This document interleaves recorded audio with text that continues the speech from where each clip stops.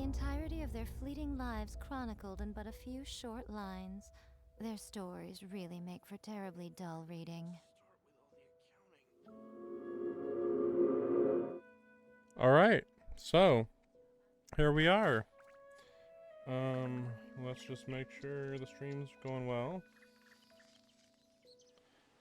I want to mention, I noticed that my Persona 3, part 11 video didn't go through.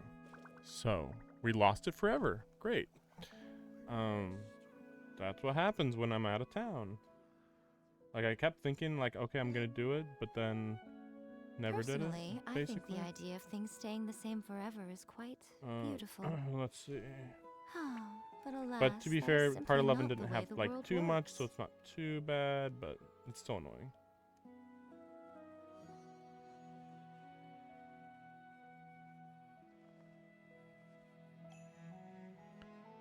I can't tell how loud my voice is compared to the video game right now. There's a bit of a delay, as usual. How loud my voice is compared to the video game right now. Okay. We'll just assume it worked well. Traveling to other worlds is all that Oh, anyone crap. seems to be writing about these days. Couldn't. Unfortunately, I just don't like how much it loops. It's too much. It's like what, once every minute basically? Like it should be once every like 3 minutes or something. So we are at the nope. We're at this. She's here, Arlecchino. It's been like about almost a week since she got released, and we have a new area, new boss, I guess, probably for her, I assume. Right. I'm sure it's for her, so that's great. Oh yeah, this is her story. So we'll see how far we get here. I didn't want this to be a super long stream, but I am thinking about going for her. We'll see how far. I got a good amount of saved up stuff, but you never know how these go. Can never trust them. Also, I wish there was a new 4-star, but yeah, I've been seeing like the future banners, and they're kind of it's a little random what you might get. Like this time you get a new 4-star, and then this time you don't get a new 4-star, and there's nothing for these 2 weeks, but then there's a big thing for this 2 weeks. Like I heard that what's her name? I always forget it. The whatever, the lightning girl who looks like she's from Bloodborne. I thought that was gonna be a 5-star for sure. Let's go to the shop. Oh yeah, and I'm starting to get to the point where I probably might as well start buying these too, so that's also weird. Well, we're 2 or 3 days away from May right now, so almost a reset.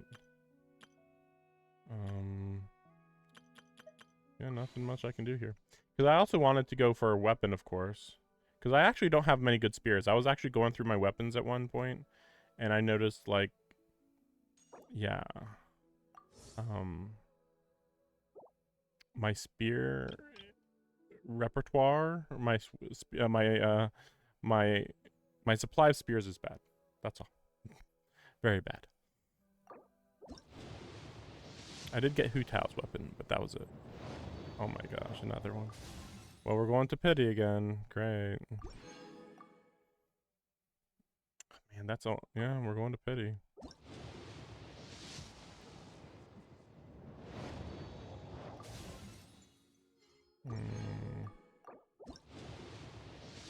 I'm not like a crazy fan for Arlecchino, but like I feel like I'm a big enough fan that's like, yeah, I definitely should go for her. But then, you know, this crap's going on, so I guess this is the guarantee, probably.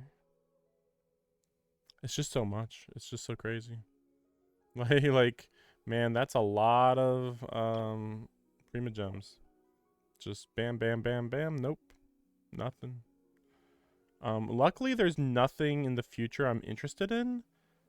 But I mean, if there's something interesting in 6 months, you know, that's gonna be like end of October. Pretty likely that the, I mean, I'd be surprised if the fire um Archon was not. Is it Archon? Fire God wasn't like super worth pulling for. But yeah. Hmm.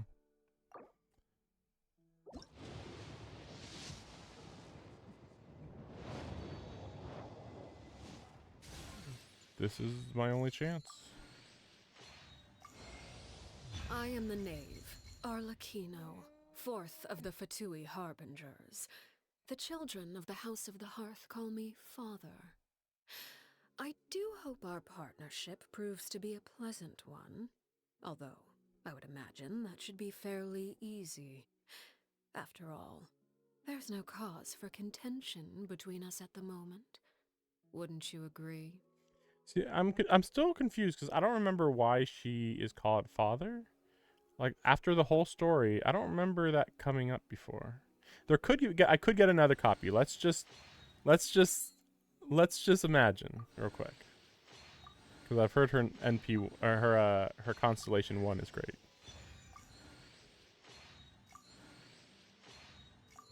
Yeah. I'm tempted to actually pull another time on this banner.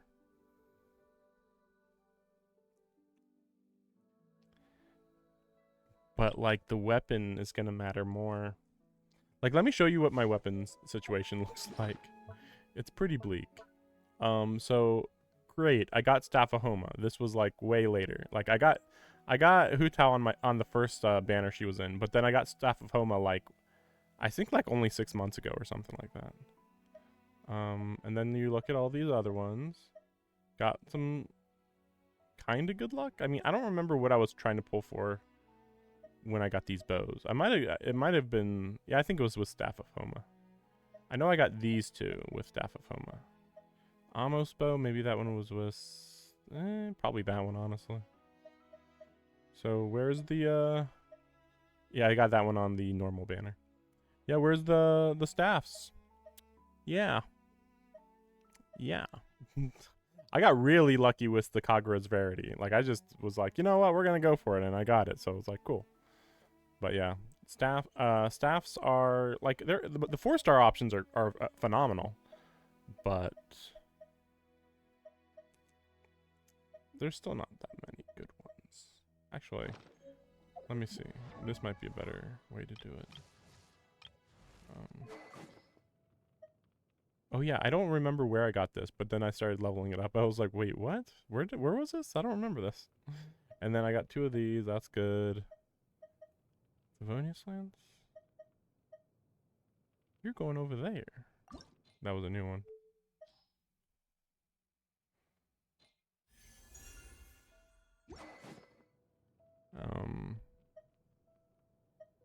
Why is it the Dragon's Bane is so common? Like, I understand getting it easily, but like, I don't have like any other staffs comparably. I guess just Favonius, but that's it really. Just those and Favonius.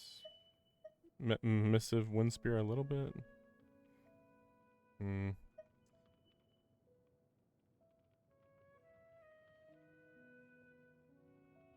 Somebody's doing a beep in the hallways.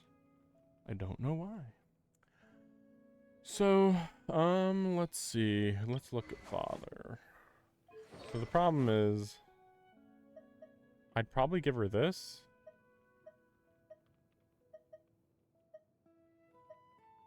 Actually, this is a healing one, right? This is a little weird. So I heard, I decided to look up builds on her, and I found out that her ultimate or her burst heals. So hilariously enough, you could activate her burst. This regenerates her energy, and then you're a lot closer to doing her burst again. Could be worth it. it could be worth considering. Otherwise, which one was it? Black Tassel? Yes. Wait, is it Black Tassel or is it White Tassel? I forget which one it was.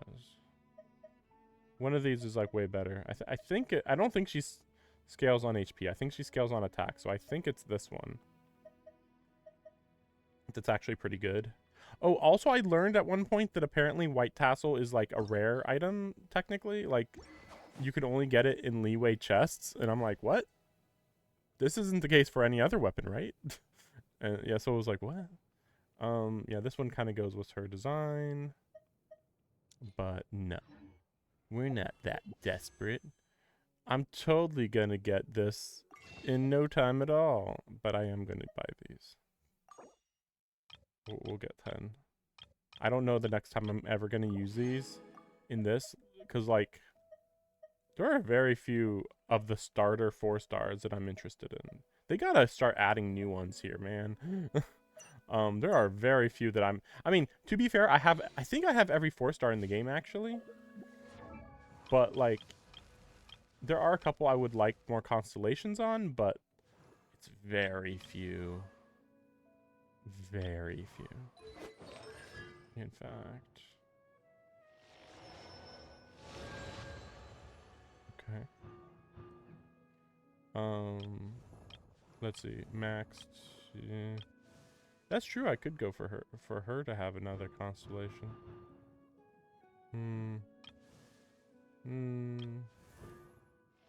Great. He's the one that got the 3. And he's the least likely one to use. Like I like his design, but I guess technically he's a better version of Chongyun. But I don't know. I mean, I'm sure if you compare them, they wouldn't be like that bad of a difference. Oh wow, I still can't believe I have that many Rosaria. I say that every time, but like that's still crazy. Yeah, that's really good.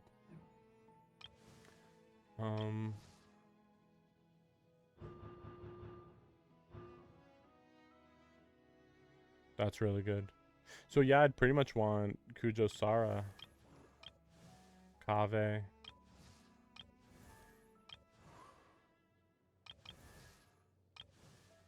Kave, Barbara, Rosaria, pretty much. What was it yeah, Barbara's not even available right now.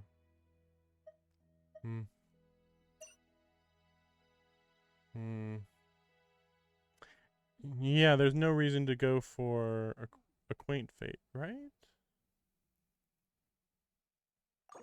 How much are these? Maybe I should. Maybe I should. Wait, let me oh sorry. Oops. Let me check this.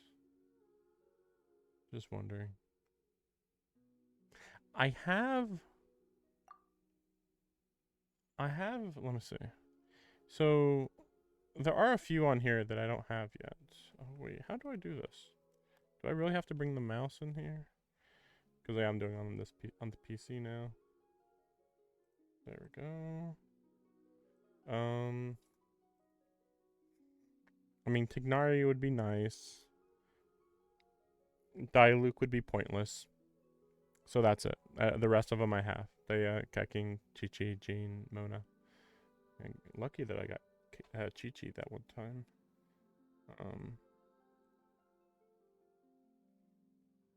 What's the 4-star characters? Pretty much everybody, right?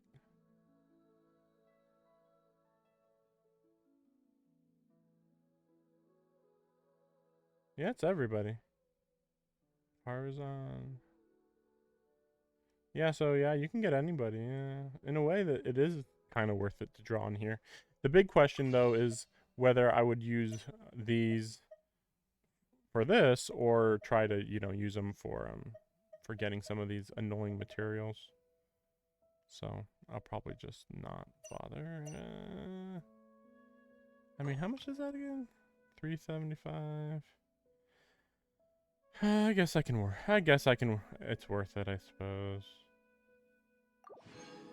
I guess so.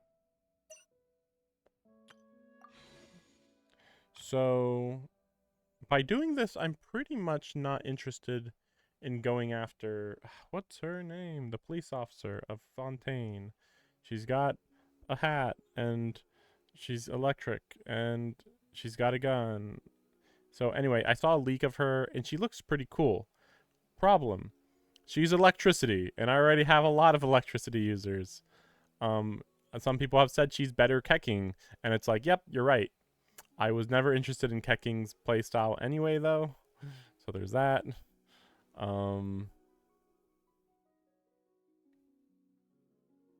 She's definitely cool. But yeah, I kind of feel like the Fire Nation might end up not being interesting. We'll see. We'll see. I mean, that's pretty bold to say considering I liked almost every single, pretty much every single Fontaine character.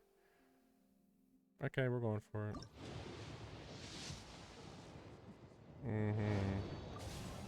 Fun.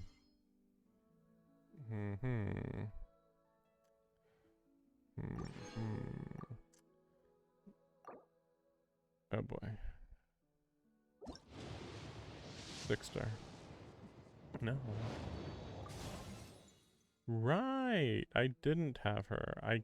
She's the one that I always was like, I forgot that I don't have you. Because she's a healer. And Dendro. They need more Dendro characters still, man. They still need more Dendro. Like, no, we have enough. No, you don't.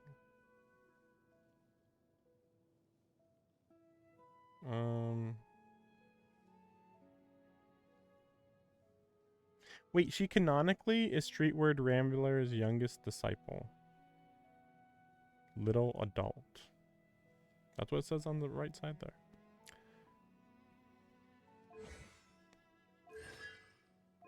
Right.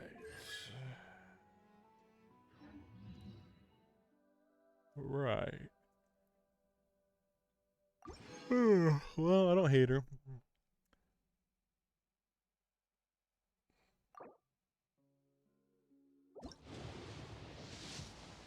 I'm just dead inside. Dead inside. What's this one? Oh, right.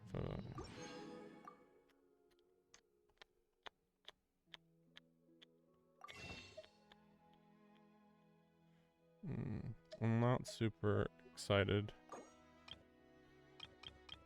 about using these on these guys anyway. And I would never use it on these, no matter what, so. Whatever, we'll just do this. 7. And then. So I have decided that for the rest of the year, I will keep getting the Blessing of the Welkin Moon. But that's about it. That's all I plan to spend. I don't know if it's gonna actually mean much.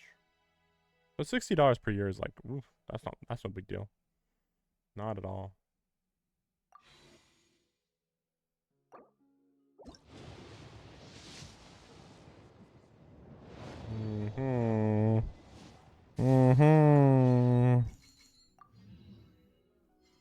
She's like, I know you didn't want me.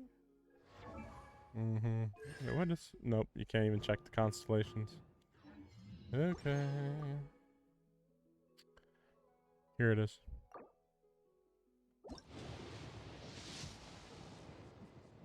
Wow.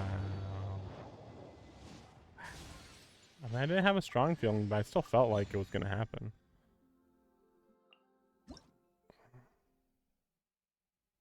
That's a cool one.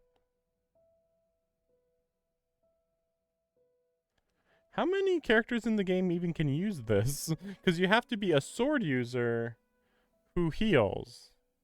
Oh, wait. That could be used with... That could be used with Chi-Chi. Because right now I just threw that on her because it's funny. This would be funny too. Pretty good. But no, I mean, logically, actually, this one makes more sense. Wait, what was that one? Oh, the resistance quartz? Yeah. Resistance quartz.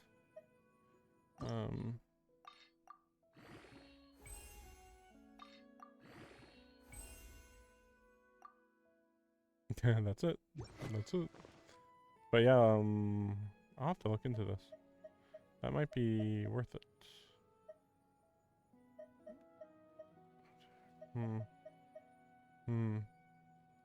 Wait.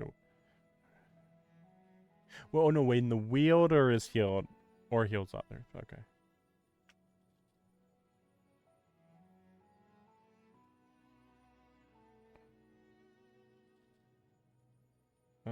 I don't know if this is worth it then. The more I look into it. We'll keep it there. Whatever. It's fine. Only 2 more 10 pulls left. And of course I am trying to go for it. So. Because, you know. I don't want to say it. Oh, I didn't even look at what the other ones were. So Dragon's Bane is on here. Yeah. I haven't gotten that one though. I don't think I have. Same thing as the sword.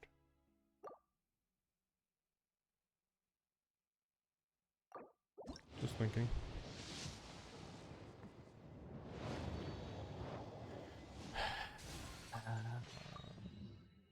Oh. Unfortunately, I really don't like Chevreuse at all. Also another... So her and Yao Yao are both polearm users. I just find it interesting that I'm trying to go for one of the few polearms. And once again, like... Yeah, there's not many polearms for the polearm users. Partly, I think that comes down to there being... Well, no, you know what? I don't know about... Oh. No, I was just thinking, like, I don't know about, Oh, man, some of these names I'm getting bad at. Zhongli. I've never actually seen his weapon. His official weapon. Because I haven't seen a Zhongli... Well, I haven't noticed his weapon banner in such a long time. Then again, I also don't know her weapon banner, so there's that. How many 5-star? Raiden? Yeah, that's true. Raiden's. I do remember hers.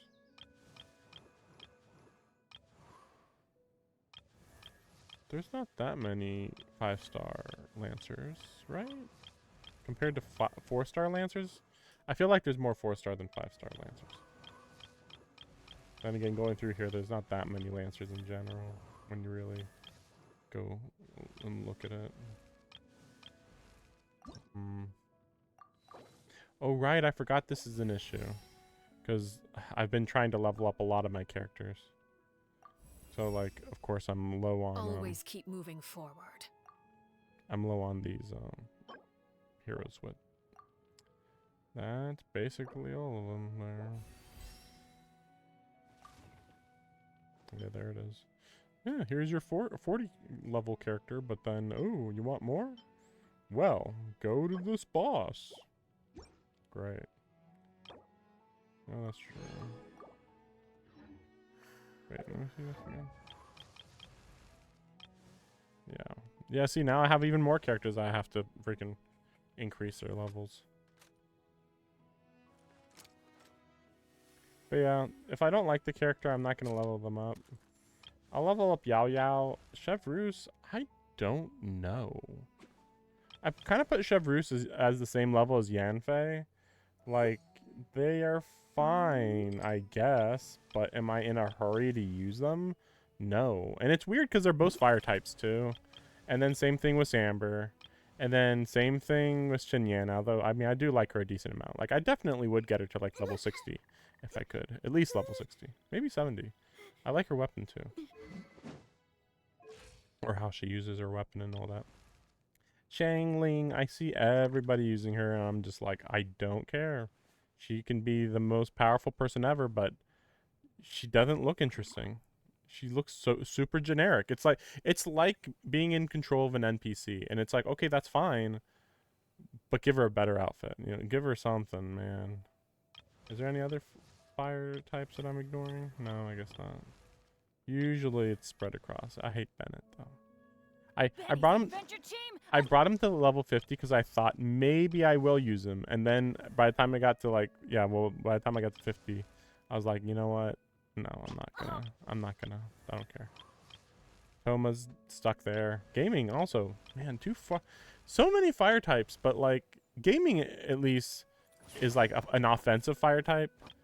Toma is not offensive. Not offensive though. You know, fair enough. I just realized her portrait at the top doesn't quite look right. She doesn't look right at all. Cause like her hair is like covering her whole face. Oh, I didn't know you could do this, or I forgot. No, I think I didn't know about this. Wait, did I know about this? I probably knew about it, probably. Cause you know, obviously. Right?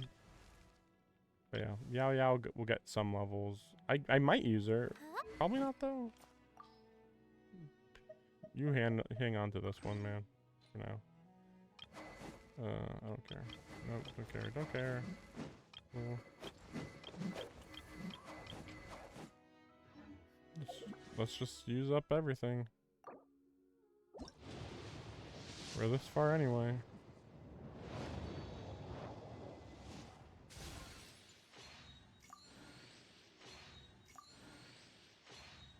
I mean, I wasn't counting the number of 10 pulls I'd done, but it was feeling like I was due one.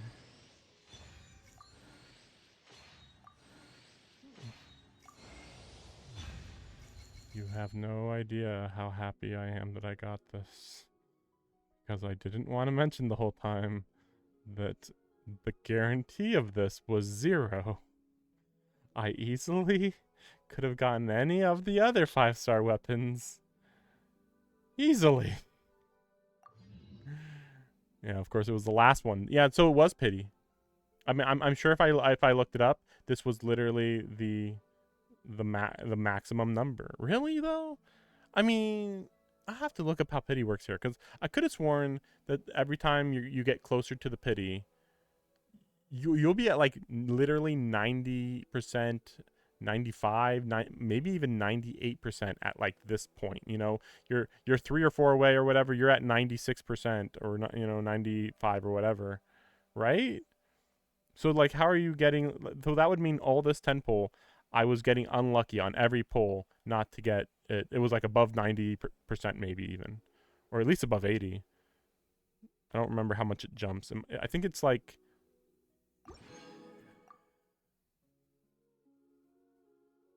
No, I'll have to look into it. I forget exactly. I think this is like 80. Every 80 you get a 6-star, or sorry, 5-star. Ugh.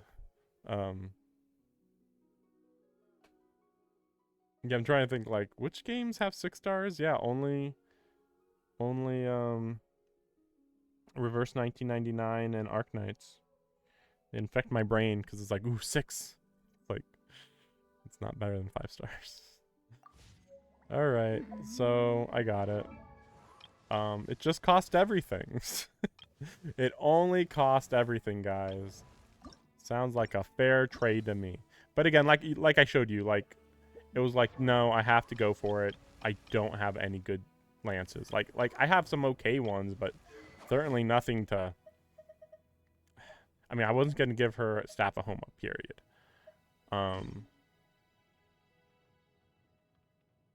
That reminds me. No, okay, never mind. No, I was thinking something for a second, but I was like, no, that doesn't make sense. Yeah, crit rate. Yeah, there's a whole bunch of stuff with her. I'm not a crazy big fan of her, honestly. It's kind of funny. But it's fine. But it's like, it's fine. I'm trying to think, like, would it have been better if I had waited? But no, not really. Saturday, Sunday. What is it? Oh man, these are, oh, because these are the new weapons, right?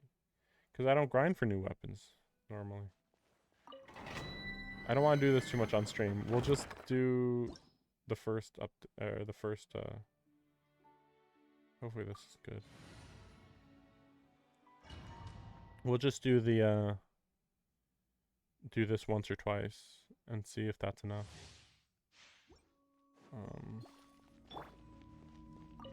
Right now, emerge. Right here. Oh, not many enemies here at least. Skyward! Sheesh. Scatter!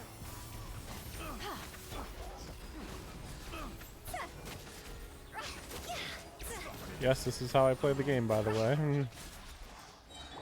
Shadow Raven, let night fall. Because nowadays everybody's just like, you don't have a mini nuke to just launch? And it's like, yes, I technically do.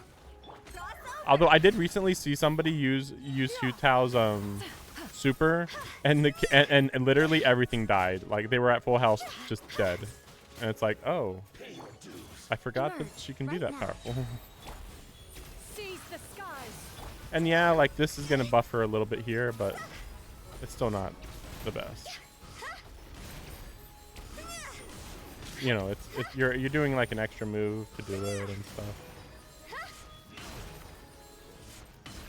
Right here. I'm always watching. Emerge right now. Luckily, right I never get tired of seeing her do her thing. Yeah! Skyward!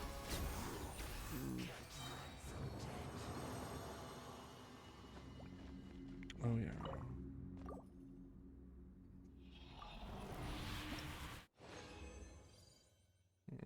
This isn't enough, I believe. I believe I need 5 of the cheap ones, the small ones. Emerge. Another test subject. Make way for the... I'm trying to remember how quickly I got Shan-Yun, sorry. Because like I'm wondering if Shan-Yun is the reason why Right here. Emerge. why it took me so long to get Arlecchino. Because I had used up all my luck for Shan-Yun. Nothing lasts forever. Probably. Higher, pants on fire. Not optimal. By royal decree. Right here. Emerge. No escape. Yeah! Seize the skies! Yeah, the only problem I have with this is that I don't like how repetitive it is. Just literally jump, slam, jump, slam. Just like this is something the developers want you to do. Emerge. Like this isn't like you're gaming the system. No, this is designed. It's designed. It's so stupid. And it's like I wouldn't mind if it was like literally twice as powerful. It's like at least then it's like, oh, okay, well, it's crazy. It's like you're like doing like a mini nuke every time you do it. Then it's like, okay, yeah, sure, that makes sense. But no, no, that's not what it is at all. Luckily in Star Rail, I have like a way more currency, but that's only because I'm not interested in any of the characters for a while. Like I'm waiting for Sunday, and then I got the leak for the next update, and I'm like, wait, I don't think I'm doing this update either. And I still haven't gotten all the treasure chests. Emerge. Right here. So Emerge. I don't even have all the currency I possibly could have. Right here.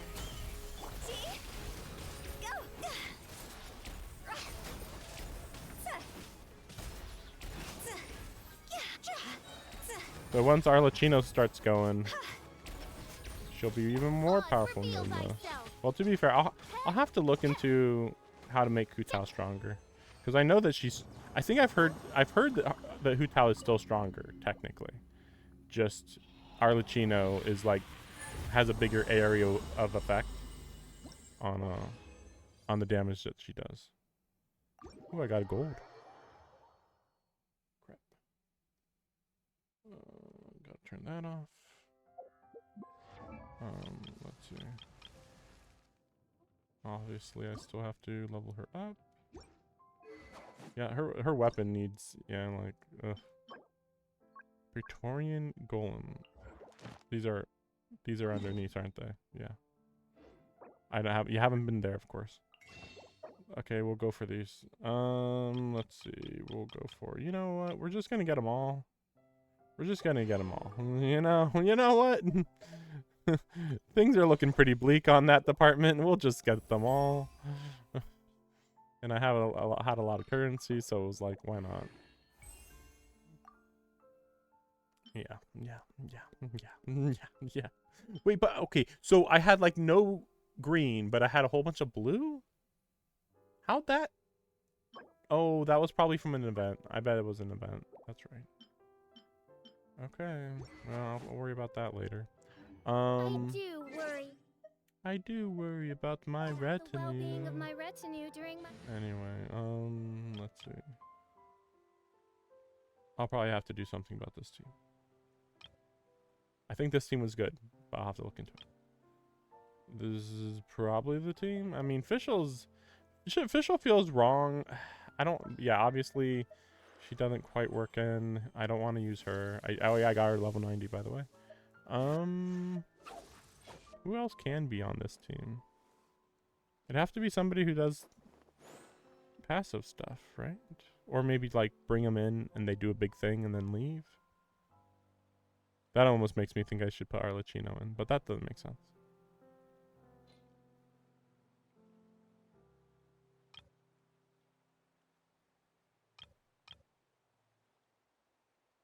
Right, I was thinking about this. Oh no, actually I placeholdered her. I put her in there because I was like, well, assuming I get her, insurmountable problem, I presume. this is kind of the team. I'm a little unclear. I mean, obviously I don't have the big hitters that actually go with this team well, but this is a sure thing. I don't like Raiden Shogun, but I feel like her working with Arlecchino is like perfect, so this is one of the few cases where I'm like, okay, yeah, sure. Go in there, Raiden Shogun.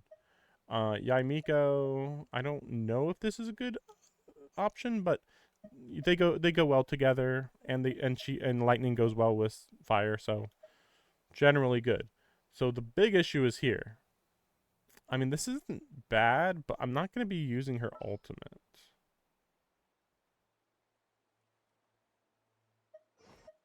Oh yeah, I heard Arlecchino doesn't heal from other characters. So there's that too. Passive. Passive. No, not really. I'll have to look into this more. I'm thinking for now, we'll throw him in here. Let's see it. So of course everybody's been showing her off lately.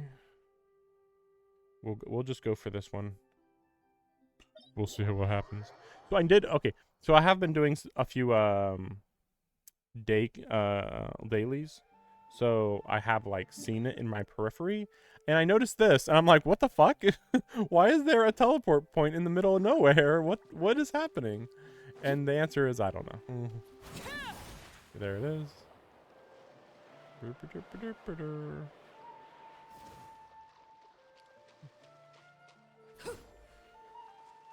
So kind of unfortunate that this weapon is the only way to get her to have the scythes. That's kind of a weird thing. So they just added an island, huh?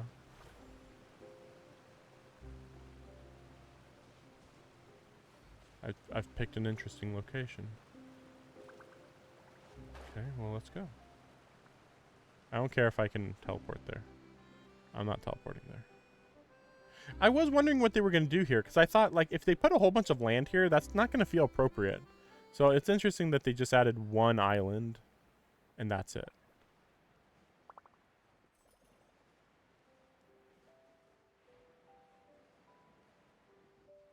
Maybe it's not, well, I don't know, we'll see.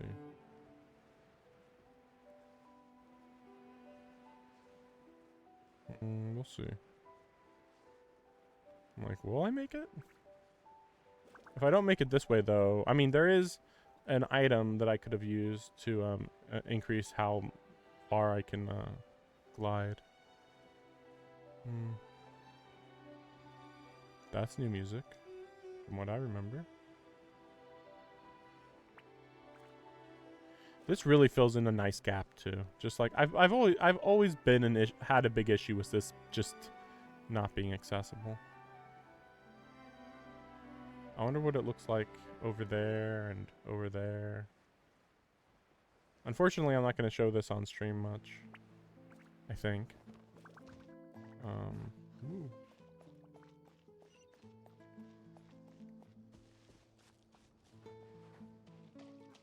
So the teleport point was where? What the fuck? It's just kind of okay. Interesting. So there is a boat. I was wondering about the boat situation because I was like, surely they'll give us a boat to go through here, right? Surely. Uh-huh. And then here we go.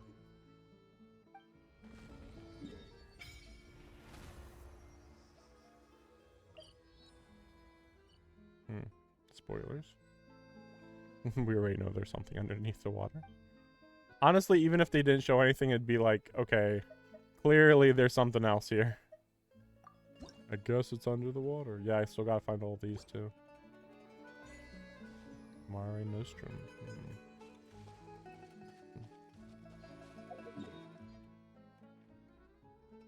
It feels so empty, but that's because up to this point, I was thinking the Chenyu Vale area was going to be like mostly water, maybe some islands. But no, they're like just huge ass landmass. And it's like, what the fuck? Like, I'm going to have to like look into developer interviews to understand what the logic was to add way more China. But then over here, they're like, tiny island.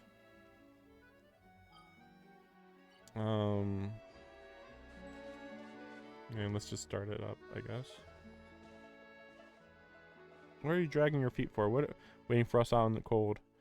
No, boss, it's just these boxes are way too heavy. I think the ship might sink. This is treasure here. Treasure, you gotta just leave profits on the ground? But if we load everything on board, the boat can't hold it. Easy one. If we just leave a couple of you here on the island, we can bring all the treasure back now, can't we? Oh, yeah, I'm one of the ones you're talking about. I don't want to get captured by those golems. You've seen what happens to anyone they catch.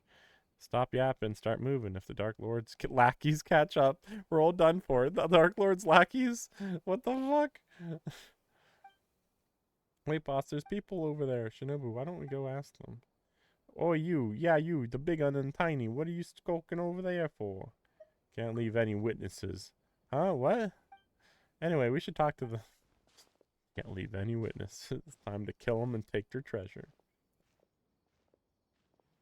Oh, you must be a foreigner. Here, why are they showing a cat? Why? I thought you were... cat for scale, like what? I thought you were minions of the Dark Lord Remus. Who? You don't even know who? Oh, I suppose it is up to me. Oh, ignorant outlanders. As you know, this was once a peaceful town. In those days, it was not yet normed Petrichor. We Fontanians lived here in peace and safety. You clearly are wearing Sumerian outfits. What are you talking about? Until the golem armies of the Dark Lord Remus came. He was an awful tyrant, one who claimed to be the ruler of all waters. His forces had already obliterated countless towns and cities before arriving at ours. He took our lands, polluted the source of pure water, and even tried to use magic to tempt us. They raised high bell towers and fortresses, and the Dark Lords fell melody enslaved our kin. But we Fontanians free rejected his rule. Thus did I and the warriors under my command march to war all across the land. Okay. Nice war building. Very detailed. And then, what happened? The Dark Lord's golems are each mighty beyond measure. How could we be their match? We had the aid of the Esta, the quick-witted this time. With his aid, we infiltrated the Dark Lord's fell keep and reclaimed the treasures he and his minions plundered. Like the boss said, what is it we're doing again? Oh yeah, disrupting the special military maneuvers being, yeah. You're protagonists of your play, yet you aren't on the up and up? When does this Lord Dark Lord, take the stage. Do you think we'd still be lugging treasure if he showed up? Like, as not, we'd all have been turned into golems already. Just like Esta probably was. Esta the Pitiful now, more like. Whoa, he totally helped you and you guys just left him behind and ran. Are you sure you guys aren't the baddies? Baddies don't get to be protagonists. What do you mean, protagonists? Take the stage. Oi, from where I'm standing, it's looking like you're really his minions, dressed up as foreigners. I can tell from all your blathering on all performances and plays. You mean you guys aren't putting on performance? So you won't fess up unless we char you first, eh? Let's get him, boys. I like how I started giving him the Boston gangster sound to him, and then suddenly he started doing gangster stuff out of nowhere. Like, all right, if you say so. Overruled. Oh, look, it's time to get fucked. I hope that you like being on fire. Emerge, right here, right now. Don't worry, you don't need to be on fire. In fact, you don't need to be alive anymore either. Stabilize. You're like, I'm out of here. I hate it when we die. Matsutake mushroom. Oh look, you died. And she's level 40. The thieves who were beaten so badly they couldn't spare even a thought for the treasures fled on their boat. There they go. Guess they weren't acting after all. But what was this treasure they were talking about? Dark Lord this, Dark Lord keep that. No way any of that's real. Why don't we have to look at the treasure? But we don't know where this stuff came from. Oh, you don't like treasure. I'm worried. Dark trap thing. Guess there's no dissuading you. Please be careful. There were no traps. There was no valuable treasure within either. Within was naught but heavy shards of shattered stone. I mean, if you say so. They're frauds. There's no treasure at all. Or is this shabby excuse for a statue some kind of priceless artifact? Let's go to Petricker and ask around. Maybe it's some kind of landmark or lucky mascot. As for the treasures, we... Hey, Shinobu, you... Oh, here we go. Magic bullshit. How unforgettable. The Hortus Eugetus overflowing. Oh my gosh. Look, it's a character from Star Rail. Imperator, a dream. You're finally awake, Imperator. This day is one of great import, the day when we shall sound the great symphony, Phobos. There is yet time before the ritual, Imperator. We should set out. I seem to have had a dream. Dream? I did not know the gods could dream. In that case, what did you dream of? The great plains beyond the north wind? The silver tree beneath the frozen soil? Or did you see that golden future that you once showed me? I saw the sea swallowing the earth. Or did the children of white stone and brass sinking? Collapsible that was once radiant. That prophecy. It is precisely to prevent it from happening to fight against inevitable fate that we are here today. Just as you said, we have paid much for it, but once we are free of fate's shackles, those sacrifices shall not be in vain. In this have I had faith ever since I accepted this body and became Remurian. Apologies, Imperative. Forgive my lack of manners. In any case, please come with me.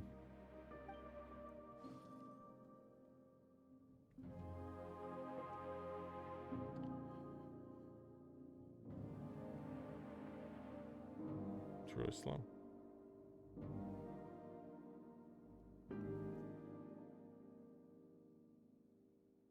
So are they living statues? Though you bestowed undying bodies upon the people, allowing humanity to fear the tides of the deep, nevermore, our souls are still bound by the shackles of Fortuna. The burden of fate is not something mortal souls can bear. But Phobos shall weave the path of fate on our behalf, leading us forward on the path of justice. The melody of the symphony will flow through the waterways to the high seas, and soon Remuria, no, all of humanity will be freed from the unconscionable tyranny of fate, and welcome an eternal utopian future. And then one day, the people will no longer need the guidance of Phobos, and all will be able to play their own symphony. I feel like we're doing this area because Penacony is in Star Rail. Because this is like identical to Penacony, basically. Just general art style. So it's like, you know, you can reuse assets, kinda, sorta. Or at least reuse art style. Remus. Remus, you once said that you would create a future free from the shackles of divine destiny, yet your realm now lies violently shattered, and the chasm you tried to bridge has grown deeper still. The immortal race you created and the peoples of the waters are slaughtering one another. If they're immortal, then how are they dying? And now the so-called Eternal City, too, faces imminent collapse.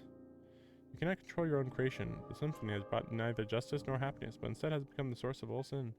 Though their flesh and blood have been sundered from water and soil, the lost souls guide them upon the path of inevitable death nonetheless. The course of fortune is upon your people and you. Do you still remember our promise? That is our last resort, as long as the symphony is played. Is this the only way usurper lords of humanity know to atone after bringing things to ruination?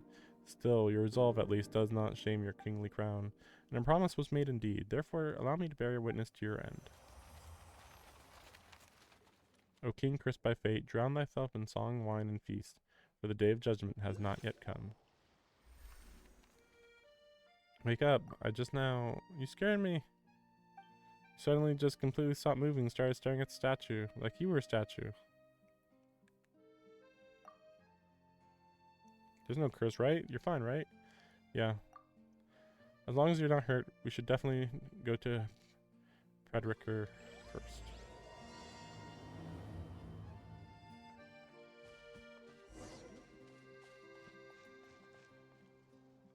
How's it going?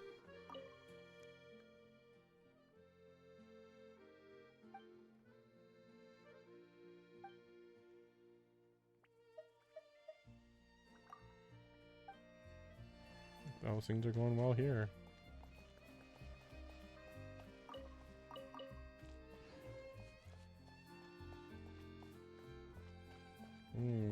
Things are very good, I see.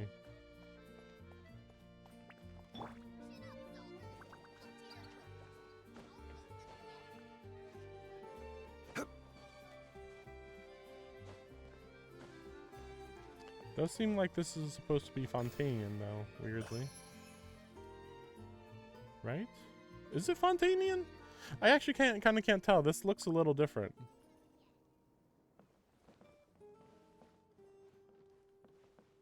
I can't tell. There's never been like a town like this, even though this is like a really normal town. Oh, let's just go do this. Welcome, travelers of dreamscapes. I am the bell ringer of the intersection clock tower, the guide that welcomes travelers to the Eternal City. So, Valiant Garden, shall we find the Eternal City to our left or our right? You're in character already? Are you sure you're alright? Leaving that aside, all townspeople we ran into on the way here acted weird. Do you know about that? Everyone has gone to Makimos already. I imagine that they now dwell under the protection of Sebastos. Wow, so in addition to Dark Lord Remus, now we've got a Sebastos. This is getting more complicated by the minute. Dark Lord Remus. It would appear that in your journey you have crossed paths with those uncouth barbarians. That is indeed a blasphemous title. With which they besmirch the Sebastos Remus, our mighty Imperator. Oh good, it's only one person. We didn't have to know about another person. So they're both Remus. They are the same person after all. But it is of no consequence. The Sebastos may not be defined by the narrow notions of the tribal mob. Those despicable insects may speak slander as they wish, but the wise, inspired by his noble deeds, will yet come forth in their droves. When the bell of eternity tolls, all that has ever come to pass shall be erased, and all will be reborn, regardless of who they are or where they come from. Be grateful and rejoice. Praise be. What are we gonna do? This person's lucid, but he's crazy. You think he's sleepwalking? Maybe he's dreaming? Do you name me a dreamer? We could be the ones dreaming. No, we probably aren't dreaming. I certainly... Yeah, things are going well. Oh, shit. Dreaming, you say? Completely unlike Penacony. Completely unlike it. Travelers from outside. Hey. Excellent. You two look completely mentally sound. Okay. What's going on? Let's get him moved. Okay. Though the risk of catching cold may not be the most important thing right now, you still work together with a normal person to move incoherent rambling bell ringer onto a nearby bench. I'm Este. I'm a member of the town's Daydream Club. I'm the only member present right now, though. Hey, we're us. Tourists visiting Petrichor. Passing adventures. Where's your papers? I fear that at the current juncture, we townsfolk might struggle to cooperate with whatever investigation you're conducting. Best not to impersonate officials, don't you think? Hey, I do that all the time. You can do that all you want in this game. Everybody, the difference between impersonating officials in this game and actually being an official is nothing. Like, at best, it's, if you go to headquarters, I think there's a paper somewhere that says, I'm an official member of this squad. Like, I'm an honorary knight. It's like, okay, I never got, like, a badge or anything, but sure, I guess I am. You introduced yourself as Este. We've heard the name before. You brought the bandits into the Dark Lord's castle. Ah, I see you escaped with your life. Fabulous. What? No, we're wide awake, trust us. We just don't get why everybody's saying all sorts of crazy things. You tell Este about how you met and drove the bandits who saw the shattered stones as treasures away outside town. Oh, it's where to begin? The legend of the Faded Castle has never been a secret. Adventurers just like them come by looking for it every once in a while. Whether it's because the impression the name Golden Troop conjures up is nothing more than poetic imagery, or because the castle was built millennia ago, it's more likely than not that nothing of value remains there now. But would they ever listen? Of course not. No sooner had I brought them over to the ruins in the mountains than they began destroying statues and stuffing them into boxes like people possessed. I could not stop them alone, so I went back to town to get them. Never imagined I'd find nothing but dazed stares and mad ramblings all around. It was like everyone had fallen under some hypnotic spell. The Daydream Club has researched hypnosis before, but something like this is far beyond our capabilities. My hypothesis is that something abnormal has occurred within the ruins, according to the records. Actually, why are we the only ones not affected? Perhaps we can find a solution in the ruins. Perhaps we can find treasure inside the ruins. Why don't you wait here? Leave adventuring to us. If you come to, you might get turned into a golem. Ah, is that your cat, Este? It's so cute. No, the fellow who studied hypnotism would say that they are creatures with keen senses. Are we dreaming right now? Is this the Matrix? Or did somebody turn into a cat? I honestly can't keep up with the possibilities here. Anyway, ignoring the cat question, we should still go to the ruins first and have a look. Say, Este, how can we get there? The mountain behind town. Just so happens to be the exact direction that the cat ran off in. Kitty, kitty, kitty. Are you sure you're okay? Things are pretty murky right now. Take extra care. You too. We'll be right back. Don't you worry.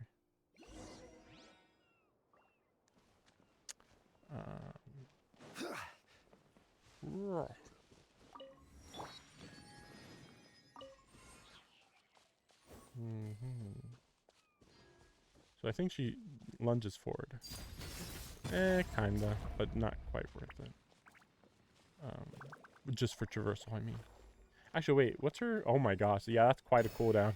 Yeah, pretty much the same as the Hu Tao cooldown. So it's funny that he said mountain, because this is not much of a mountain.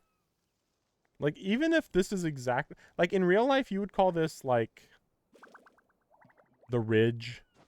It's a ridge, which is like just a rock protruding from the ground. You wouldn't call this a hill, but like a mountain? You kidding me? Like the mountain dude is like what, 10 stories high maybe? About 10 stories high? Like that's not a mountain in anywhere in the world.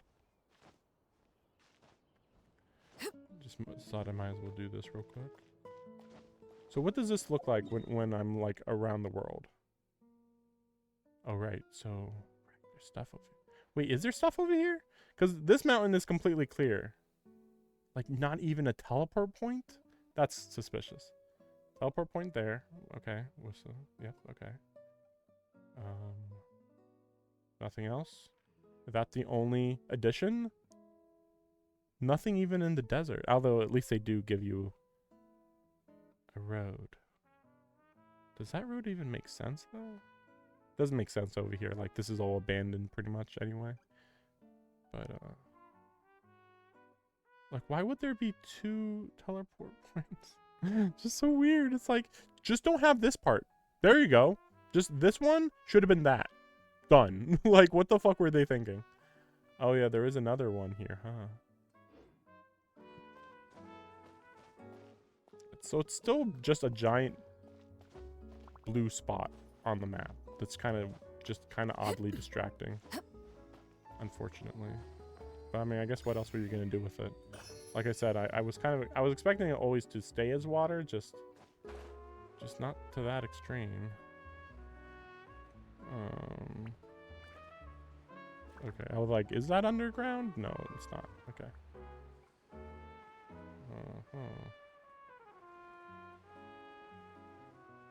Yeah, admittedly, this still looks like a really normal town, so it is pretty weird that it's not normal.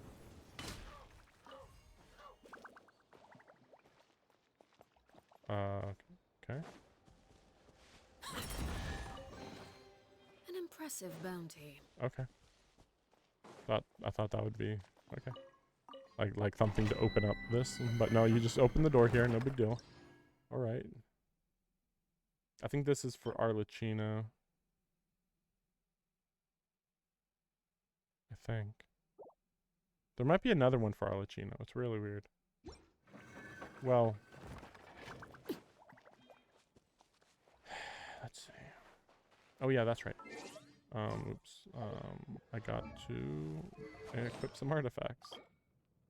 We'll just do custom. Recommended. Wait. They can't do it yet. I mean, it's typical crit rate stuff. Crit rate, crit damage stuff. I think she needs more crit rate, so we'll go with crit rate.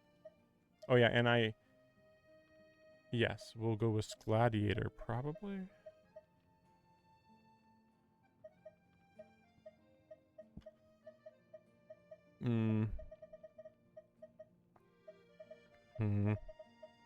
Not many options here. Thought I had another crit rate one, but maybe I threw it on her, maybe. Wait, what's the final one on that? No, I gotta do that one. That's so good, though. Yeah. Wait, no, I could do... Wait, no. There is no crit rate on these, right? Like, as far as I know...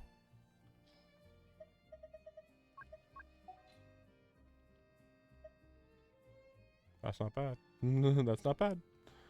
Although, no, that's right. That the big issue is that... Crit rate. Yeah, see, this doesn't give you any crit rate. So I'd have to be relying on crit rate from other stuff. And unfortunately, I would want one of these gladiator things.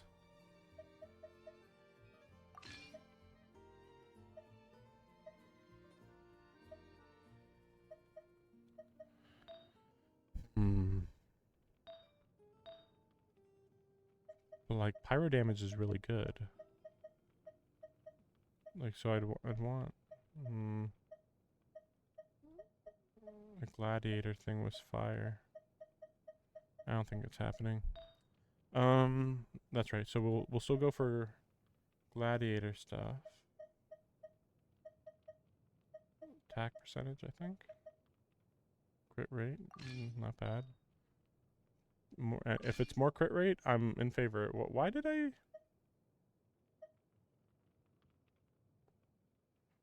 I've been shuffling around stuff so much.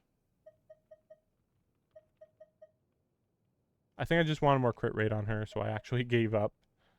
Wait, no, wait, what?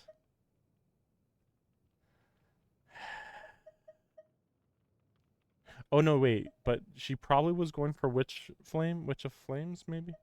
Maybe that's why. I was trying to get her away from the gladiator set. Crit rate. There's still a few more possibilities for crit rate. These are both good. We'll go with this one because this is, you know. I don't think I have to say why. Oh boy. Oh no. Okay, we're done here. Okay, we're done here. Alright. Better. I like that one better. So should I get rid of this other one?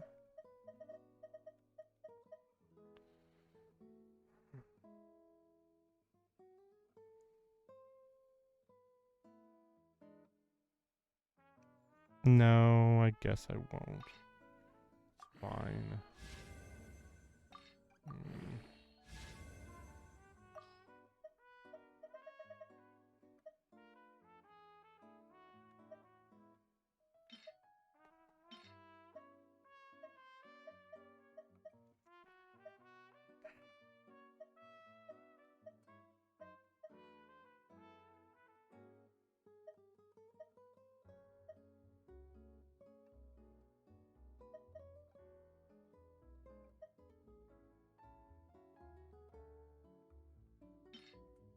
Hmm. Let's see.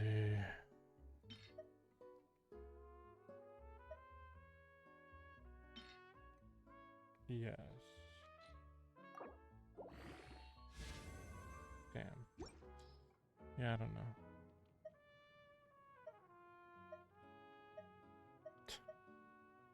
I don't know, man.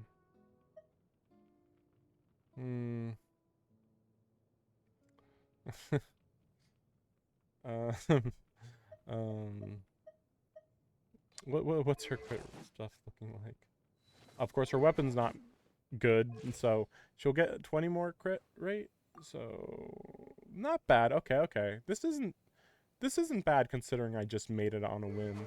I do have good. Yeah, good. Yeah, so not bad at all. So I need more of these. Is there any other way? Like maybe no, nowhere else really. Oh yeah, is there anything else I need? Not really. Not really. Yeah, I gotta get to the boss, I guess. Technically. Yeah, you don't go very far with the wing, though. That was basically the limit.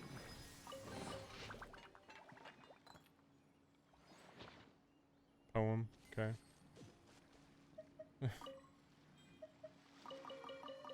So I still don't quite understand why they even let you do this. That's the funny part. It's like, oh, you summoned the Wave Rider. And I'm like, yes, this is what I wanted. But now that we have it, it's like, wait, why did you guys do this? There's nothing out here, you know? like I'm sure eventually they'll give us an event out here with water events or something. But like right now, what the fuck, you know? Just like right now, why? Why must we suffer? Where is this? I don't remember where that is.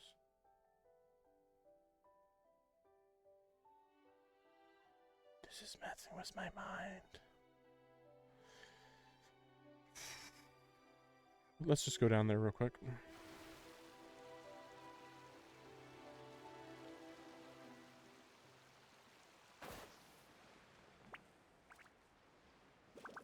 I'll just have to deal with Arlecchino being low level for a little bit. Defeat the revived statue. Oh, oh right. Right. Emerge, right here, right now.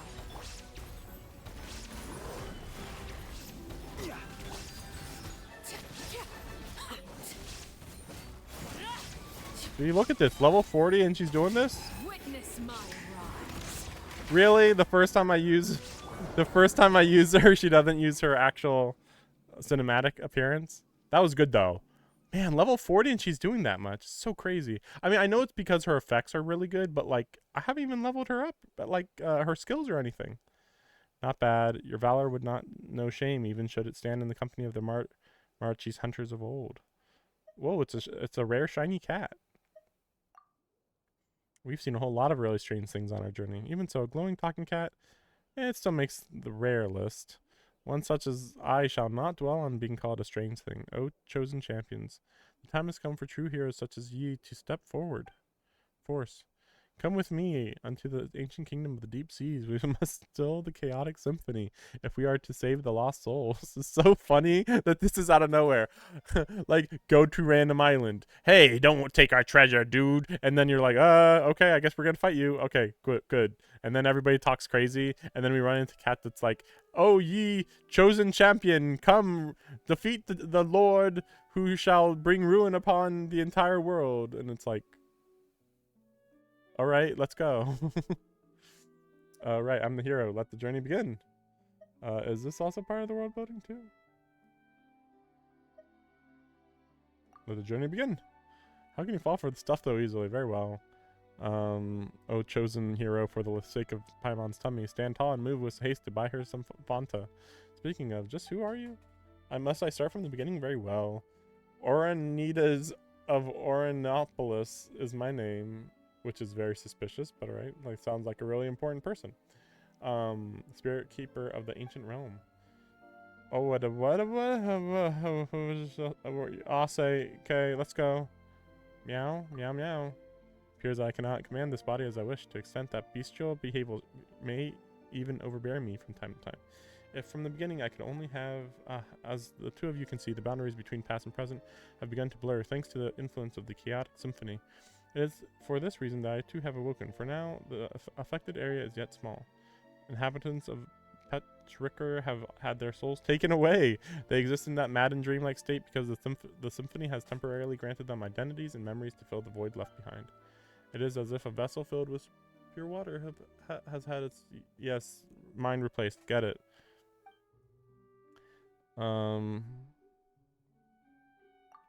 Yeah, we're good. The whole court of Fontaine will be consumed, really. Okay, let's go. Spring.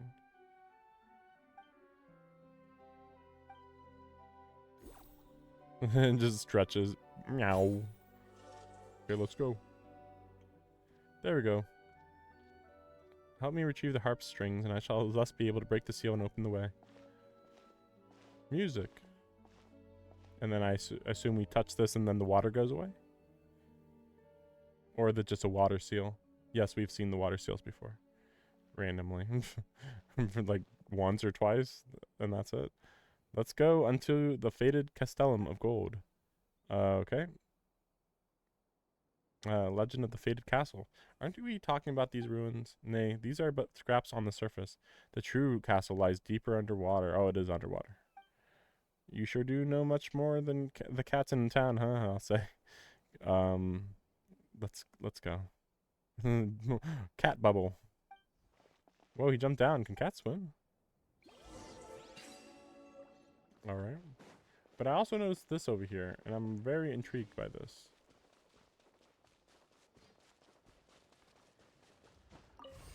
What is this?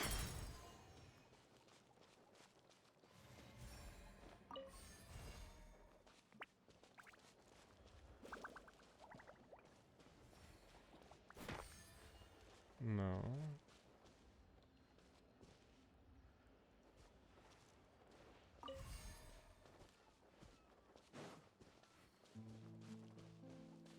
Oh wait, so you could have just... That's interesting. You could have just literally walked up here and then kept walking through.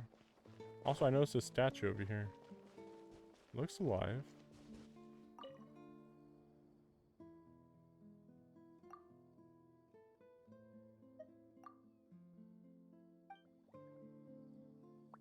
Do not be complacent, citizens. They could attack at any time.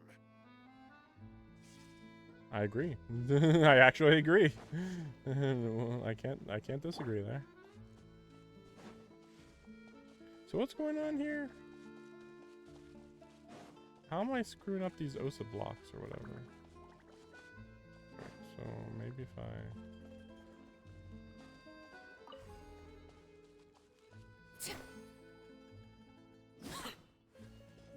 I'm very confused. It looked simple and then it wasn't. Like maybe if I did an AoE attack, it would affect both at once? I don't know. Ooh, I perfectly timed that too.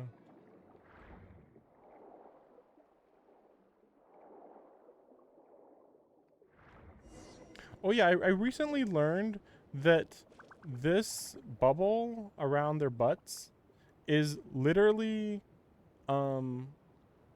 censorship, which is astounding because if you're not in the water, you can easily see this stuff. So the idea that like, ooh, but you're underwater, so like cover it, but then they won't cover it here.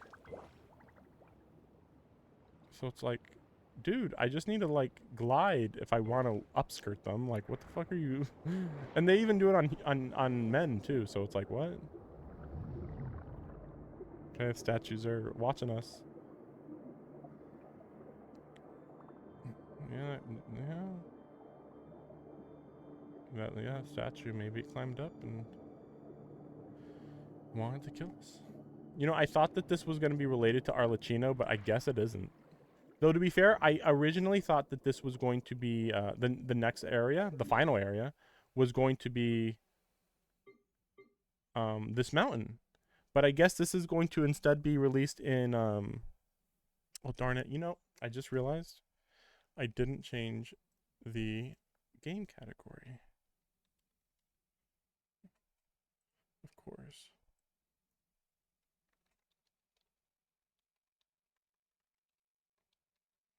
What is it even? 4.6, I think? We'll say it's version 4.6.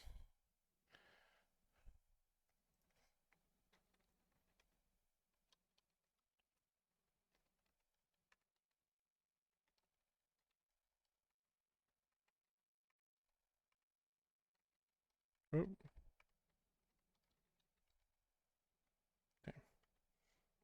Okay, looks good.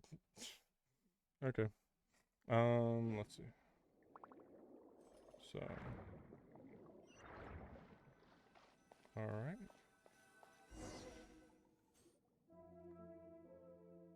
Huge. Yeah, this is big. It's just the tip of the iceberg. Once an entire nation and land upon which it was built sank beneath the waves, and my mission is to prevent that which has sunk from resurfacing, or so I believe. Poof, and just like that, you suddenly seem a lot less reliable. I really wish I had a reliable guide. Well, what am I but a cat that knows an inkling more than those in town, Anyway, we are the sole arbiters of whether the souls of the townfolk can safely return to their bodies or not. So eyes up now. The fated castle is just through that gate. Let us continue onward.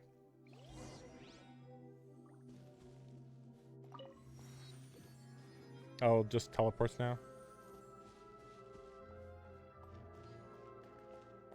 Appearing, disappearing with utmost... it is you, Paimon, who must fly faster. Something about alacrity or whatever. Do not let those trifling things outside the window interfere with our march forward. We have work to do. Oop. What was that? It was not important. What the fuck? That's clearly... I was gonna say it's a boss, but no. We already saw what the boss is, so what the heck was that? But we already know that this is the boss down here. The centaur thing or whatever. Weird. We could ignore it though. We will not ignore it. Books. Free books. Who says no to free books? Not quite what I was expecting so far. We're just like in the middle of the building. But lots of people can live in a huge castle like this. Of course, not just people though. Hey, there you go again, saying creepy stuff with a straight face. Fret not, surely heroes such as yourself would dispatch any hidden ghosts of phantoms without breaking a sweat. Let me raise the volume. I just realized you guys are not hearing like the game at all because it's so low, but I mean, it's practically nothing right now, so I don't know. What is this? An exquisite box? Seems like a music box. Still doesn't seem to fit too well with its surroundings. Good eye. Yep. But just as I have knowledge beyond cats, this music box has special functions. I didn't think you would be so catty. What can it speak? What can it speak to? No. No. For now. Anyway, even those who lack musical knowledge can freely operate the power of the symphony with using this box. We will have use of it later, I'm sure. Huh? But isn't it because the symphony has gone all wacky that all the townsfolk turn into that? So what if Shinobu presses the wrong button or something? Symphony air may also become chaotic. What sort of clumsy clod do you take me for? And become the source of all sin. Wait, what? What sins? You okay over there? Peace now, you need not be fretful. The symphony was mighty and beautiful and glorious once. An existence that shouldered golden ideals. That it sows chaos upon the surface is a mere mishap of misalignment, the result of evildoers misusing great glorious power. But were it Shinobu, surely she would wield its power correctly. Thanks for trusting me. I wouldn't be so sure if I were you. Hey, let's take this seriously. We have spoken this much. Now put things to the test. Remember the strings we got from the harp in the ruins? Those were in truth the score on which the symphony was recorded. As long as you place the score into the music box, the box shall play its tune all on its own. This is the part where I stop talking, because I'm actually getting really exhausted just from talking. And my mouth is very dry now. I'm going to go get something to drink. But yes, I will stop reading. But you know, I'm still going to like read in my mind at a slow rate, so don't worry. It's easy to keep up.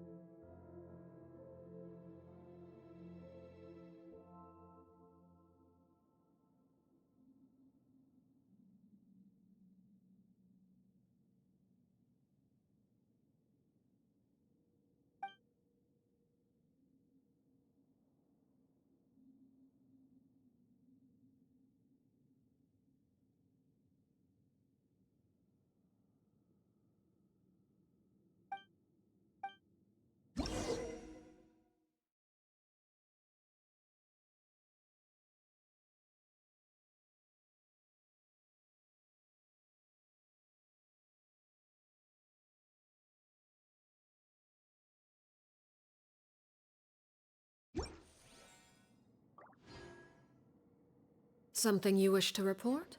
Go on. You have my undivided attention.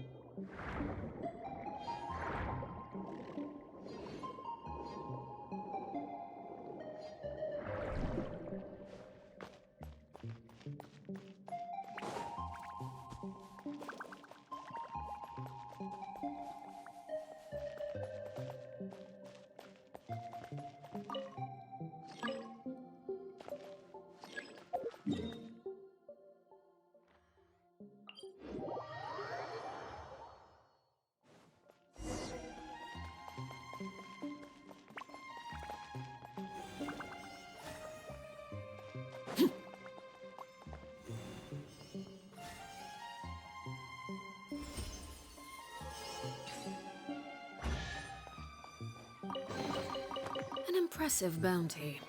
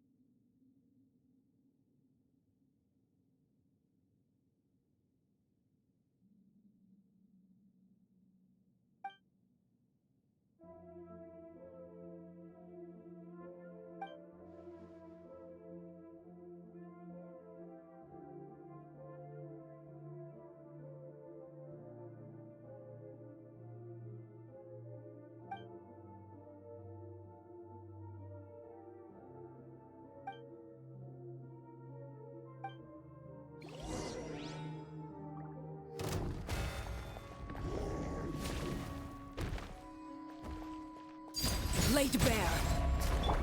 Shine down! Emerge, right now, right here. Order guide you. Solidify.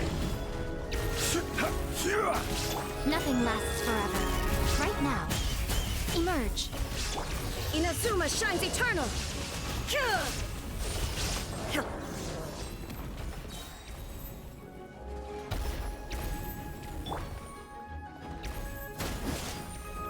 Everlasting as the moon!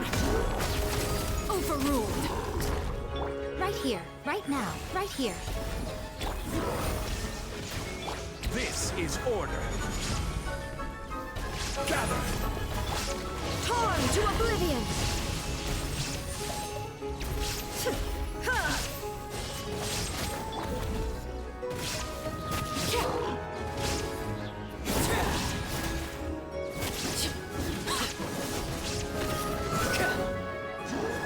Right now, right here, right now. This is where you fall. Laid bare.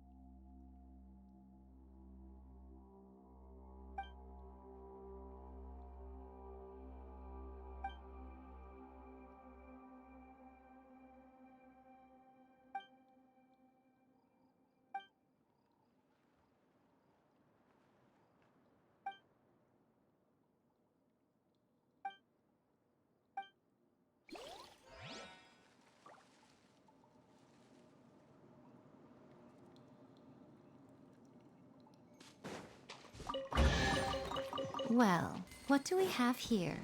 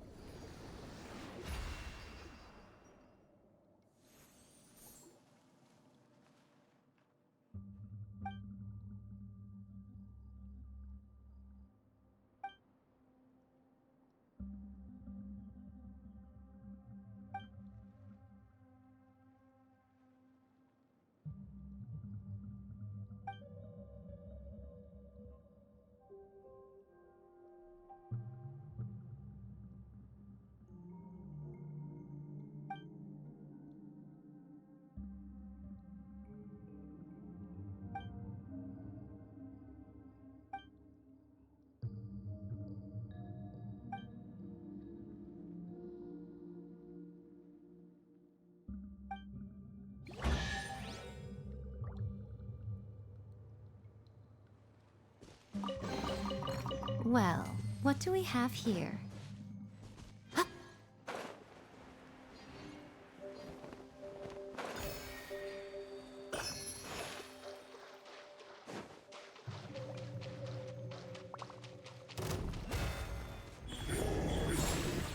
Emerge!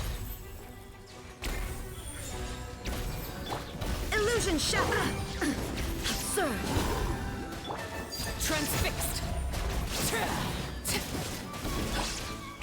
Solidify! Everlasting as the moon! Laid bare! Now you shall perish! Ha! Ha!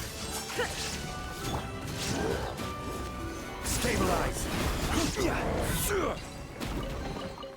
One man's stone is another man's gem.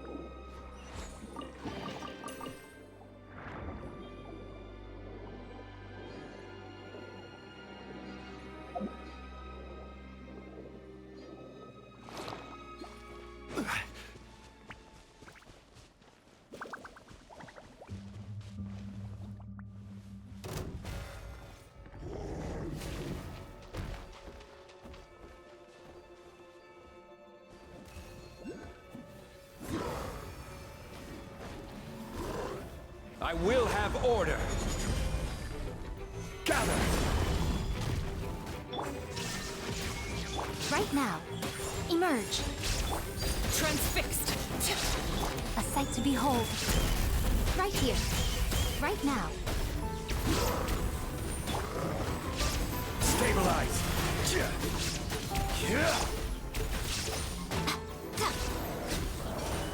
Right here. Emerge. Right here. This is where you fall. Order guide you. There is no escape. Emerge. Right here. Nothing lasts forever. Emerge. Right now.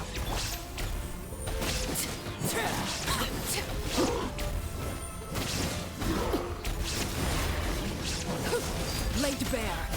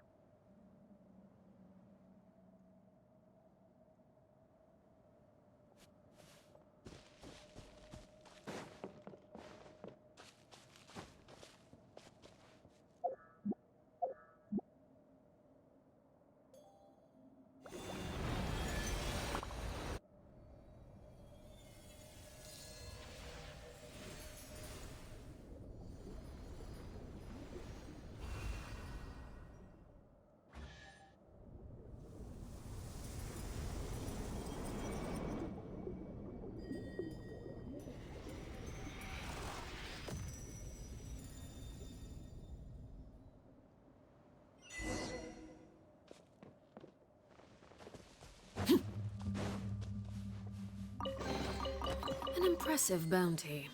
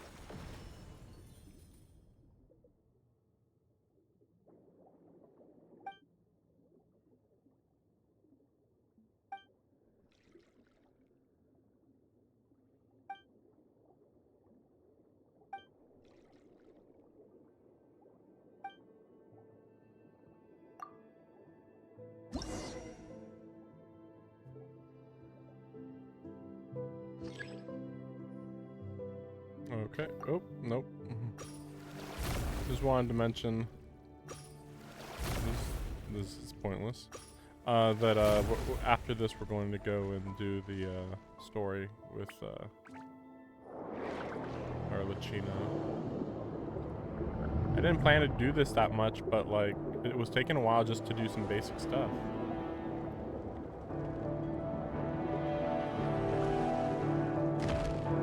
That was clearly not going to happen, but alright.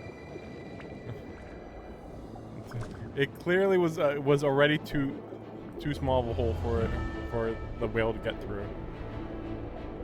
I'm still calling it a whale. Oh, wait, what's going on now?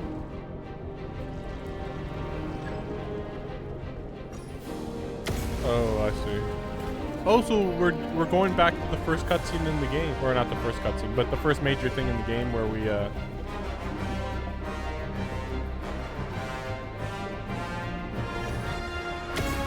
where we were fighting Dvalin in the sky, and then nothing like that ever happened again.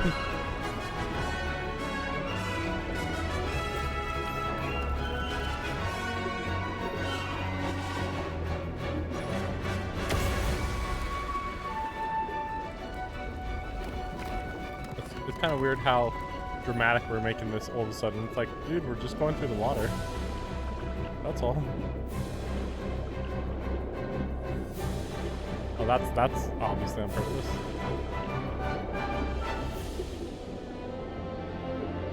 That's pretty good. It feels good, but it also feels like this isn't climactic, really. They certainly are acting like this is climactic. I mean, is this really that dramatic of a reveal? We've actually seen this before it was destroyed, more or less. So, like, look, it's ruins. Great.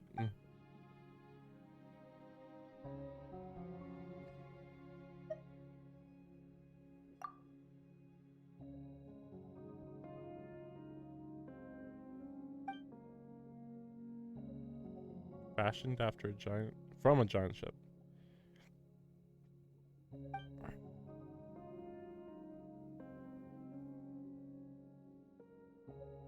Oh, so they were going to take over the world with some music.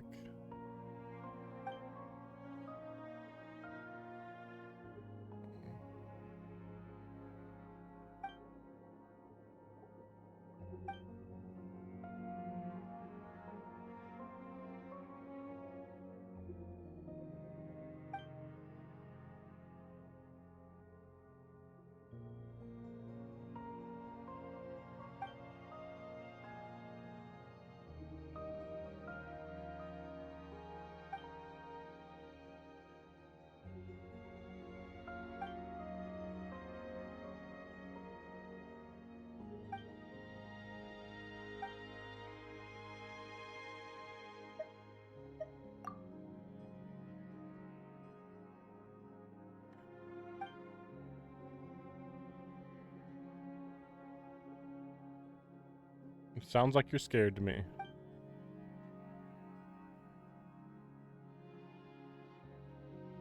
Okay, if you say so.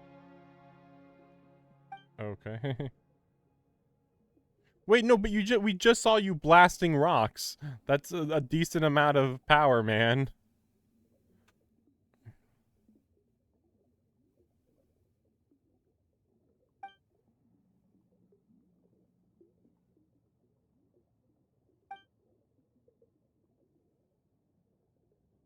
Bye.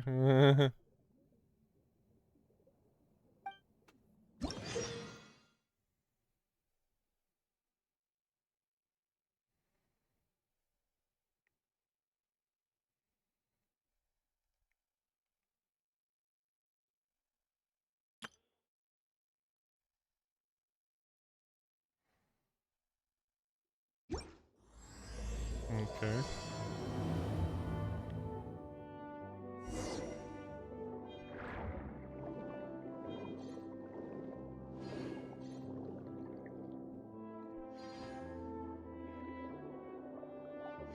Wait, is there a surface here?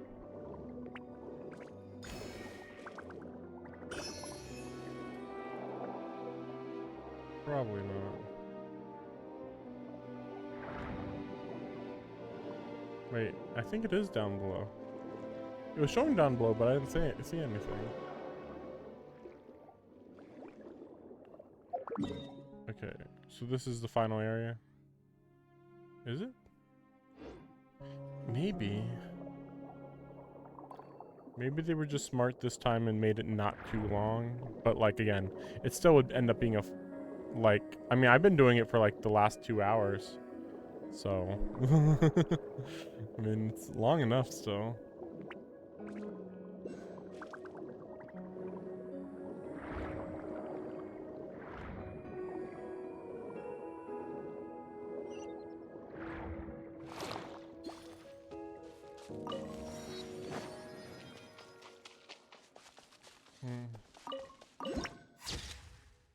Oh, a horn. Anyway, so if you want to watch this, you'll have to play it on your own. But honestly, this is one of the more interesting ones. I mean, it's kind of funny how... So unfortunately, I was actually thinking it was going to be an Enkanomiya, which, I mean, when you look at it like this, it's kind of the same size, but you know, since it's underwater, it's a little hard to gauge. But I thought it was going to be more similar to Enkanomiya, but like, yeah, they're both sunken civilizations, but I guess they just made sure to make them very different from each other.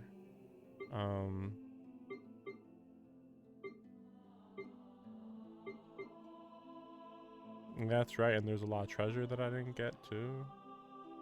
Weird. But yeah, I wonder if this is the end of it. I kind of wonder. It'd be cool if there was one more area, it'd be cool, but I mean, we're not seeing it, so I don't know.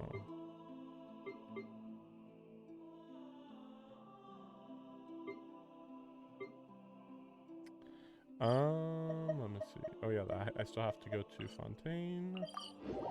Let's see. So no, I guess that's it. Yeah, just there's that area. And if you want to, yeah, if you want to see the conclusions of that, play the game. Add Astro. Just finish my Thank you for daily quest.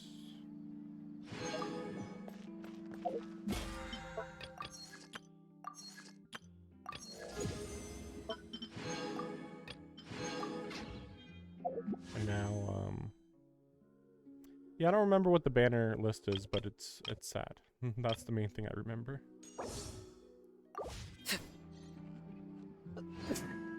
Sorry.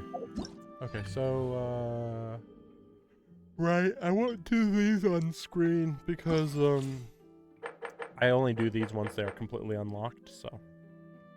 And even then, I'd only do the first step just to get the Prima Gems. Pretty much. So we got this. I still can't believe he's a 5-star. Like, really, Linny and Arlecchino are both 5 stars. It's like, there should have been 3 stars.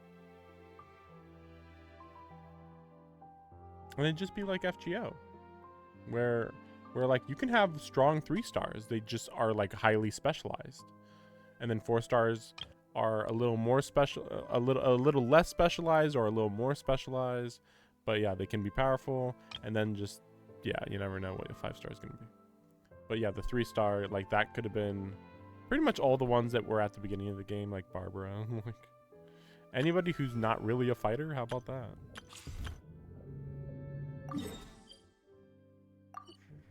Oh yeah, I didn't look at where this is. Oh, so I could technically go there right now. Let me just go do that real quick. Just go to it. Well, maybe even beat it real quick. It literally was just take a right instead. Well, wait, the door was probably locked then, right? Or did I just literally not go right, basically? Oh my gosh, it really was. Just didn't take a right. An impressive bounty.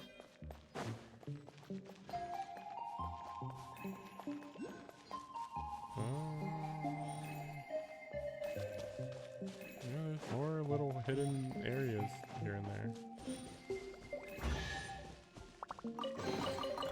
too much, but enough. I'll deal with that later. Ooh.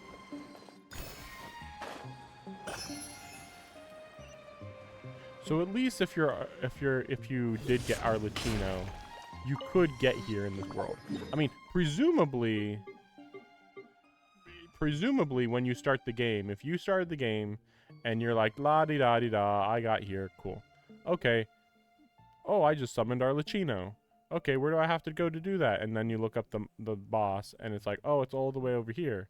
Oh, that's pretty far. But for the most part, you just walk. You just walk.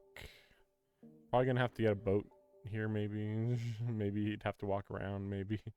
And then the Chenyu Vales where like shit gets real. So it's like, okay, that'd be a little annoying. Maybe you'd have to get to Beta Harbor in order to go all the way over here. Probably. Because there's nothing over here, right? Oh, I did try, and you can tell. Well, no, yeah, that's right. I think I showed this on stream. Yeah, that you can go from here to here. So, not that simplifies matters, but wait. So how many harbors are there? Because you would, unless you go all the way here to go there, you would definitely need a boat. So that'd be there. Technically there, but that's like the furthest west, basically. Technically, this part's like even further west than over here, because to get to here, you'd have to go all the way around, unless you like went here and then all the way through all this shit in order to get over here across the boats. This would be an interesting challenge, like a speed run to get to this portion.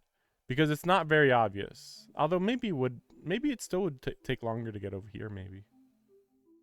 Or even up here on top of this, like, because this is so annoying to get to. But would it even be faster if you went around? Probably not. Probably still faster to go through Fontaine. Wait, let me see that. It's just funny because I just noticed this has a region percentage that's separate from this region, which makes sense. It's just it didn't occur to me. Okay, I think we're good to go, and then we'll see what happens. Okay. I was gonna say it didn't seem Right like here, particularly right now. special boss. Emerge. Shine down. Solidify! This is order.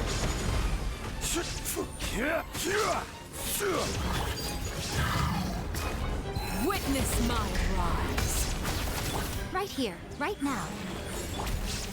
Gather! Torn to oblivion. A sight to behold. Right here. Emerge. Hard part is right hitting now. them while their shields still Transfixed. down. I mean, it wasn't too bad though. That was half of his health. And also, of course, like the fire damage is actually going through the shield. That was a little more tricky than I thought. Solidify! Order guide you. I didn't notice that I actually had gotten really close there. Right here, right now. This is where you I gotta not do that actually. So I actually found out that the ultimate. Illusion Oh, this is shattered. funny. Really? Is it over? That's hilarious. That's hilariously easy. Also, I'm really used to boss materials being strong against the character you actually want to level up. So I'm surprised that Arlecchino is very useful against it. But to be fair, these are by far... Oh, that was weird. That's really fucked up looking. Like, don't worry about that. Don't worry about it. Anger makes you impulsive. Okay, I got a few more of those. Okay. Yeah, she's set to be a pretty big powerhouse right now. And I don't have her leveled up. I don't have her weapon leveled up. Like, she's doing really well. Yeah, what are her stats? 1,000. I think there's something about... Oh yeah, that's right, and I don't even have that one. Which increases the X mark. Oh yeah, that's right. Well...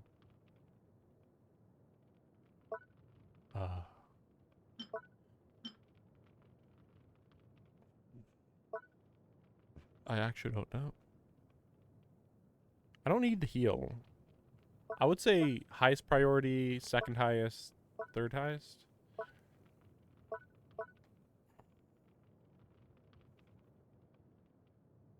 Oh. Interesting. So that's the trade-off. That, okay, 40% more pyro damage. Really crazy. But can't be healed? Like, that's technically... Anyway. Well, yeah, might as well just level a mole up if I can only do this lightly anyway. We'll see how far I can go. It's nice that these will finally get to be used. As you can see, I have hundreds. I think the smaller amount below these are also like crazy high. I forget what it is. The blue might not be crazy, but yeah, I mean, wait, yeah, what is Tartaglia? Does he use those? I mean, he must, right? Yes. Oh, that's true. I don't know what books she uses, and it's probably a new book, so that'll definitely be an issue. I don't remember how far you can get in with before you need the books. Or no, these are books. There's the scrolls, right? Yeah.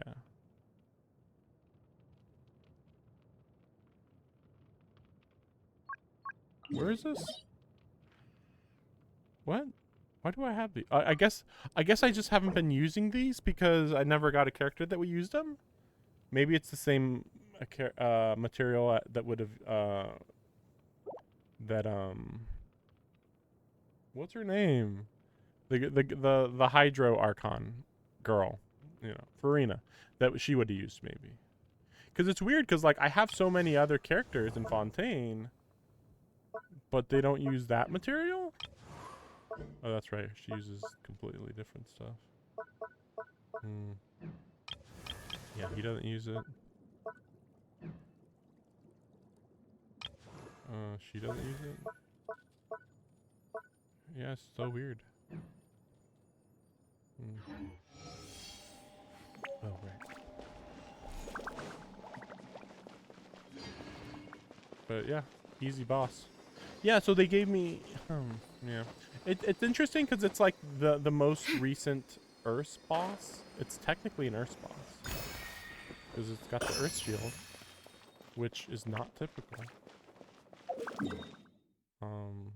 Show you. Just wondering how long it takes him to regenerate, because it says he should be here right now, technically. Or maybe I'm wondering, like, if you stayed here the full amount of time until he came back. No, he doesn't just teleport back, as far as I know. Right there. Oh wait first. I was wondering what these were. Okay. No problem. Actually, wait, what was that? Oh, right, yeah, nothing special. Alright, let's go. Okay, interesting starting point. But yeah, I would have thought that the new area would have been about, you know, about Arlecchino. Hey, traveler, Paimon. He's not normally here, is he? Oh, Paimon knows that voice! Over here.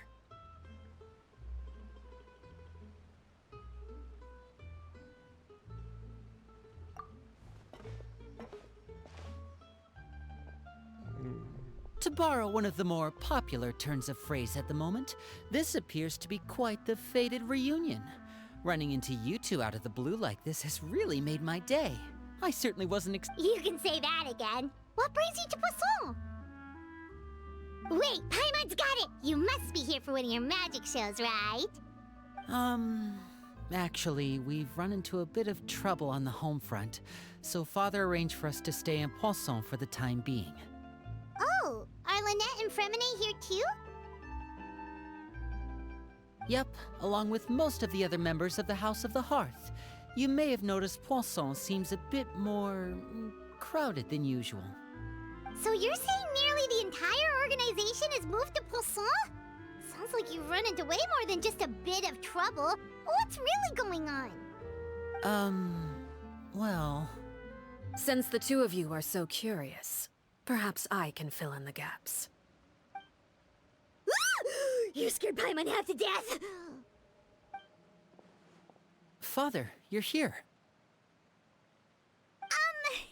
You know, on second thought, maybe we don't need to know. It's all probably super confidential House of the Hearth stuff, right? We totally weren't trying to pry or anything. No need to be nervous. I could sense your genuine concern from your conversation just now. Of course, I can also understand your confusion. Sending so many Fatui here to Poisson, it's only natural that some might suspect an ulterior motive to be involved.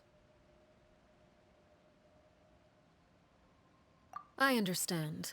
I'm well aware you've had your fair share of confrontations with the Fatui in the past, and I can't exactly guarantee that we'll remain on good terms in the future. As for right now, however, I would say we have little reason to be at odds, wouldn't you agree? The House of the Hearth could stand to be more open with those who have worked so closely with us in the past.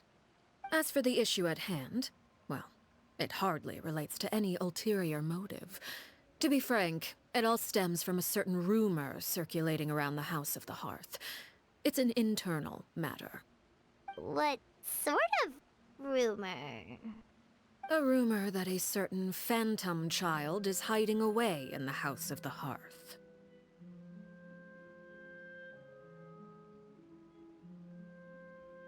A phantom child? Ooh, just hearing the name is giving Paimon the creeps.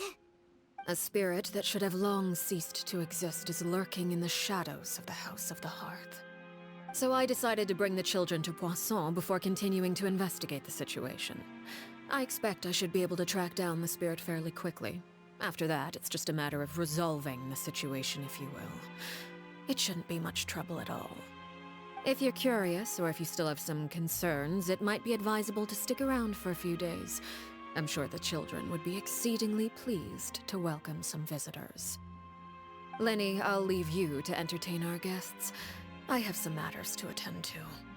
Of course, Father.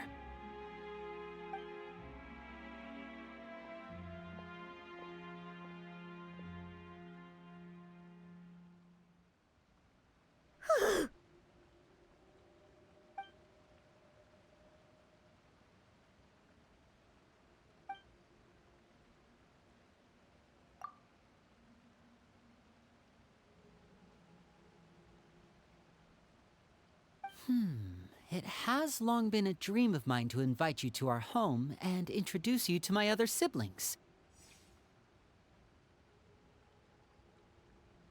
You're quite well known in the organization already. A lot of people have been talking about you, especially after everything with the prophecy.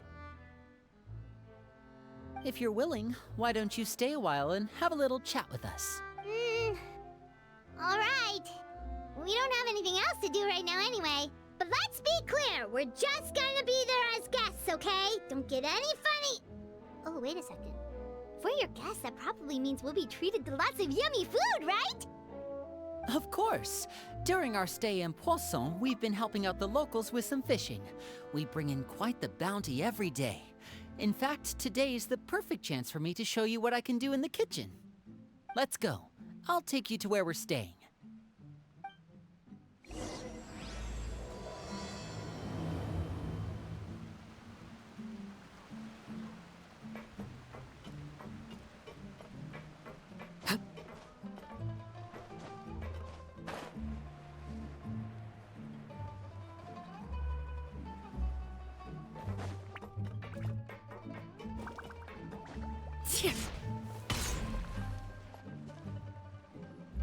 We rented this house from one of the locals to use as a temporary base. I'll come back later and tidy up a bit. After that, it should be all ready for you to stay in tonight. Awesome, thanks! So, where are we off to now? Well, when I happened to run into you two earlier, I was actually in the middle of distributing. With this many people staying in Poisson, we have to bring in outside supplies every now and then. I should probably make sure the rest of these provisions get delivered. Otherwise, people might start to get antsy. Okay, we'll come with. There are all sorts of rumors about your organization floating around out there. Paimon's not sure if she could even take a wild guess as to what's true and what's not. But now that we finally have the chance to see a day in the life of the house, we can take a good look at how you operate. Well, you're more than welcome to come along. Just follow me.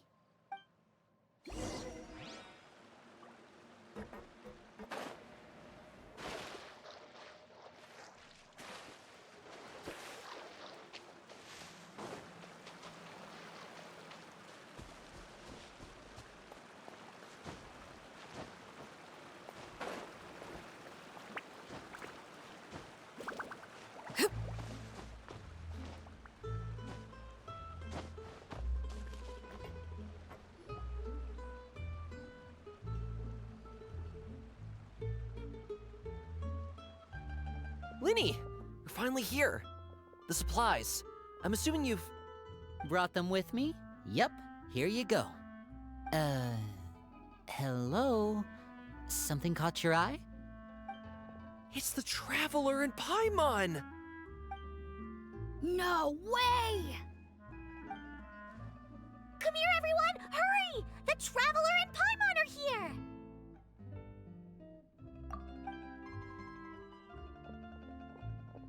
One at a time, please. Don't crowd around them all at once. We don't want to scare off our guests now, do we? Oh, it's all right! Gotta say, Paimon didn't realize we were this famous. Of course! Father and Linny have told us so much about you. Father told us about how you helped Linny. According to her, you're a trustworthy friend. And as far as she's concerned, that's pretty much the highest compliment we've ever heard her give. As you can imagine, everyone's been very curious about you. I heard the Traveler is so strong that she can move a mountain with her bare hands. I heard Paimon eats so much that she can clean out the entire pantry at Hotel Tabor in just 3 days. Wait a second! That's the rumor you heard about Paimon? Oh, not cool at all! Oh, wait. When guests visit, you're supposed to give them gifts and stuff, right? Oh, we don't need something like that. Besides, we don't have anything to give to you. Come on, we insist. I can give you some of my new potions. Just pick your poison. And by that, I mean medicine or actual poison. I've got both. Huh? Or maybe Shaplo can teach you guys about stealth. He's super good at it. He's never been caught. Ah, now that's not a bad idea. I know you usually prefer to fight head-on, but it never hurts to expand your bag of tricks, right? When it comes to eliminating your enemies, staying quiet can go a long way. Trust me, I would know. I was poisoned not too long ago, and I'm still dealing with the after effects. So I'm not quite as good as I was before, but I can still give you some pointers. Wait, when you said gifts, Paimon didn't think you meant poison and stealth tactics. But those are the best things we can give you. You don't like them? Ooh, how about this? Tell me the name of someone who really annoys you, and we'll teach him a lesson for you. All right, Fold, Selwar. I think that's enough suggestions for now. When it comes to being a good host, it's the thought that counts. You don't need a physical gift to make our guests happy. In fact, pestering them with suggestion after suggestion might make them more annoyed than anything. I would say your enthusiasm has certainly gotten across. Really? Awesome! It's been so long since we've had guests to play with.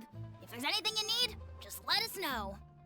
Yeah, especially if it's poison or something. I've got all sorts of potions for that. Well, we'll talk to you all later. We've still got supplies to distribute. All right, see you later.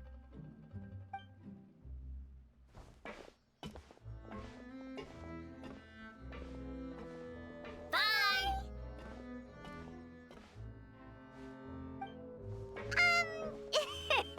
Linny, about all that poison! Scared you, did it? That kind of talk comes with being part of the House of the Hearth. When Foltz was really young, he strangled all of his family pets, just out of curiosity. He was labeled a dangerous problem child and was abandoned by his family. Elwar has an unnatural obsession with potions. Father has forbidden her from trying all the different concoctions she comes up with, but she still tries to test them in secret. You really have to keep an eye on that one. Chaplot is around my age. While I'm mainly responsible for collecting intelligence, he handles surveillance. He's very passionate about his work and has no reservations about taking on some very difficult missions. I know you two probably aren't used to that kind of talk, but I can promise you they only had the best of intentions. Things like stealth tactics and developing different poisons, they really mean a lot to them. They were just trying to share the best of what they could offer, that's all.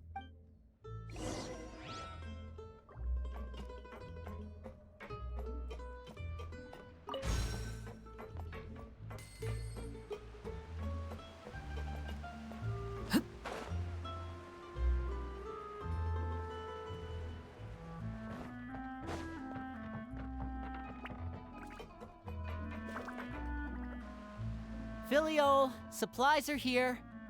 Thanks. And who are these two? Outsiders? Allow me to introduce you. This is the Traveler and Paimon. Oh, you're the famous duo I've been hearing so much of. It's nice to meet you. I heard you've traveled to all sorts of places. Is that true? Of course! We're making our way all across to that! Oh, good for you. You must be pretty familiar with Fontaine by now, then. Have you seen the new opera that started running recently? I think it's called... The 4,000 Thieves?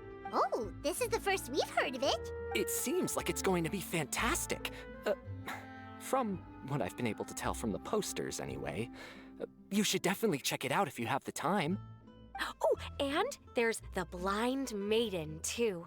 That one is supposed to have audience interaction. Seems pretty interesting. After this mission is over, I think I'll go get a manicure. Oh, maybe I should dye my hair. Wonder how much it'll cost. Is it just Paimon, or do these two seem much easier to get along with than the others? Looks like the House of the Hearth has some normal members after all. I heard that. Oh! I'm guessing you're referring to Foltz and the others? Yeah, we're definitely not all like them. I bet those crazies are practically foaming at the mouth right now. I'm sure they just can't wait to get back to Snezhnaya to carry out the plan. That's enough, Filial. Don't talk about family members behind their back, right? Whatever. Let's go. Guess this is goodbye then. If you ever have some time, we should go see the opera together.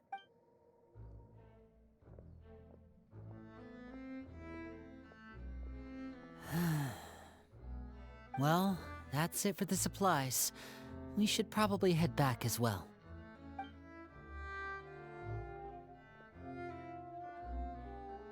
Well, they didn't seem too happy with each other. Seems like there could be something more going on here.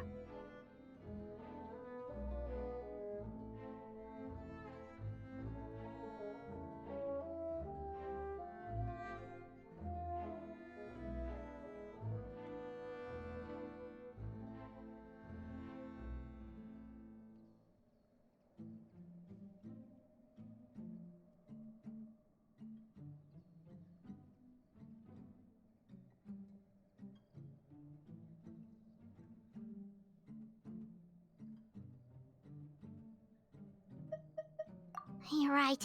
We're only here as guests after. Oh, Linny's getting super far ahead. Come on, let's catch up.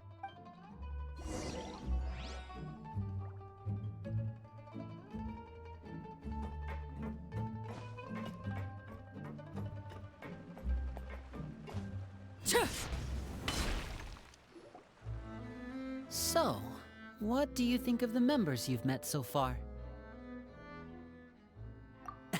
Well, Father is always encouraging us to be strong-willed and independent.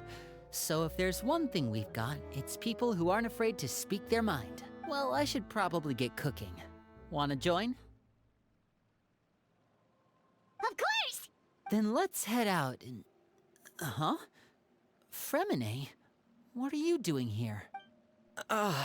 Well, Hey, nice to see you again! Oh, you too. I heard you're here as guests of House of the Hearth. Welcome. We were just going to make some food. Why don't you come along? I could use some help in the kitchen, and I seem to remember you mentioning you wanted to make seafood soup for the traveler in Paimon. Seafood soup? Were you looking for something just now, Fremine? Maybe I can help. It's nothing. I just wanted to see if there were any extra supplies. Yeah, we've got some left over. What do you need? Some food and water, and some clean cloth, if possible. No problem. Give me a second here. Food, water... Wait a minute. What do you need all of those for? You're not on any missions as far as I'm aware, and you were just going to come eat with us. So what's this all about? I thought I'd grab an extra portion because I get hungry at night. Could be because I'm growing, you know? Fremine, you remember what I told you? You're not like me. Your lying skills still need some work. Tell me what's going on. Is it really bad enough that you have to keep it from your own brother? Maybe it'll be better if we gave them some space. This is the first time I've seen that kind of look on your face. Whatever happened, does it have something to do with Father? Just follow me. Transfixed!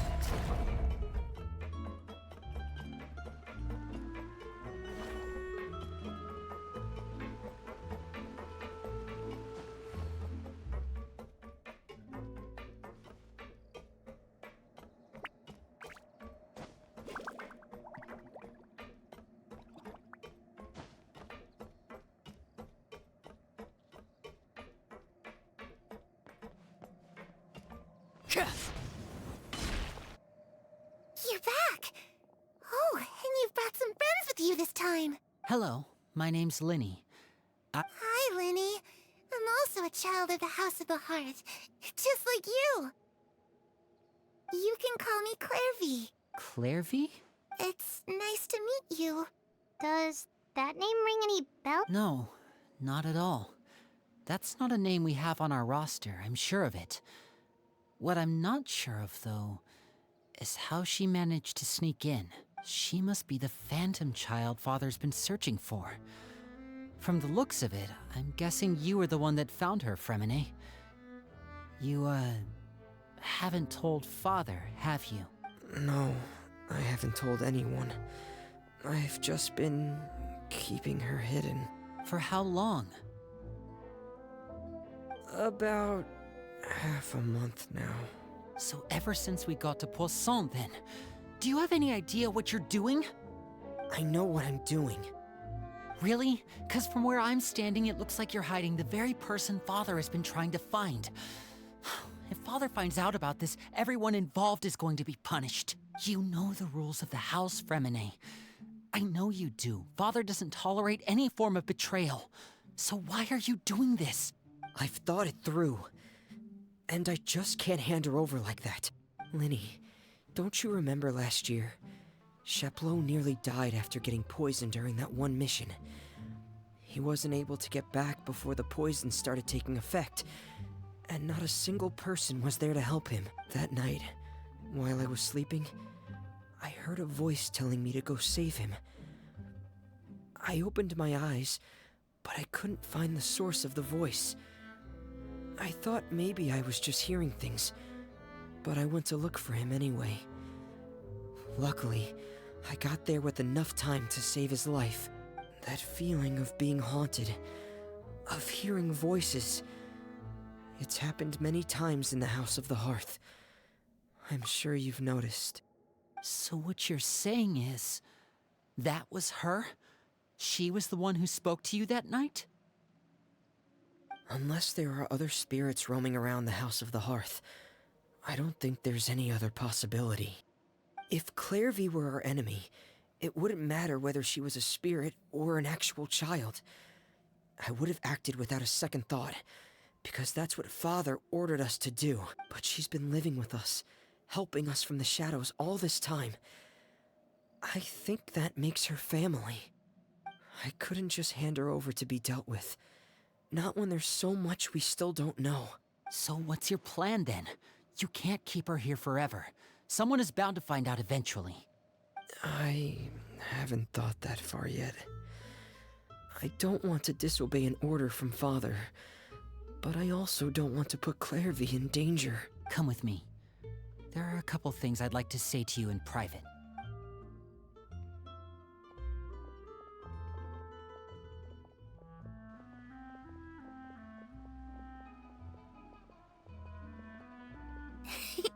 Those two sure care a lot about each other. Well, they got a funny way of showing it.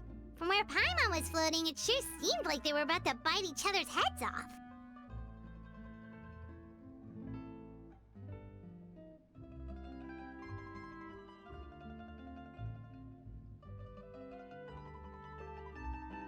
No way! They have a really deep bond. I could tell right away, because I also have a friend like that. I just don't know how long that kind of bond can last. The darkness in the house runs deeper than you can imagine.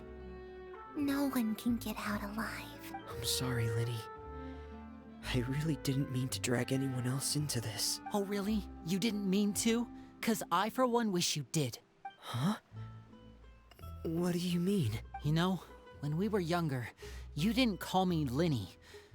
You called me brother, just like Lynette. We grew up together, the three of us.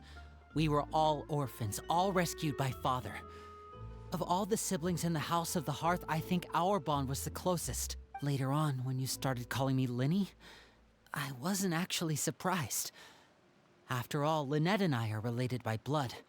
We've had to depend on each other to survive long before we joined the house. Linny, The darkest and most difficult moments of my life happened before you and I had ever met. I'm sure that's true for you as well.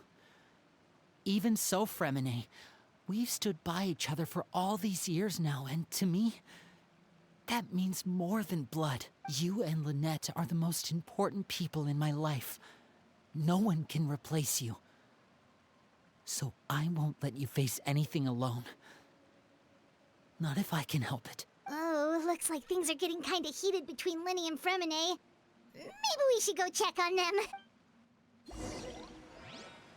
Oh, it's raining. I should put my clothes away.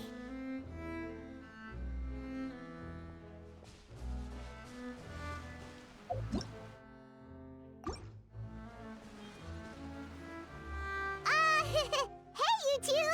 Hope we aren't interrupting anything. Like a fight, or... Oh, wait a minute, Fremine. You're not crying, are you? Is everything all right? Everything's fine. Thanks for asking. Well, we're all friends here, right? We've been through so much together, so if there's anything we can do to help, just say the word. It's just a small family dispute. It's not something our guests should trouble themselves with. In fact, it might be better if your stay ended here. What are you getting at, Traveler? When guests are around, families are often on their best behavior. And any disputes are less likely to escalate. That's what you're trying to say, isn't it? I just... Thank you. I was really hoping to keep you out of it. But even if I could think of some other reason to turn you away, I'm not sure I could convince you. I know things could turn dangerous, so I promise you this. From now on, I'll protect you like my life depends on it. Me too. Well, back to the matter at hand then. If we don't plan on handing Clairvy over to Father, then our only other option is to solve the mystery of her identity before Father is able to track her down.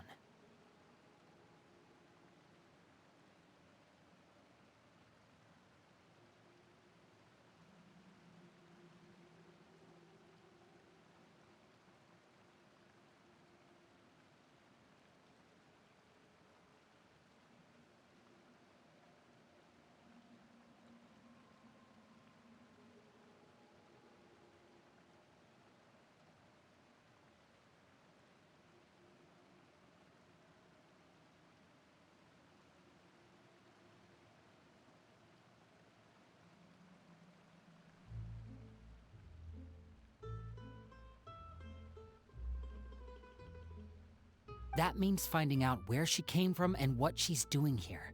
Then we can send her on her merry way and pretend like none of this ever happened. I've tried that already. And? And... nothing. I tried taking her somewhere really far away, but... after some time, she just reappeared. She even came with us all the way to Poisson. It seems like wherever the house is, she follows. I don't know much about spirits. Do you two have any ideas? Let's see here. Paimon remembers hearing something like, if you fulfill a spirit's last wish before they died, they'll let go of whatever's keeping them here and return to the ley lines.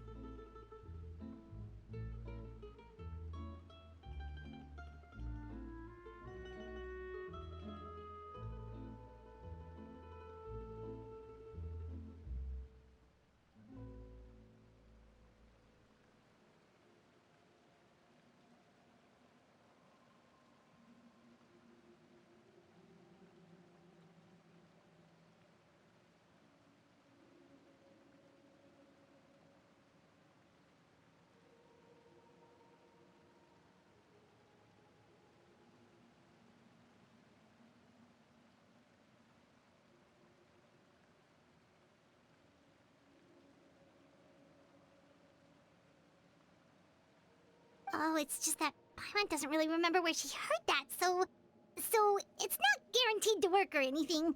Well, sounds like it's worth a shot. Guess that means we should go ask her about her wish. But first, Fremine, I need you to promise me something. What is it? I need you to promise me that this will stay between the two of us. We're the masterminds behind this whole thing. No one else gets involved. Can you do that for me? Of course. I promise. All right. Then let's seal the promise just like when we were kids. Fist bump on 3. Ready? 1, 2, 3. I swear.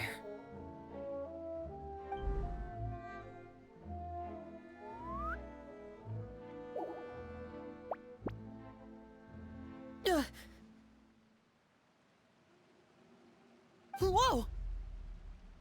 Lynette! But what a surprise! What brings you here, dear sister?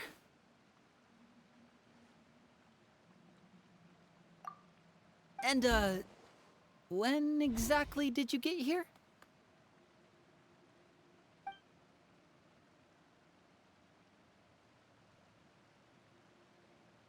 You're an idiot, brother.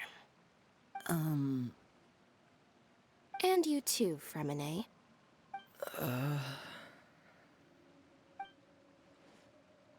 You 3, Traveler. And you 4, Paimon. Wait, what did we do? I've seen Clairvy around the House of the Hearth before. I hadn't seen her in Poisson, so I figured she must not have come with us. But it turns out, you were just hiding her. I heard you talking about your plan. Rather than steering clear of the situation, I'd rather fully join in.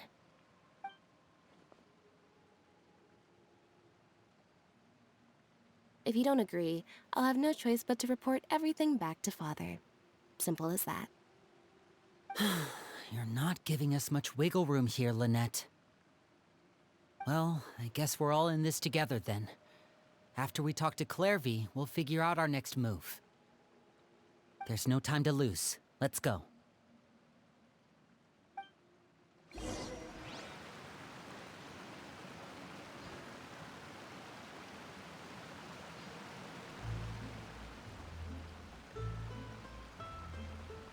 Staring into my eyes is ill-advised. I can't promise you'll like what you see.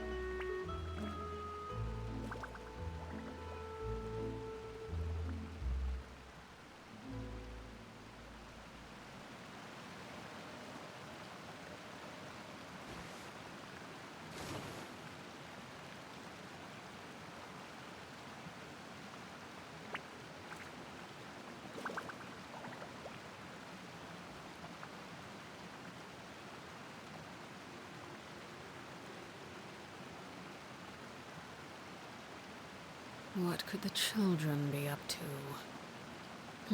Never mind. Let them do as they please.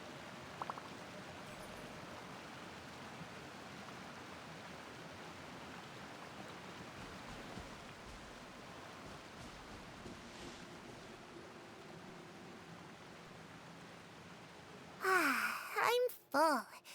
Thank you for bringing me this food, you guys.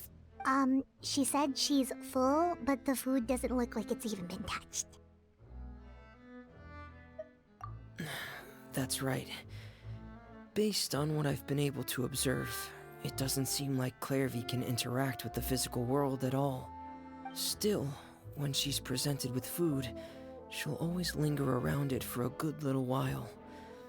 Maybe, in her mind, she really is eating those things. Does she know that she has already passed away?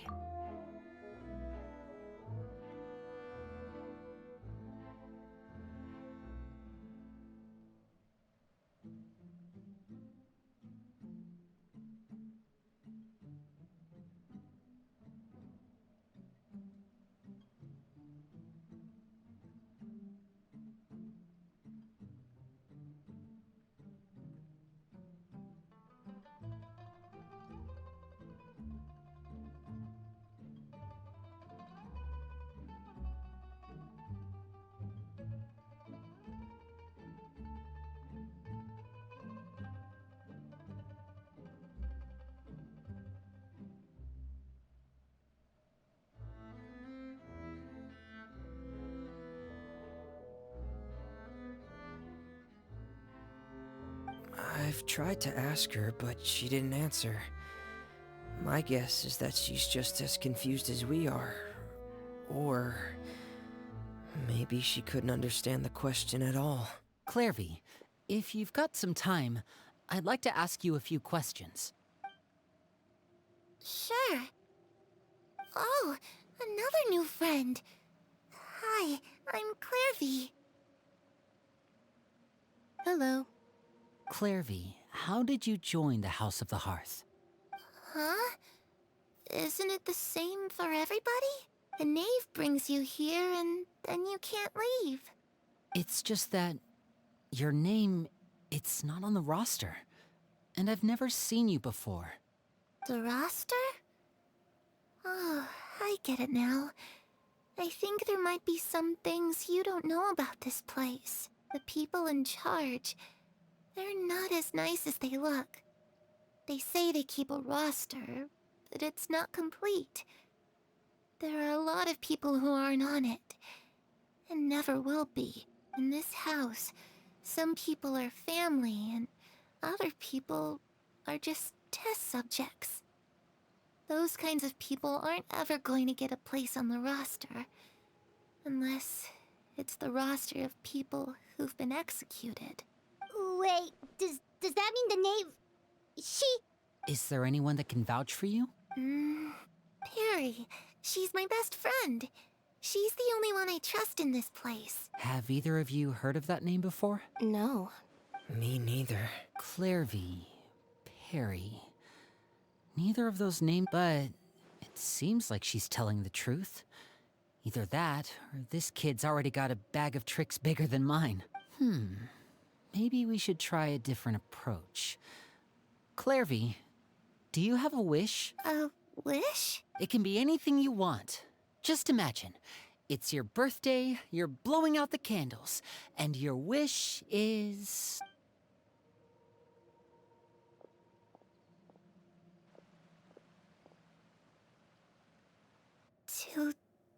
To go outside, where the sun can find me.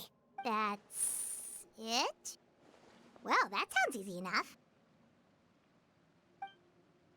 The darkness in the house runs deeper than you can imagine. No one can get out alive.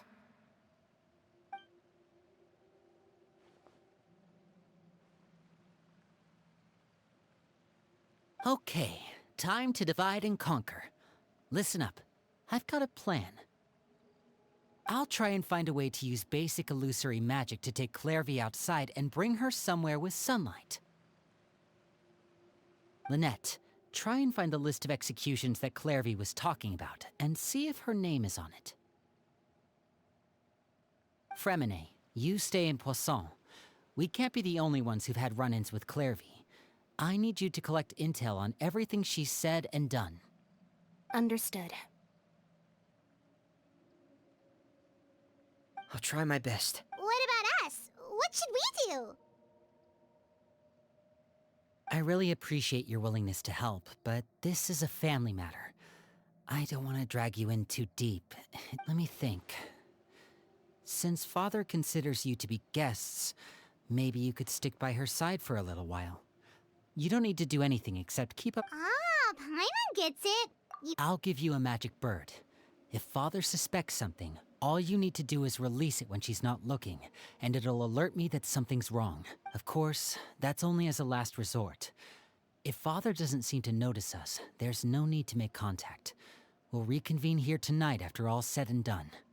If the worst-case scenario happens and we're discovered, just tell Father everything. We're not going to let our guests get punished for our own actions. That's where we draw the line. You too. Okay, this is where we part. Father should be at the beach nearby.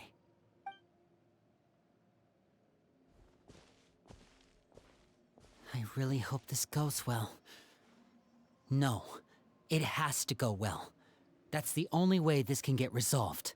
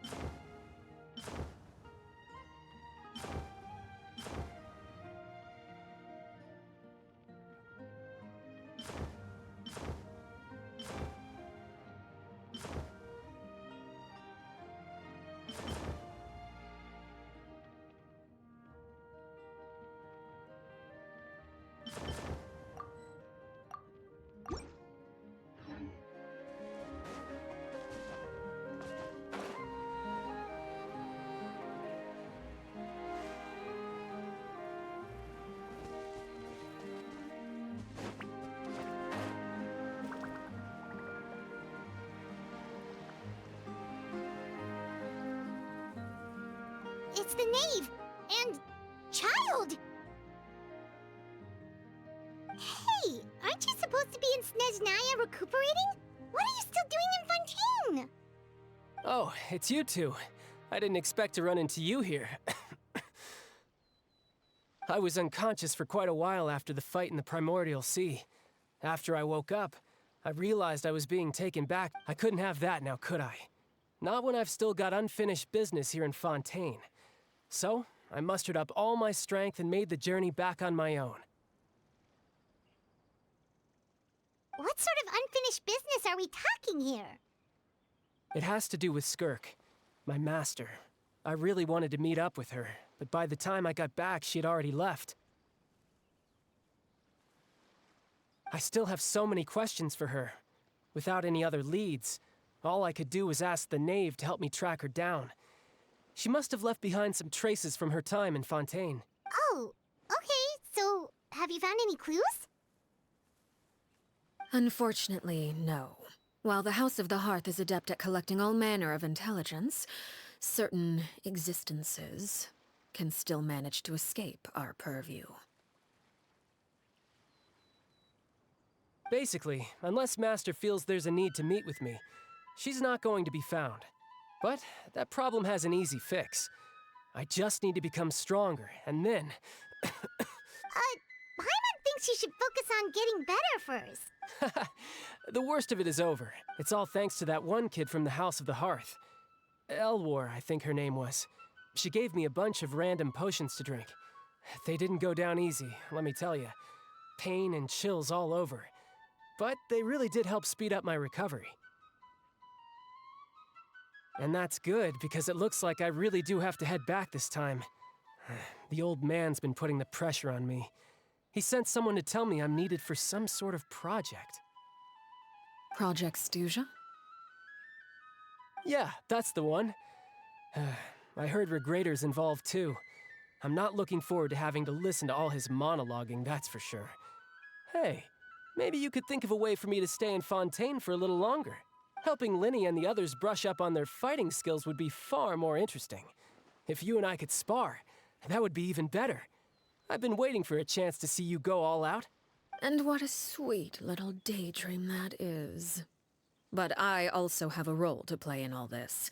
I'll be leaving Fontaine shortly as well. Besides, considering how little they see fit to step outside the homeland, being called on to return to Snezhnaya by such illustrious dignitaries, what a great honor. Wouldn't you agree? One I could do without, I'd say. Is it just Paimon? Or does it kind of seem like they're... So, dear guests of the House of the Hearth, to what do I owe the visit? Well, we just... Right! We're super close to Linny and the others, but we still don't know much about you! Is that so? Introductions have already been made, have they not? Oh, well, you see? There's only so much you can learn about someone from a short introduction. At least tell us something a little extra, like... Why do you call yourself father? Huh, good question. I'd also like to know. The fact that you have to ask tells me our intelligence work has been quite successful. Telling you the answer to that question would only serve to undermine that success. And we can't have that, now can we? Spoken like a true diplomat. That was some expert sidestepping right there. Well, if there's nothing else, I think I'll take my leave. I still have a small matter to resolve at home. Wait, don't go!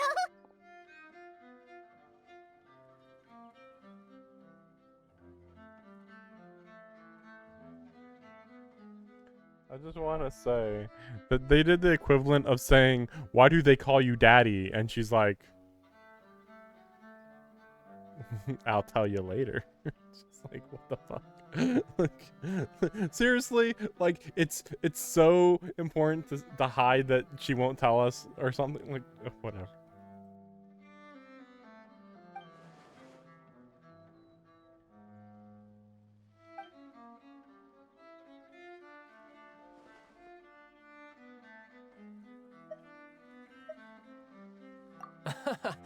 I'd also like to hear the answer to this. I've met some of the members of your organization, and they all seemed like really good kids. They actually reminded me of Tonya and Tusser, which, by the way, if you ever betray them, I'm just letting you know, I won't let you off easy. And why would I betray them? Well, you've already betrayed the House of the Hearth once, haven't you? At least, that's what I heard.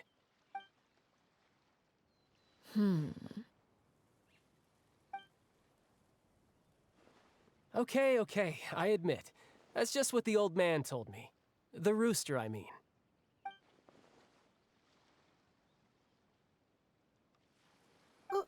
Wait, did you really do something bad to those kids? Never mind what I've done. I'm more curious as to what the mighty rooster had to say. Care to enlighten me? Well, nothing much. Just some stuff about you taking out many other members of the House of the Hearth, and even going so far to attack your own family. I see. Oh, based on your reaction, I'm guessing it's all a bunch of lies. Hardly. I don't appreciate his particular turns of phrase, but I suppose he didn't say anything untrue.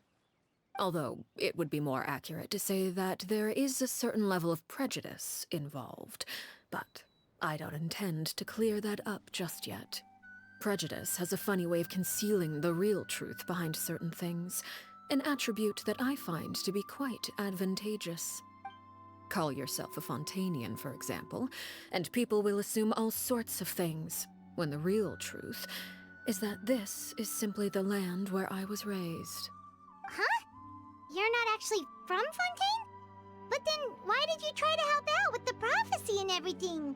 I was trying to protect the children born in Fontaine. Claiming that I myself was a Fontainian simply made it easier to operate. People would hardly suspect a fellow Fontainian of having any ulterior motives. Who wouldn't want to save their homeland after all? I would just like to mention that I knew she wasn't Fontainian from the beginning because it didn't sound right at all. Like, first of all, she's not, like...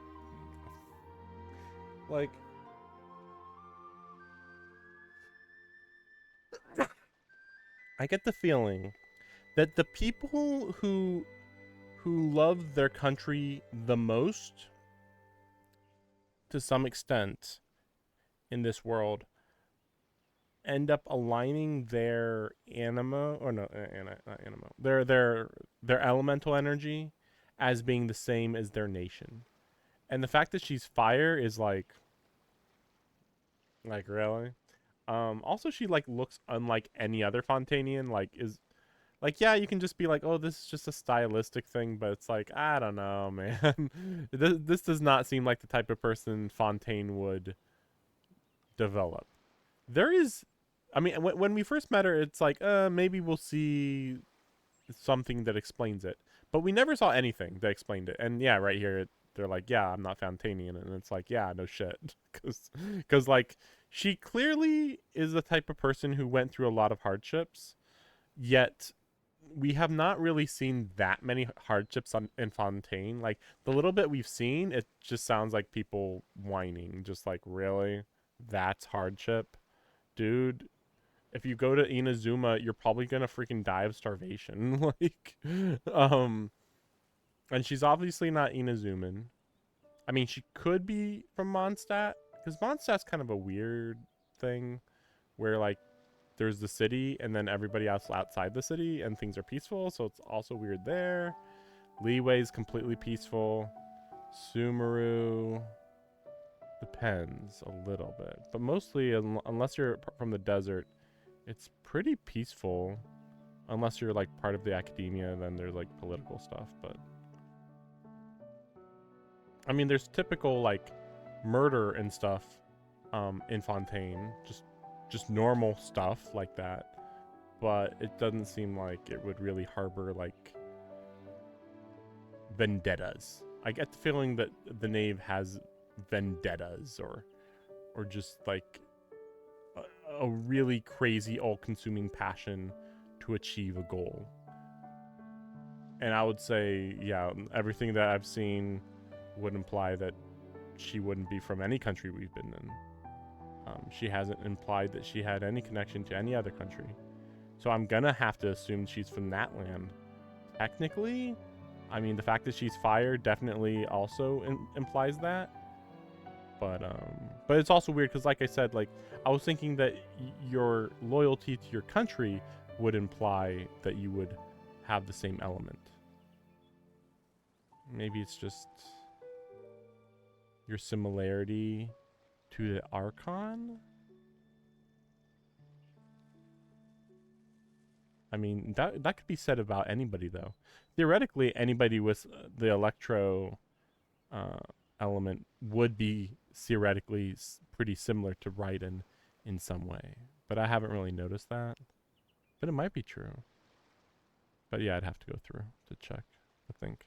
But yeah, when you look at all the fire types, it doesn't make sense. Like Toma, fire. Like, Toma feels like the complete opposite of the Knave. Like, yeah, at least they're not doing the thing where if you're in the Fire Nation, everybody's fire. It's like, no, the idea of everybody was fire has the same personality type, but since everybody wouldn't have the same personality type in one nation, that's why you still have different elemental types. I mean, heck, I would say Fontaine doesn't have that many water types, technically. I'm trying to think. And the upper echelon has like none. I mean, even Farino didn't have water till like way later, And then the water dragon doesn't count, so that's kind of weird. So then what other water types are there? Risley is ice, which actually makes sense for his personality.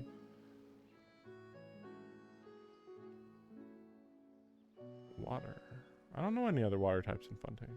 I'm sure there's others. I'm forgetting. The primordial sea wouldn't have any effect on me, but it would have caused great harm to the House of the Hearth. Yeah, that's true, yeah. Well, you wanted extra information, didn't you? There you go. I hope that satisfied your curiosity. I mean, you didn't tell us anything, but sure.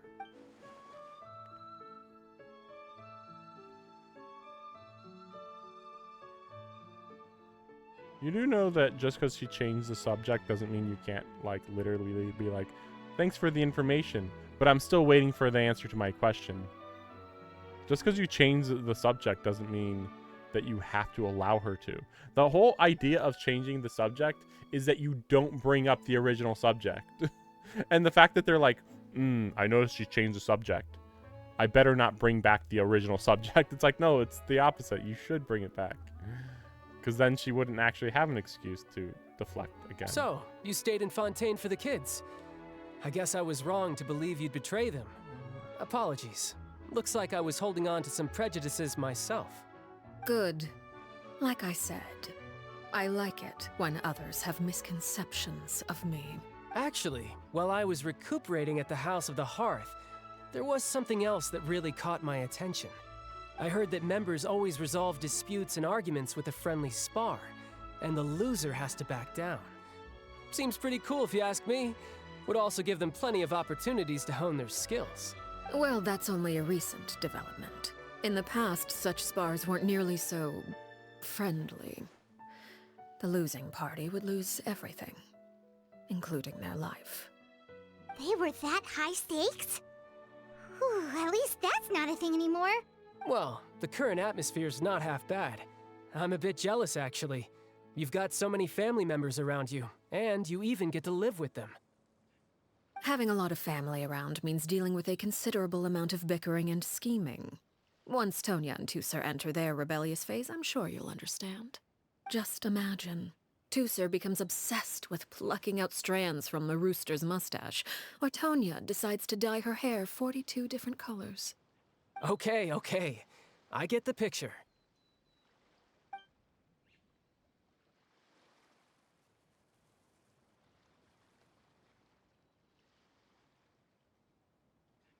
Well, would you look at the time? I should probably get going. Traveler, Paimon, I'm not sure where our paths will cross next, but the next time we run into each other, we should definitely try and find some time to spar. Again, maybe this is a conversation we can have when you look less like you're gonna kill over. All right. Well, thanks for everything, Arlecchino.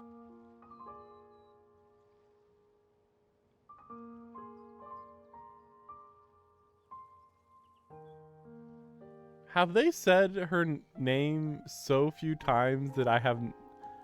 Or did I just reject Arlecchino?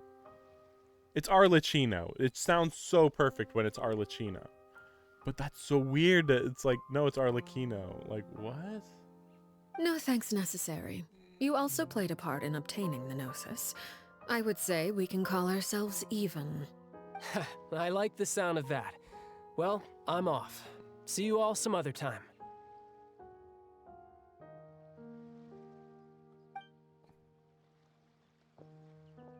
We should probably get going too.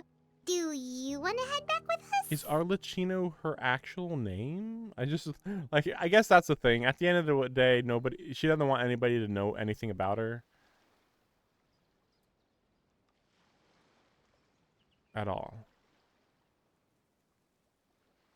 So, you would never know if she could do it, if she could control the situation, she would never want you to know her real name or where she came from or what her actual beliefs are or goals are. Which is kind of why, like, oh, really? This person might want to overthrow the Tsaritsa? Yeah, wow, shocking. Now, the bigger question is, would she want to team up with Child to take down the Tsaritsa? That's where I'm like, I don't know about that. I heard that there's going to be 2 more harbingers in Natland, and I'm just thinking if either those 2 died or joined a rebellion-ish type thing against the Tsaritsa, I feel like that would be enough to deal with. Well, no, that's right though. One of them was the doctor. Well, the doctor I feel like could die in Natland for sure. He's very vulnerable right now. And then the other one was the captain. No, but then there was another one. So there is 3. The other one was, it's the girl. I forget her name. Yeah, I forget her name. Oh? You want me to leave so soon? Oh, well, you see, I'm rather enjoying the evening breeze. If you don't mind, I think I'll stick around for a bit. I have some things to think about. Apologies for not attending to you like a proper host. Please forgive this slight. I do hope you'll have a pleasant stay. Also, I always thought that they had a to house. keep her distracted until nightfall. Good thing Child was there to keep the conversation going. You don't think she suspected anything, do you? Oh, I wonder if Liddy ran into any issues. Let's hurry back and see how everything went. Oh? You decided to stay a little longer? Let's take in the ocean view together, then. Oh? Okay. Okay.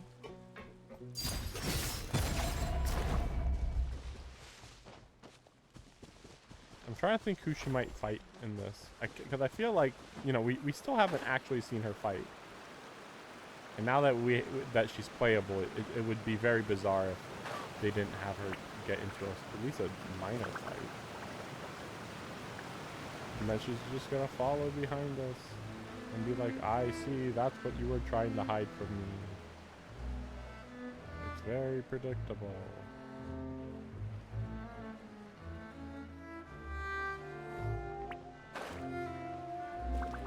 But yeah, it's so weird that there's so many people in Busan in the House of the Hearth. Like, but again, like, why does the House of the Hearth not have an actual, like, headquarters? That's weird. Lenny, how did everything go? Well, long story short, we ran into a small issue. Clairvy can't go into the sunlight. Everything was fine at first. She followed me up to the surface just like I told her.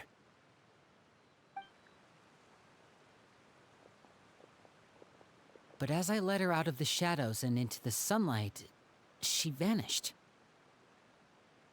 I turned around and there she was, standing at the edge of the shadows, silently watching me. Huh. Maybe she's afraid of sunlight, or... No, it wouldn't be her wish if that were the case. Well, we could always try pushing her into it. Oh, true. I've pretty much tried it all already. Nothing worked. Eventually, the sun went down, so all I could do was bring her back here. How did it go with you, Lynette? Good. I've got the list. It's right here. Really? Well, what are we waiting?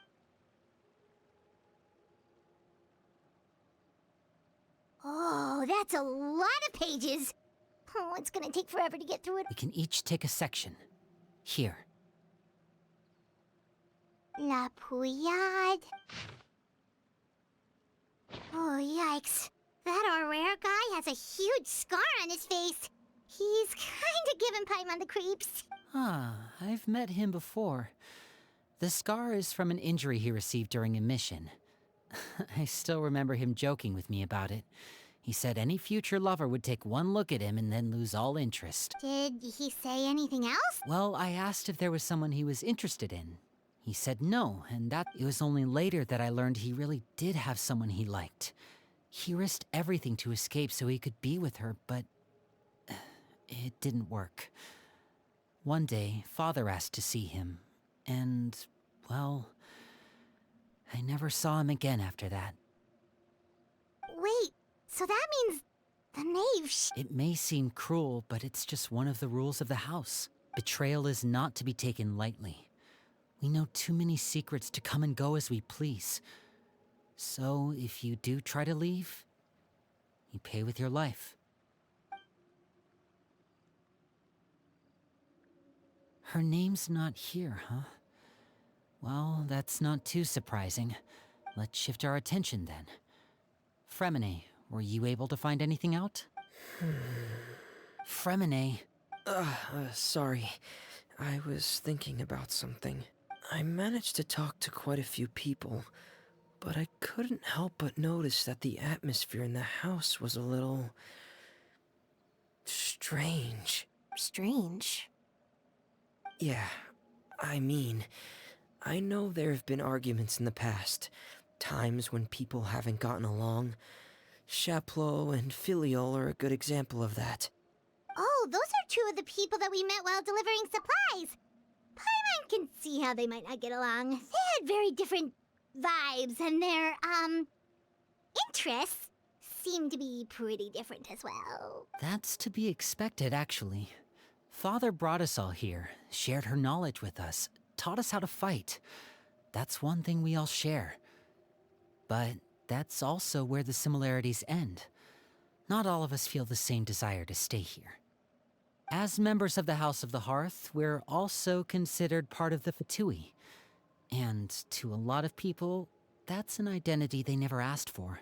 Certain members get older and realize they want something else for themselves. But considering the rules of the house, most people would never say that out loud. People like Chaplot and Foltz are loyal to Father and her vision. They're proud to be part of the Fatui. Filiol and Nantoy, on the other hand, well, they aren't quite as enthusiastic.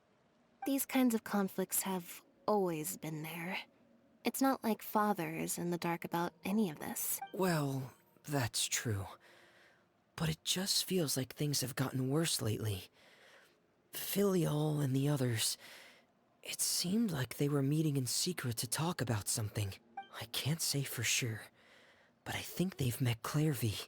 You think she's been inciting them to act out? No, not exactly. But I wouldn't be surprised if she said something to them about the darkness in the house and how deep it runs. She's told me about it before. Experiments being run on children. People being used as pawns on the battle. And they just believed all that?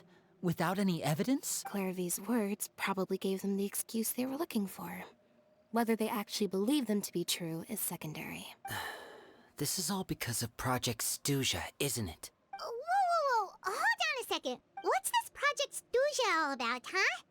This is the second time it's come up now. Sorry, but I'm not sure of the details either. I only know what Father has told us, which is that it's something the Rooster and Regrader have been working on together. Apparently, it has to do with the Fatui's strategic plan for the future. Because the House of the Hearth was so successful in obtaining the Gnosis, we now have the honor of playing a key role in Project Stuja. Wait, but isn't that a good thing? Key role is just another way of saying dangerous role. To us, the whole thing is an inconvenience. Father thinks so too, but she's in no position to refuse. Their plan isn't exactly unreasonable, and they've been funneling the house a lot of funding. It's just that we'll lose a lot of members in the process. Participating in the plan, it's an honor in name only. What they're really trying to do is subdue us. The existence of an intelligence organization outside their control makes them feel uneasy.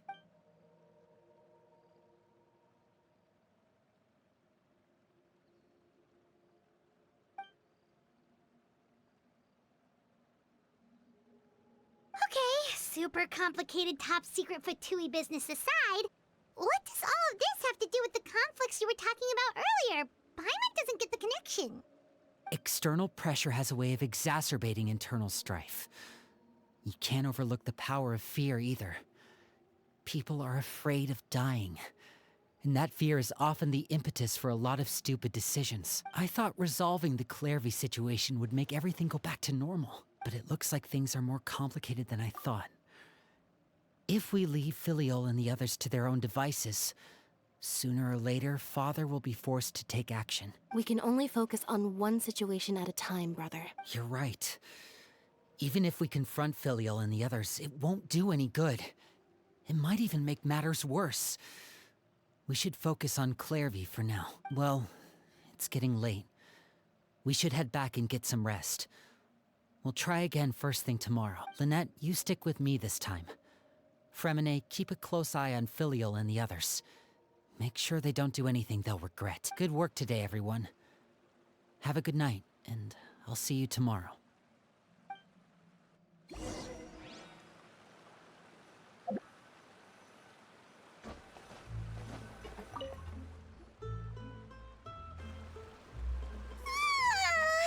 Oh, I'm always looking forward to an early night. Hey, you don't think the knave will be too angry with Linny and everyone if she finds out about all this? She's even scary when she smiles. If she were to actually get angry... Ooh, you have to protect Paimon if that happens, okay, Traveler? Trust is ever, Traveler. Look! Look over there! Quick! Let's catch up with her before anyone sees!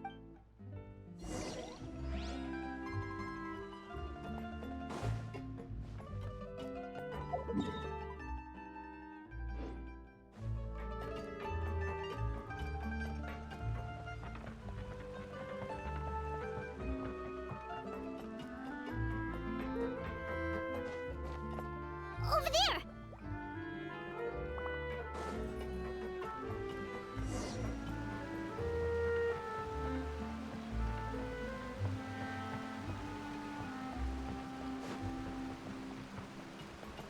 Oh, where is she going? Oh, if someone sees her, we're toast!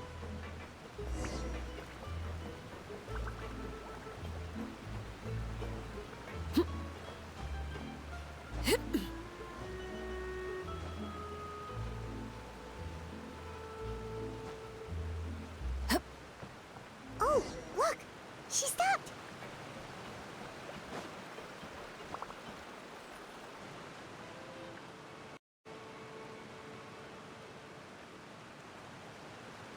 Clairvy! Shh! I opened the window while no one was looking. Look how pretty the outside is. If only I could have more than this. You probably think I'm being silly, huh? All this hopeless resisting? It's better to dream of what I could have than try to make it a reality, right? Please, help us get on the same page here, Clary. We need you to tell us what you know. Can you do that? Sure. Although, after you hear all this, I think you might regret that decision. Everyone in this family is nothing more than a tool. Something to be used and exploited. We're all expendable. Including me. As long as you're useful, you get to stick around. Lose your value, and you're handed over to the doctor, experimented on, and given a fate worse than death. I've seen it happen again and again, and I've had enough. You're saying the knave did all that? It's just, that doesn't seem like something she would do. She's scary and all, but it seems like even she has lines she wouldn't cross. I knew you wouldn't believe me. Everyone thinks she's a good person. They all think of her like a real mother. Mother? But she doesn't deserve that title. She's disgraced it and tarnished it. And if I had things my way, I'd never see her again. If only Perry were here, she'd understand. Perry? There's that name again. Also, Paimon's getting a strange feeling. It almost feels like she's not really here with us. Paimon can't tell if she's actually talking to us or if she's mistaken us for someone else. Well, in any case, it seems like she really needs someone to talk to. We should keep her company for a little longer. She looks so young. But it seems like she's been through a lot. It's getting windy. I should close the window. Ooh, look at the moon. Isn't it pretty? Hey, wanna hear a secret? I heard that if you look up at the night sky in Snezhnaya, you can see the aurora. It's supposed to be super pretty. Even prettier than the moon tonight. Perry and I promised each other that once we're older, we're gonna go see it together. But I can't find her. I'm worried she's also been... No, that wouldn't happen to her. She's special. Mother likes her a lot. I should really go talk to Mother, but we just fought. She doesn't want to see me, and I'm too scared to face her. What should I do?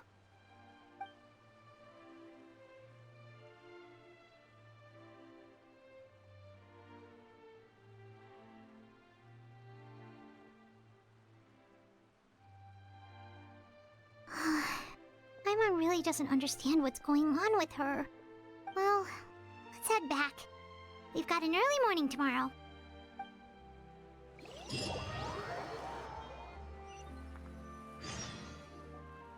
All right, looks like we're all here.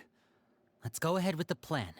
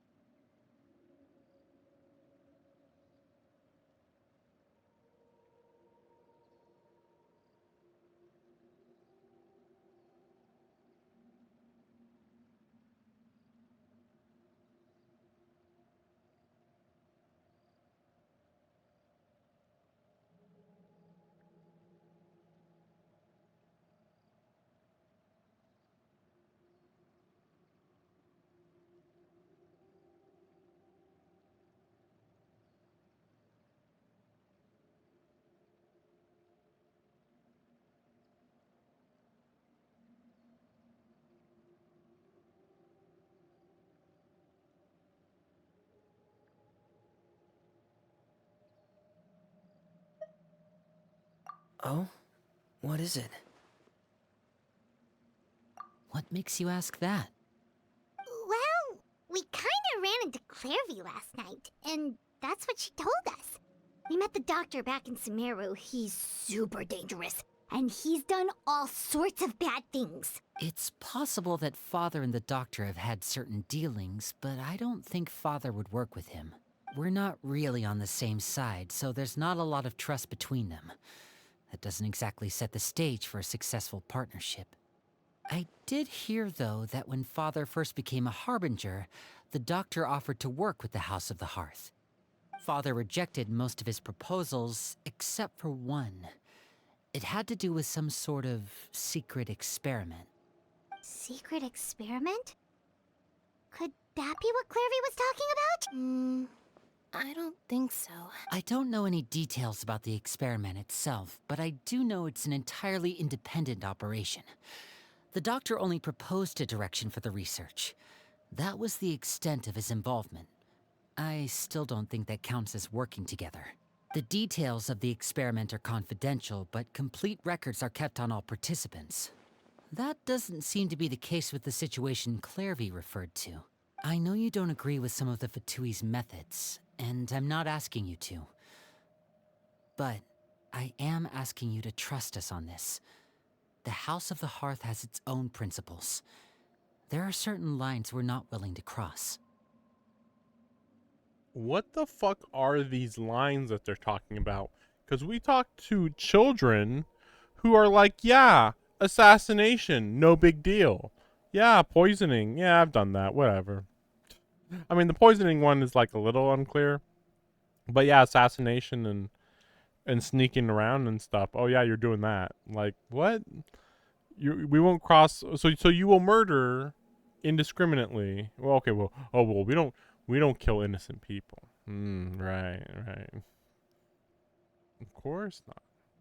But I mean, if Father says that they must die, then clearly they're not innocent, right? Sure.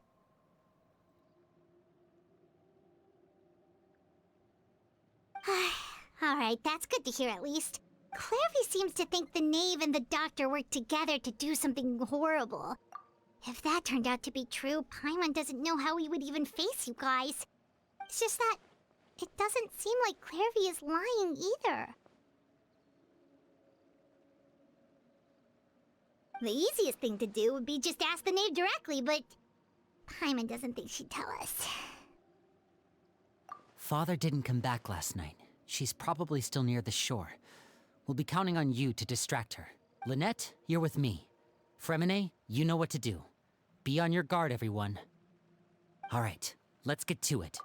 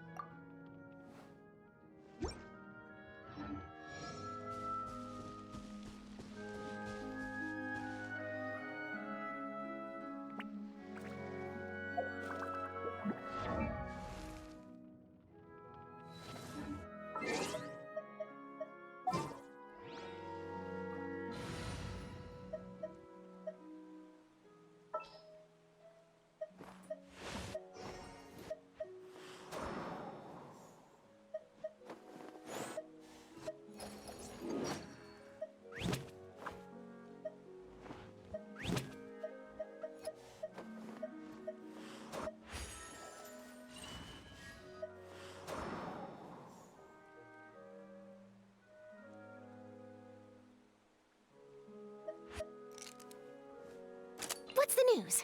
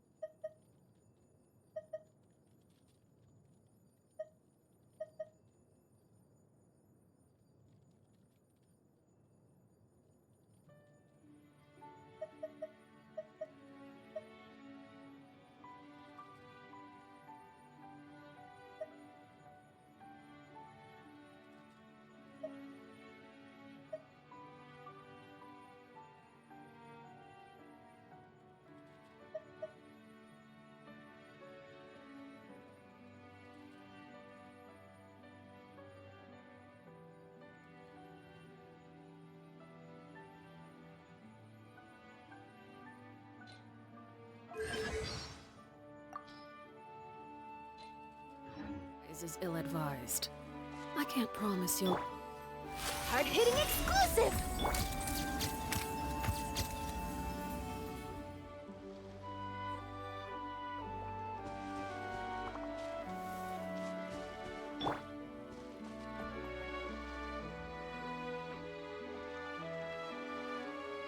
Ah, it's you two again. I must say, you look a bit pale. Did you have trouble sleeping last night? A little. Perhaps if you had less on your mind, you'd be able to absolve yourself of such troubles. So what are you planning to do now? Catch up on some sleep? Or should I give you some time to rack your brain for a topic to discuss before I ask any questions? Although I must profess to being curious. How do you plan on distracting me? Us? Distract you? A good one. But no, we were just here for a chat. Looks like you could have used some extra time to think. No matter. If you don't have any other plans, why don't you accompany me somewhere? Don't worry. I'll be sure to steer clear of any scheming children. The ocean breeze is sure nice today. Children always think they can hide things from the grown-ups. But nothing gets past me. Least of all a little scheming. I think I'll let them have at it for a little longer. I can be very patient. Well, I'll leave you to think things over. If you're so inclined, meet me outside the Palais Mermonia. Good things come to children who do as they're told. So I do hope you decide to tag along, if only for your friends' sakes. What should we do? She clearly knows about everything we've been doing, and Paimon doesn't think it'd be a stretch to say she was threatening us just now.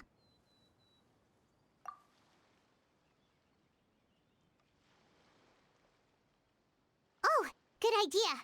Hopefully he sees it in time. Well, we should probably head to the Palais Mermonia. Paimon doesn't want to find out what happens if we don't show up.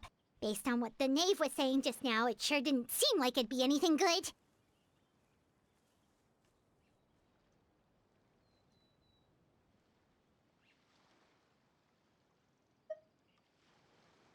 Okay, then we probably shouldn't keep her waiting. It seems like Linny and the others are on thin ice, so let's do our best to not get them in any more trouble.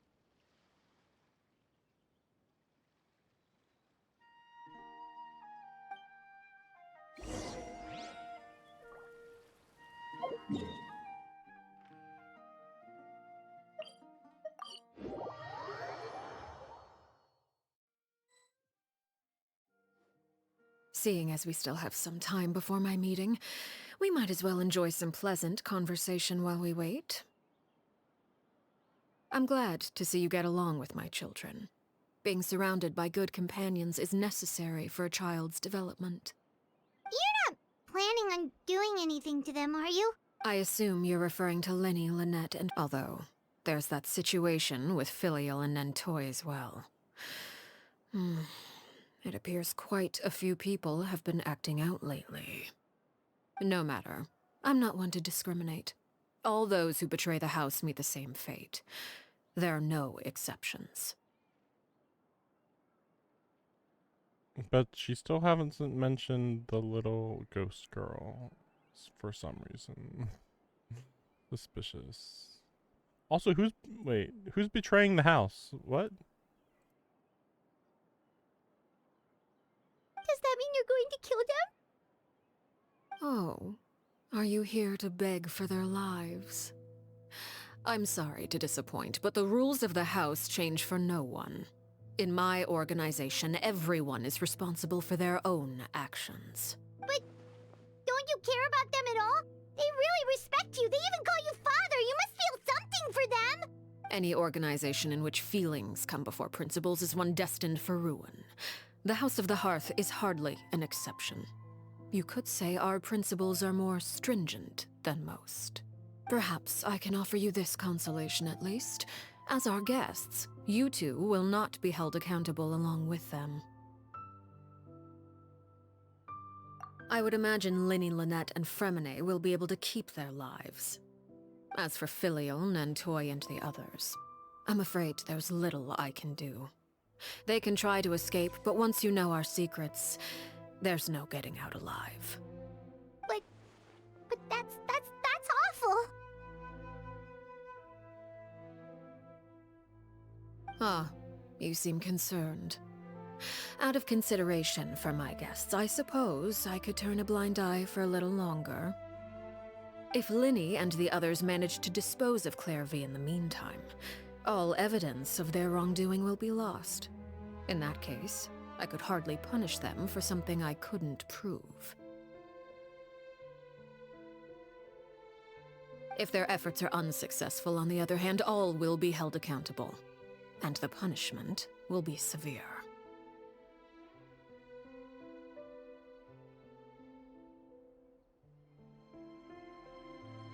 Why are we working with this woman? We're being like, yeah, we'll deal with them. Yeah, like what? Just kill her. Just kill her. I mean, this isn't the ideal boss location, to be fair. Fight location. But like, name a single. I mean, like, presumably the organization like has done good things, I think. But I mean, it's clearly a front, so it's just like, why wouldn't you just kill her? I don't understand. Like, even if we deal with the ghost, it's like There's not going to be any, like, even if there's as happy of an ending as possible, she's literally saying, nah, but like technically she would have killed them pretty much given this situation. Like if it completely came to fruition. So it's like you're literally still letting her get away with murder. Even if, no matter what you do. No matter what happens, unless she says, "You know what? I'm going to change the rules of the organization." No. Yeah, again, it's just unless she literally says that, there's no explanation here. Of course. Oh, and here. I believe this belongs to you. Do try and keep better track of it next time. It takes a considerable amount of time to train a bird like this. It would be such a pity if you were to lose it. Permanently. Wait, where did you get that? Well, I'm afraid that's all the time we have to chat. Now, for the matter at hand. I asked you to meet me here because I have business at the Palais Mermonia. It has nothing to do with you, but I think it would be prudent for you to stick by my side for the time being. There will always be time later to run off and tell Linny what you've learned. Well, time to go. Looks like we wrapped things up just in time.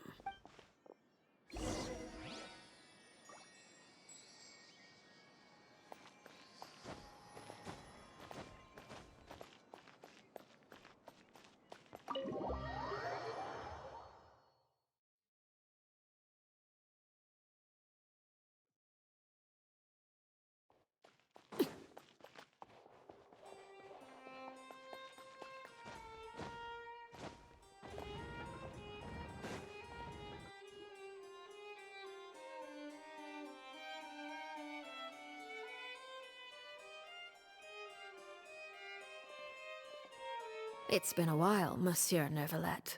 I must say, I wasn't expecting my meeting request to be approved quite so quickly. The Palais Mermonia operates with an efficiency worthy of admiration. It is only right that an esteemed diplomat such as yourself should be afforded the proper level of respect. Although, if I may speak plainly, I must confess that I did not anticipate we would have the occasion to meet again after presenting you with the Gnosis.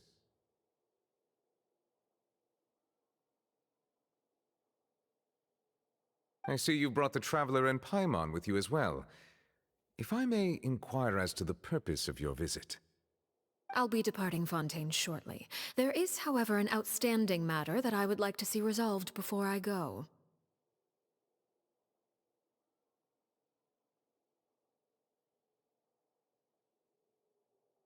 It requires a rather lengthy explanation, I'm afraid. So I took the liberty of explaining everything in this proposal. Please review it at your leisure, Monsieur Neuvillette.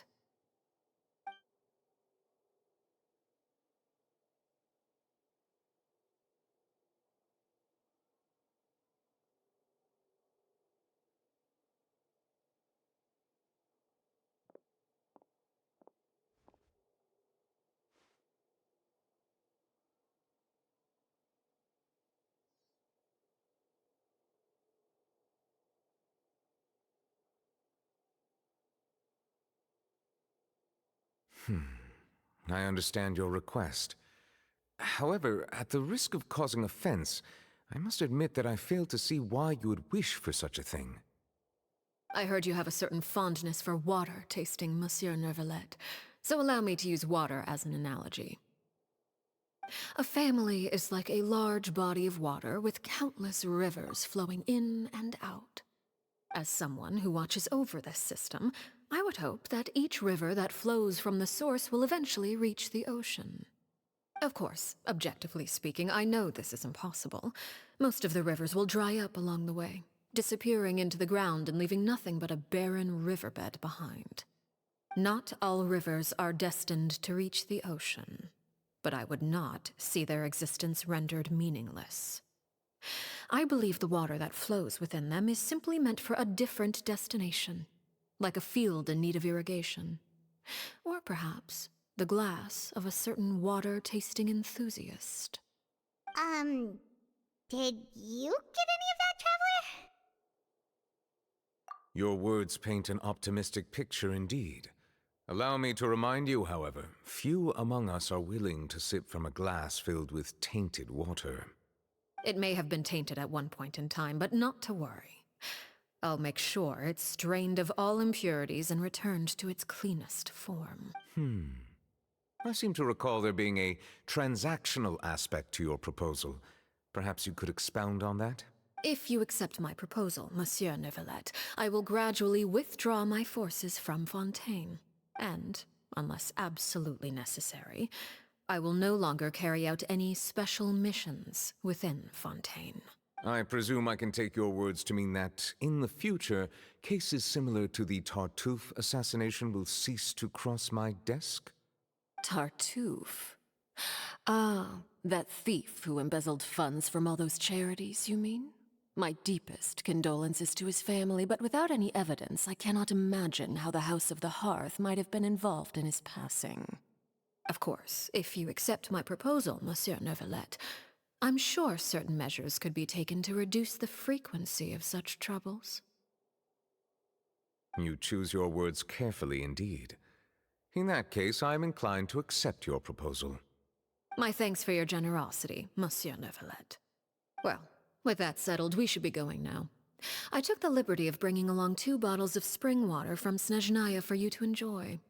I do hope I get the chance to hear your impressions. Perhaps at our next meeting, yes? Indeed. I trust you would not overlook your commitment in the meantime. All right, Traveler Paimon. Time to go.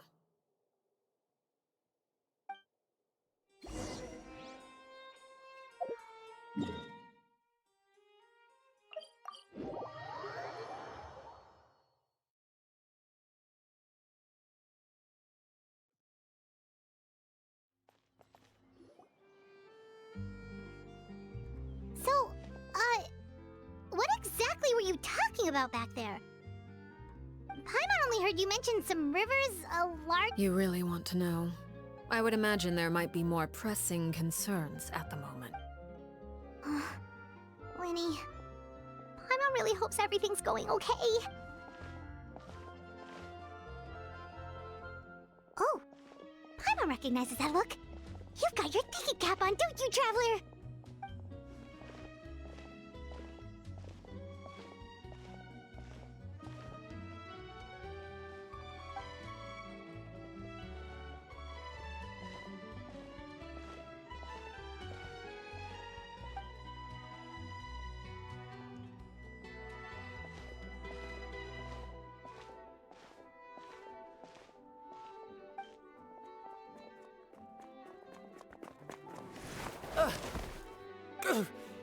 Oh, shoot. Are you alright? Oh, jeez. I'm so sorry. I was so focused on selling these papers, well, let me make it up to you at least. Oh, you don't have to give us it. Please, I want to. It's not like I'm short on supply. It's my fault, really. I was just trying to bring home some extra mora for the family. What's going on here? Nothing much. I just ran into your friend here on accident. I should probably get going, actually, so... Hold on. Of course, I'm happy to compensate you with mora, it's just... I don't have any on me at the moment. I'll take 3 papers. Here, your payment. Oh! Thank you for your patronage. May the Archons bless you with good fortune. If only I had the chance to run into such generous customers every day. I should probably just take on a smaller inventory though, right? I'm getting married soon, so sometimes it's hard to not get ahead of myself. Anyway, I should head out. Goodbye! Well, now that my affairs are settled, we should take the boat back to Poisson. We've even acquired some light reading to enjoy along the way. Actually, why don't we stick around for a little longer? Paimon just realized how hungry she is. She can't head back to Poisson on an empty stomach.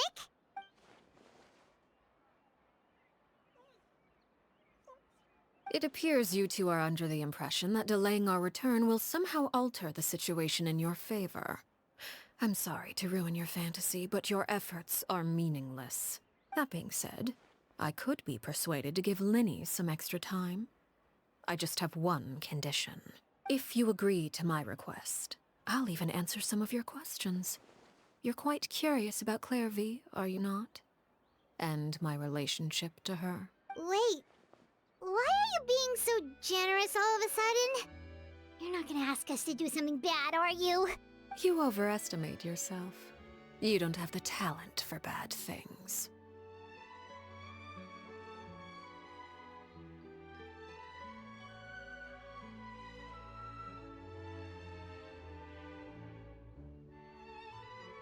So when we overthrew 2 governments, we weren't doing anything bad. Alright, sure, whatever. Then what can you possibly... The most important consideration in a negotiation is that both sides receive something they want. Demands and threats only get you so far. Wonderful. When the time comes, make the choice that you deem most appropriate in the situation, and lend your help to the House of the Hearth. Okay, sounds normal enough. But what do you mean, when the time comes? When is that supposed to be? That is for you to decide. Then we have a deal. Follow me.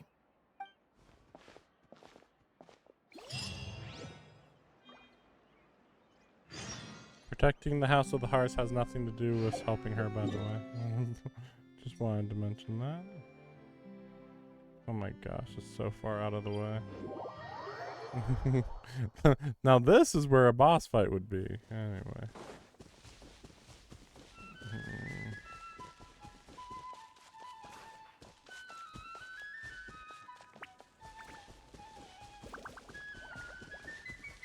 It's interesting that the Traveler doesn't really think about actually fighting people, which is weird. Since we actually have fought people plenty of times. Like, I know it's like pretty much always in self-defense, but like, come on. You know?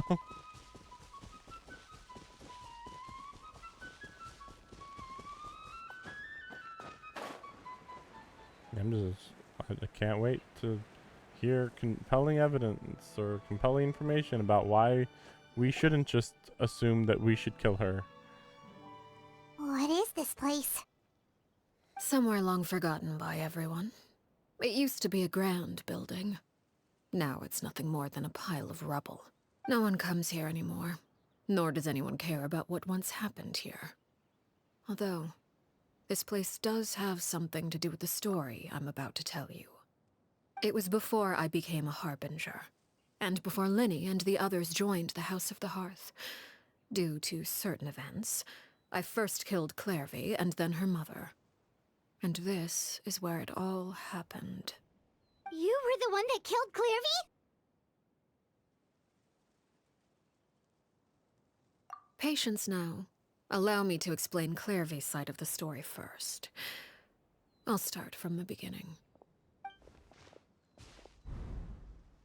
Clairvy was 6 years old when she was brought by her mother, Crucibina, to live in the House of the Hearth. From the outside, it seemed like a fairy tale. A thriving family made up of kind adults and friendly children.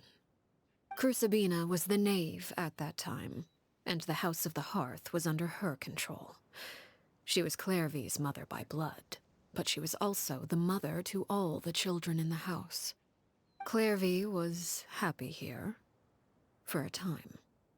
But she quickly realized that being part of this family wasn't a fairy tale at all. It was a kind of purgatory. Purgatory? Exactly. The House of the Hearth takes in war orphans from all over Tevat.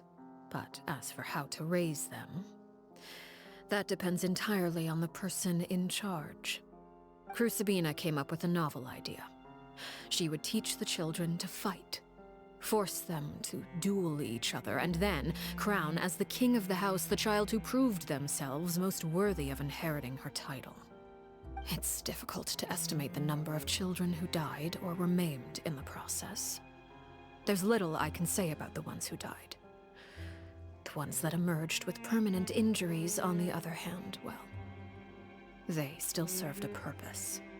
They would be handed over to the doctor to be experimented on, or sent away on dangerous missions. Nothing more than tools to be used and then discarded. So those were the experiments Clairvy was talking about. But what actually happened to her? You said that Clairvy was Crucibina's daughter, so if Clairvy tried to convince her to stop what she was doing, Crucibina probably would have listened, right? Despite being Clairvy's mother, Crucibina cared little for her daughter.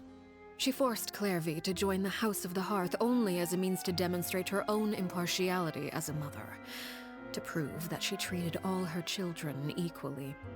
Clairvy did try to convince her mother to change her ways, but it was to no avail. After her efforts failed, the only other option was to rise up and try to fight back. Unfortunately, the other children had already been thoroughly indoctrinated into the illusion of happiness Crucibina had created.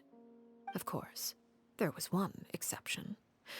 Someone Clairvy's age who knew the truth about the House of the Hearth. Her name was Peruere. Wait, the friend that Clairvy mentioned? Friend, huh? I suppose we can call her that for now. Clairvy was a cheerful and passionate person with a tenacious spirit. Peruere, on the other hand, was rather cold-blooded. Her cold-blooded nature allowed her to see through Crucibina's facade. Yet, it was also this cold-bloodedness that prevented her from acting against it. At least at first. While Clairvy longed for freedom, Peruere was convinced that, amid all the fighting and violence, she would make it until the end. Despite their differences, the two became fast friends, united by their knowledge of the truth. Clairvy told Peruere that she hoped to create a real family, where no one would be killed or sacrificed. There may have been a certain naivete to her ideas, but Clairvy proved her determination many times over. She tried countless times to run away, ask for help, or expose the truth. But her efforts only earned her beating after beating. The only thing that kept her going was her strength of will. Even with her body racked with pain, she would still stand on her tiptoes and open the window at night. She and Peruere would look out at the moon together, a fierce longing for freedom shining in her eyes. But one day that light simply vanished. Oh no. What happened? Her hopelessness resulted from a culmination of things. 10 years had passed. 10 years worth of failure after failure. She and Peruere weren't children anymore, but finding any chance to escape still seemed as hopeless as ever. It was during this time that Peruere suggested a new plan. If escaping was out of the question, why not take down the very person sitting on top of this throne of lies? Mother herself. Clairvy rejected that proposal. She claimed that, as a famous harbinger, Crucibina possessed an unimaginable amount of power. Trying to kill her would have an incredibly low chance of success. Clairvy never gave another reason, but Peruere could see it written all over her face. Clairvy still thought of Crucibina as her mother. Killing her own flesh and blood was a line she couldn't bring herself to cross.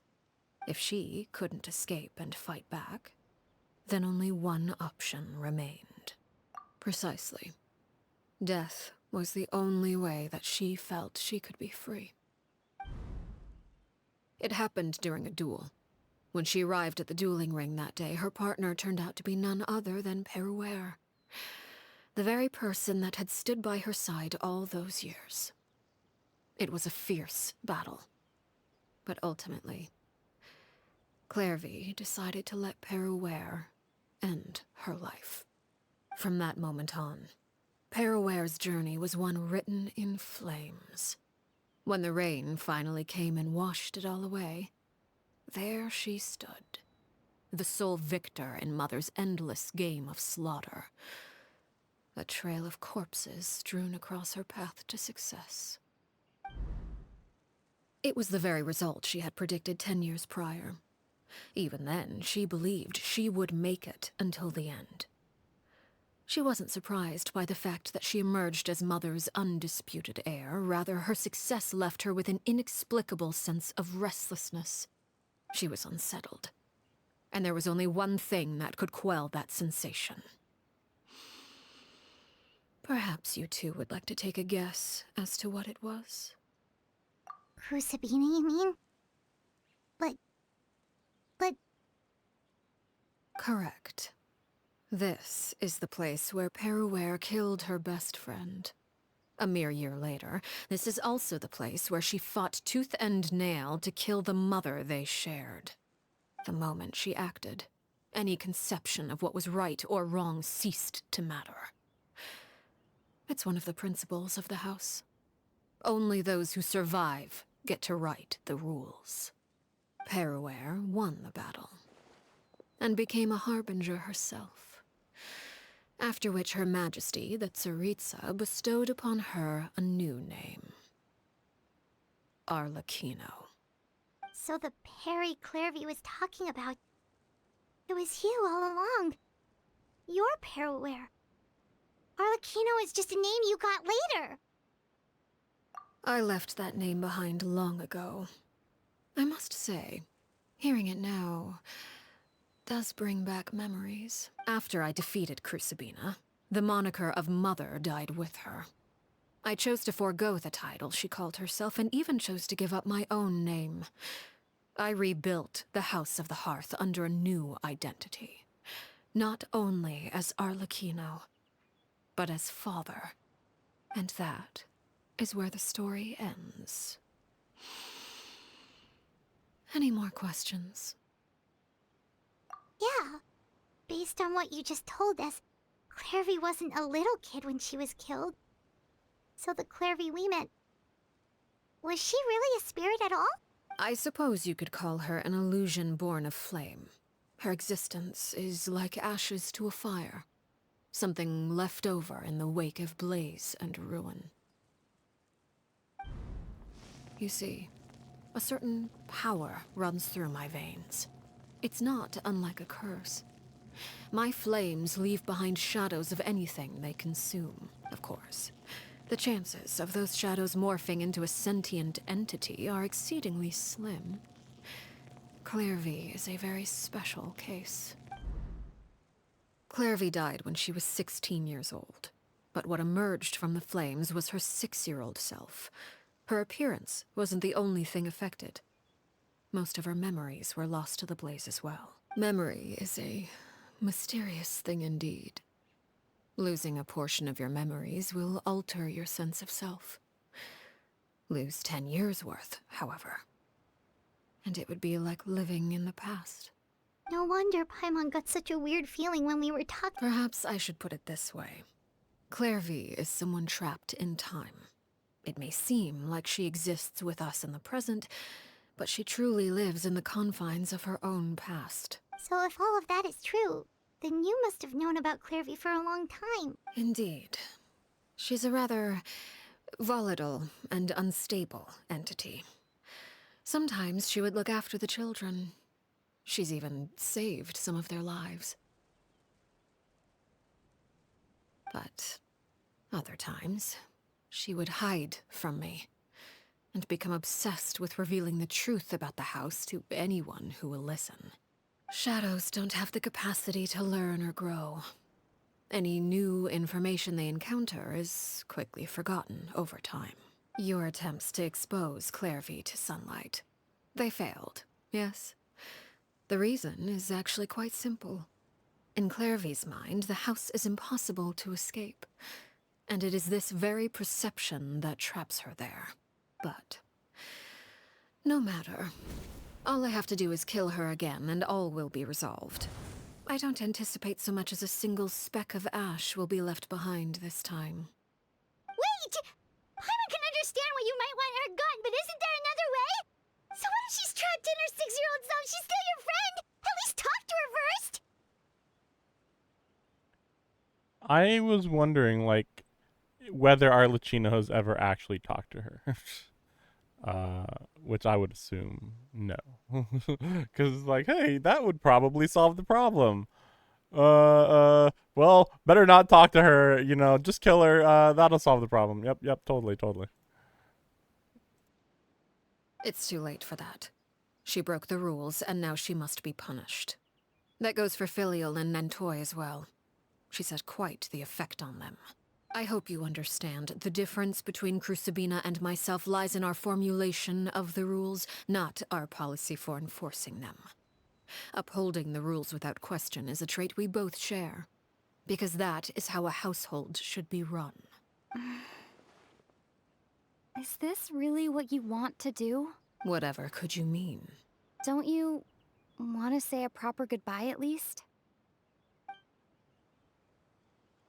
Whether as a killer or as a father, there are two things that must be avoided at all costs: anger and sorrow. Anger makes you impulsive. Sorrow causes you to waver. Well, it appears it's about time to proceed. Before we arrived, I told some of my well-behaved children to bring our troublemakers here by nightfall. I do believe I've kept my end of the deal. I gave your friends quite a bit more time. As for what happens now, we'll just have to wait and see.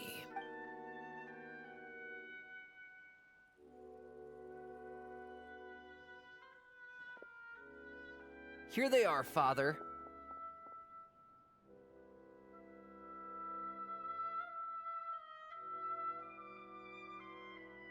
So how does that work when she's in the shadow right there? But that would mean she'd have to teleport there. I guess it's fine. I guess that's within the rules. I guess. I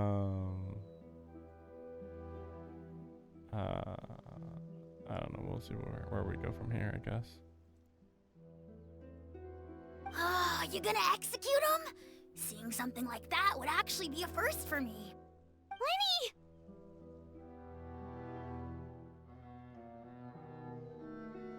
I'm sorry. I heard about how you helped buy us more time. But I still failed. I couldn't find a way to fulfill her wish. Huh? Are you... Perry? Indeed, it's been a while, Clairvy. Perry! Shh, stay right there. I'm sorry to postpone our reunion, but first I believe certain scores need settling.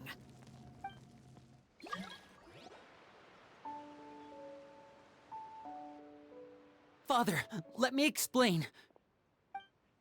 Out of my way. Father! You chose to conceal a threat to the house. And for that, you must be punished. Overall, however, I suppose your wrongdoing is hardly the most egregious of the bunch, so I'll deal with your punishments later. As for right now, the more pressing concerns are the traitors among us. By traitors? Do you mean us? Father, let me explain. We didn't mean to... Fultz, why don't you share what you heard? Yes, Father. Secret Midnight Meeting number 3. Participants, Filial, Nantoy, Sato, Toddy. Nantoy clearly said, if only Father wasn't the one who took us in. Sato added, I'm sick of this life. I just want to live as a normal person. Filial was the worst of them all. She called us crazies and said a bunch of mean things about Father. I did not! You're lying! Fultz is trying to frame us. It's not like I'm the only one who heard those things. After that, you and Toddy and a bunch of other people started talking about Clairvy. You were using all those things Clairvy brought up as an excuse to question Father. We're birds locked in a cage. The only way out is to destroy it. That's what you said, wasn't it? You little. You just want me gone, don't you? What did I ever do to you, huh? And you, Sheplo, have you forgotten who stood by your sickbed, watched over you, and changed your dressings? Come on, let's hear it then. What's your reason for all this?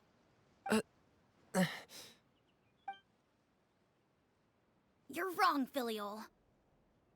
We don't want you to die. You're our family. Liar. You wouldn't be doing this if that were the case. So why? Why have you backed us into a corner? Literally said, yay, here comes an execution. I haven't seen that before. Fuck off. What the fuck is... What? Oh, I'm sure it's a translation error. I'm sure. Just a holy cow, horrifying translation error. You know, it's just, you know, they happen, right? You know, why not just have every type of slur imaginable? You know, oopsie daisy. Translation error, right?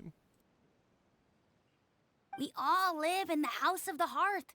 You know the type of work we do, Filiol. A single betrayal can cost dozens of us our lives. It's not like it's never happened before. That kind of thing is hard to forget. That's why the House of the Hearth cannot tolerate any form of betrayal. Ever since we came to Poisson, you've had 7 secret meetings. A lot of the things you talked about really crossed the line. You've been spying on us for half a month? Wait a second. Now that I think about it, the move to Poisson was just a way to make it easier to spy on us, wasn't it? Because we were all in one place. You've had this planned all along. Filial, Nantoy, I'm sorry. I owe you both my life. I owe Claire V too. If it weren't for all your help after I got poisoned, I wouldn't be standing here today. If this were any other situation, I would do anything to repay that kindness, even if it cost me my life. But rules are rules. I'm sorry. My hands are tied. So Chaplot dies, right? Because it's a little weird now. It's like, wait, who's betraying who when they're the ones spying on their own people? Why would you be spying on them if you're not the traitor? Oh, well, spying's just normal, right? I am really wondering where this cutscene's going. It doesn't really make much sense so far. In many different ways. In many morality ways, it's just like, this is really dumb in a lot of silly ways. Never mind, like, perhaps the biggest one being, hey, the main character's over there.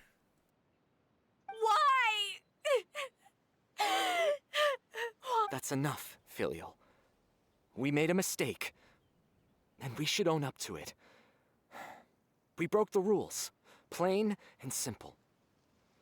And now we have to face the consequences. I'm sorry, Chaplot. Faults. I'm sorry, Father. We accept our punishment. Chaplot, according to the rules of the House of the Hearth, how should these traitors be punished? All those who betray the house pay with their lives. And so it shall be.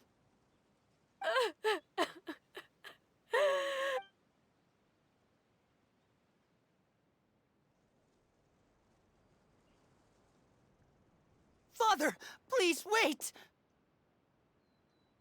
Something you want to say, Linny? Please reconsider, Father. What Filial and the others did, does it really count as betrayal? We all come from broken families. From the very first day we joined the House of the Hearth, we wanted nothing more than to make it a real home. But the truth is, none of us know what a real home should look like. I'm not saying I have all the answers. All I know is this. Killing Filial and the others may uphold the rules, but doing so will only bring us further away from being a real family than we've ever been. So please, Father, please reconsider. I agree with Linny. Father, please. Linny, you... I also agree with Linny.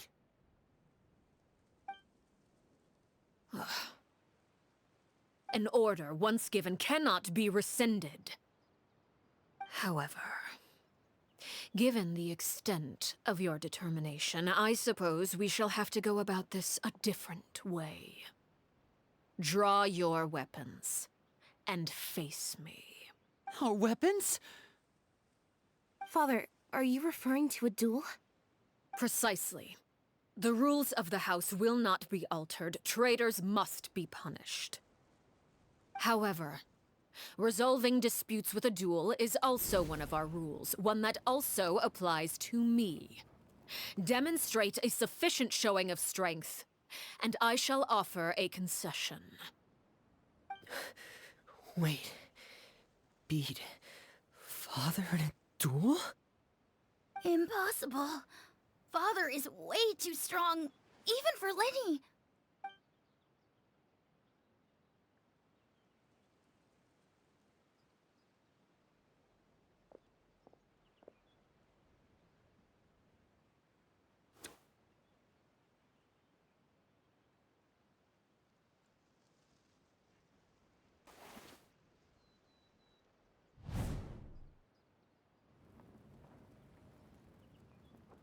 Did you hear that, Traveler?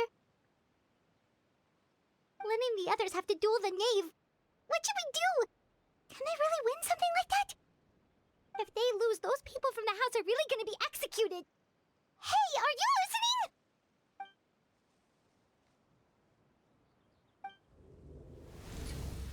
Don't you want to say a proper goodbye at least?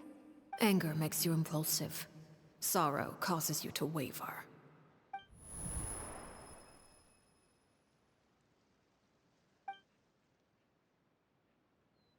Oh, looking at that expression on her face, she seems really serious about this. Guess that means there's no chance she's throwing the duel on purpose, huh? When guests are around, families are often on their best behavior. And any disputes are less likely to escalate. When the time comes, make the choice that you deem most appropriate in the situation, and lend your help to the House of the Hearth. What's wrong, Traveler? Hey, where are you going? Traveler? You're asking to join the duel against the knave? I'll allow it. We do have a ready-made dueling ring at our disposal, after all. All I would advise is this. Keep a firm grasp on your weapon, and give it your all. Any less, and you may just lose your life.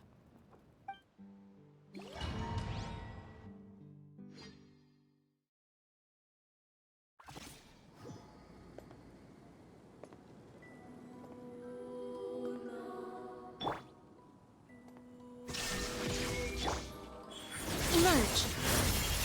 Say cheese! Is it my turn now?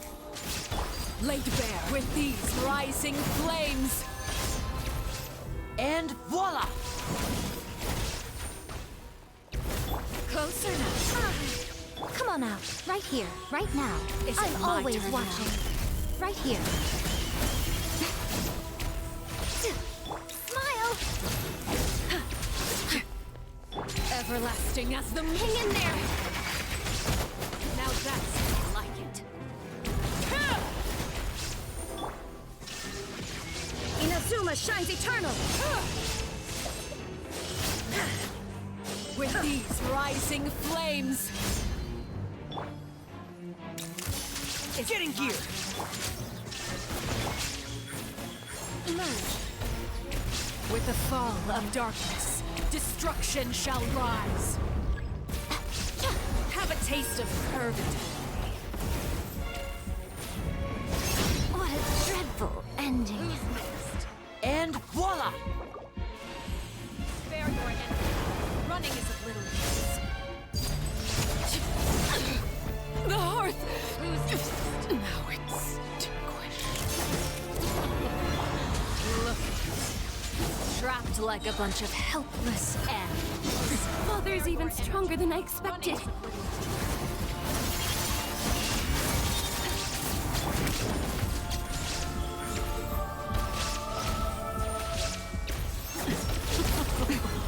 Look at you. act like a bunch of helpless animals. If I really have to draw my blade, then... With these rising flames, The fun is over. To oblivion! now's our chance. Hold that pose!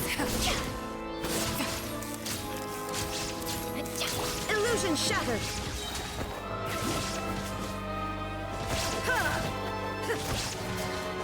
Now you shall perish! Hang in there! Spare your energy. Running is of little use. Smile!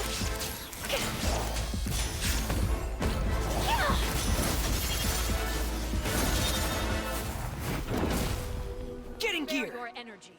Running is of little use.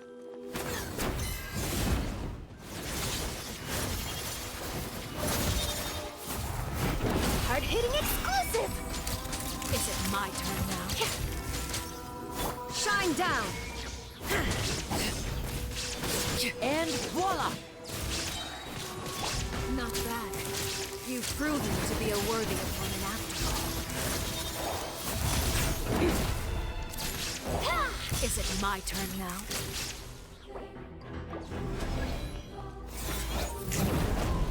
Inazuma shines eternal. There's even stronger than I expected. Fly tangled in a web.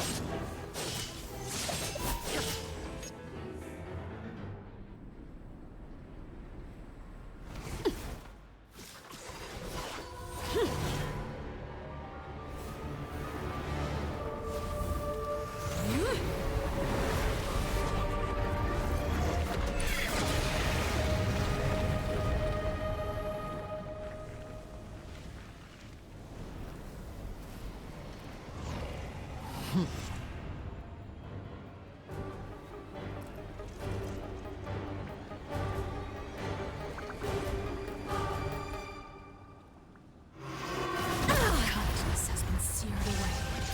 My blade is all that remains.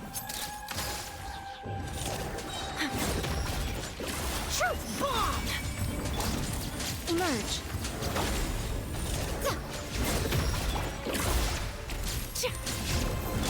Now you shall perish!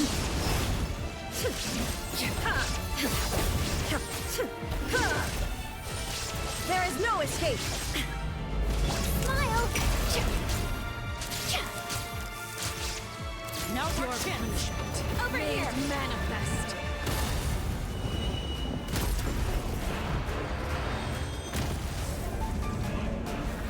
Right now. Emerge. Right now. Shine down! Inazuma shines eternal! The sun and moon. Watch out for Father's movements! Look out!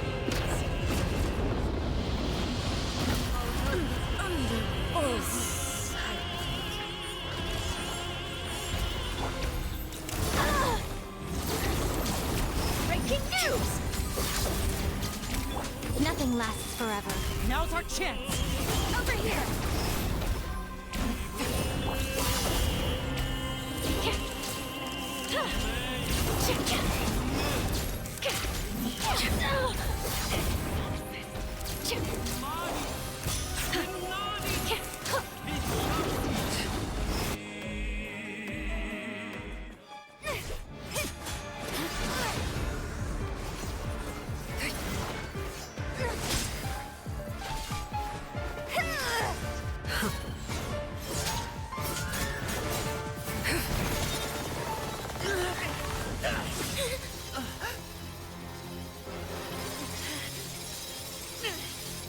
You should know better than to crowd in one place.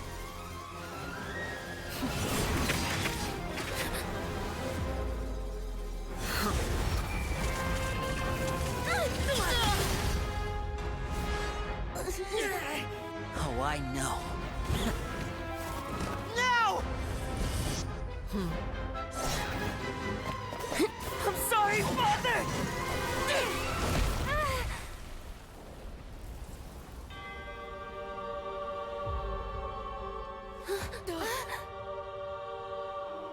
Sorry for what? This pitiful excuse for an attack.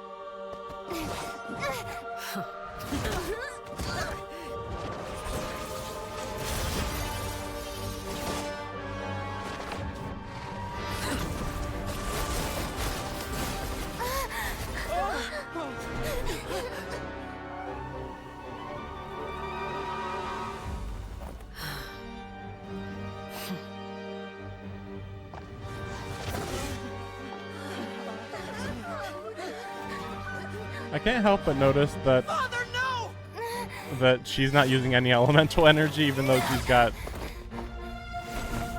you know, 4 elements. Made it out, did you? That's a lot of elements. You're stronger than I expected. And she should be able to combine them, maybe.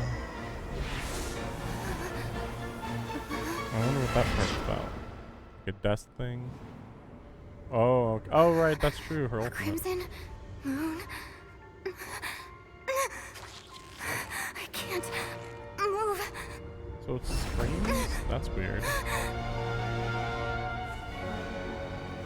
Can beat a dimensional whale, but struggles against her? You know, why would that be? Hmm? Still, not strong enough to beat me. Well, it doesn't seem like she was going at full power. I would say she wasn't even going as strong as when she fought Child, really.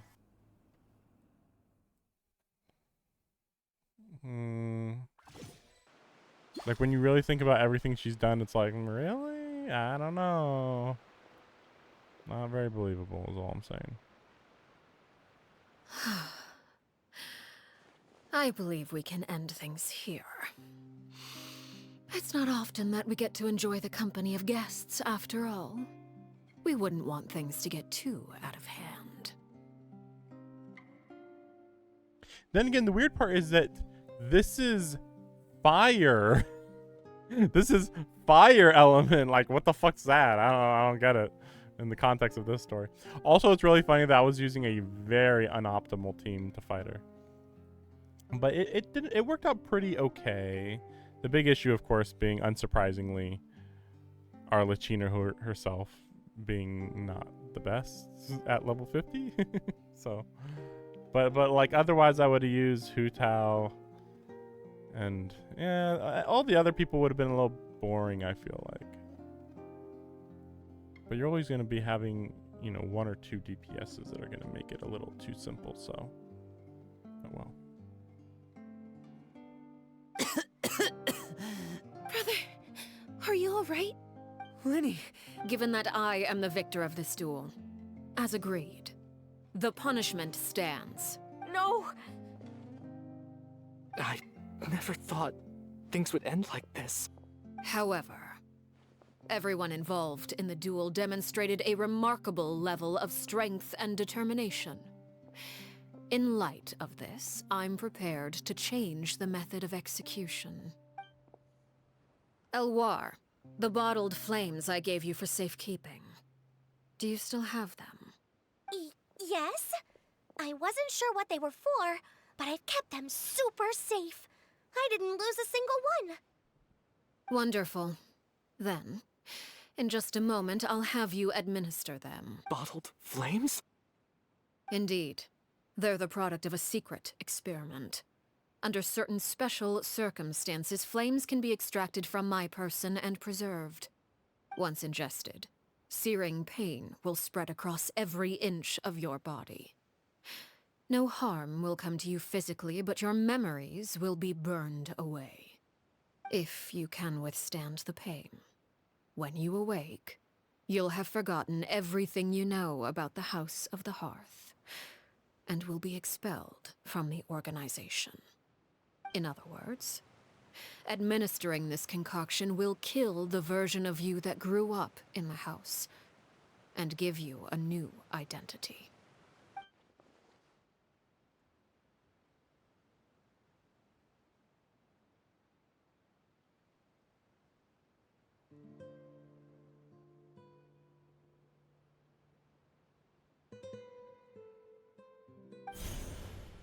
Memory is a mysterious thing indeed. Losing a portion of your memories will alter your sense of self.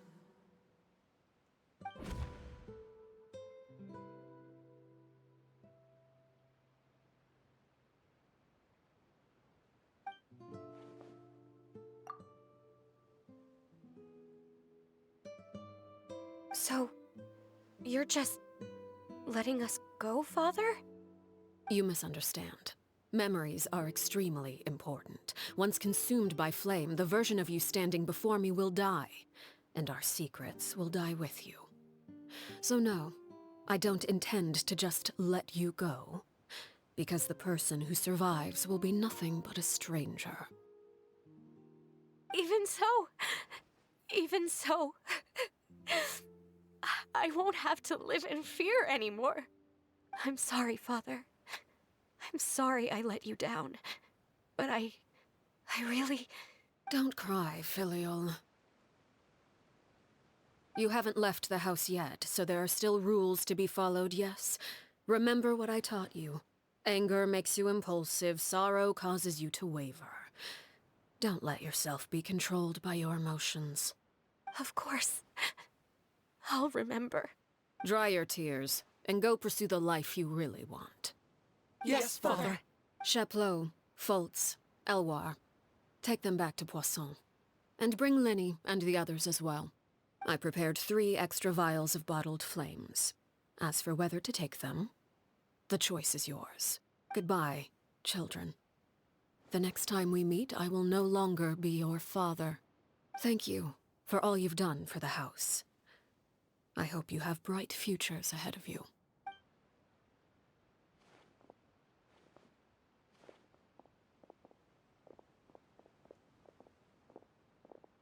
Father! Let's go.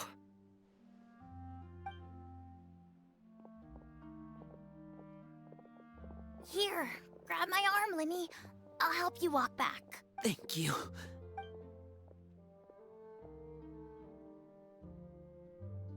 Clairvy.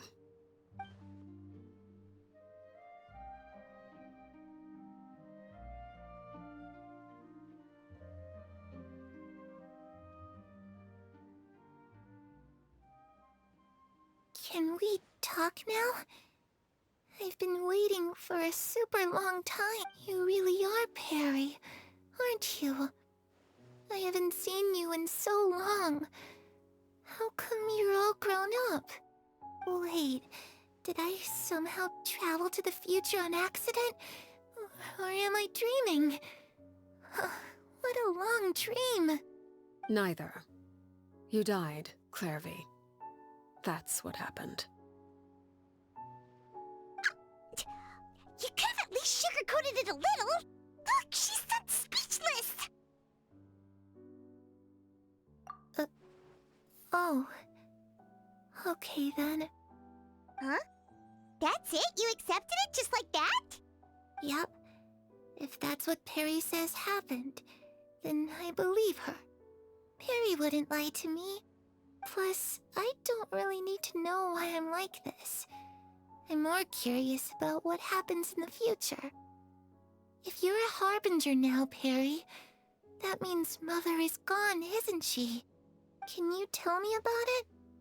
I want to know what happened to her. And to me. You never stopped trying to defy fate. At first, no one believed you. You could only vent your frustrations to the moon.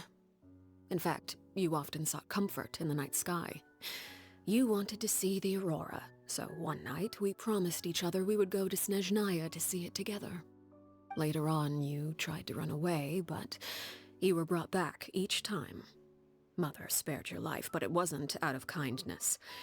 Instead, she decided to make an example of you by slowly torturing you over time.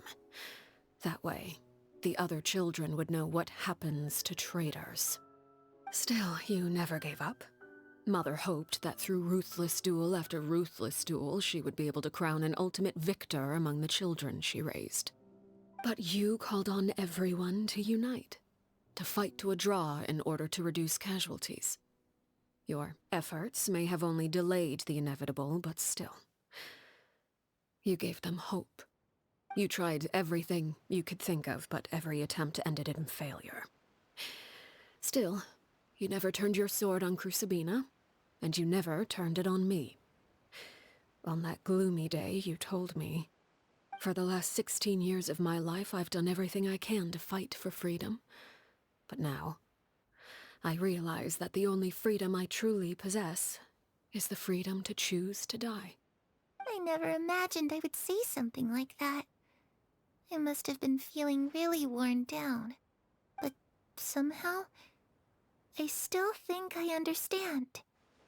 According to Mother's plan, only one of us was going to make it until the end. And I always hoped that person would be you. If I could do it all over again, I still don't think I would make a different choice. Even when I first met you, I knew you'd be able to do what I couldn't. Is that so? Even now, I'm not sure I truly understand what kind of freedom you were trying to pursue. But as the head of the House of the Hearth, and as the children's father, I've tried to give them the most basic of freedoms. The freedom to choose their own fate. It's something I discussed with the Iudex of Fontaine. The children who want to leave the house will have their memories wiped clean of all secrets pertaining to the organization. In return, they will be allowed to live a normal life in Fontaine without being prosecuted for their past. Of course, I won't simply hand freedom to them on a silver platter. They have to fight for it and prove themselves worthy of it. Only freedom that is earned has true value. That's more than enough. That's exactly the kind of life I was fighting for. You know, Perry, I think you're a pretty amazing king, and a really great father, too. I'm really happy that you're the one who took over the house. I guess I do have one regret, though. I still haven't seen the outside world. Well, it just so happens that our dear guests over here have been to many nations and traveled to countless places. Perhaps they would be willing to tell you what the outside world is like. Really? Of course! We've traveled all over the place. We've got so many stories, we could probably talk your ears off for 3 days straight!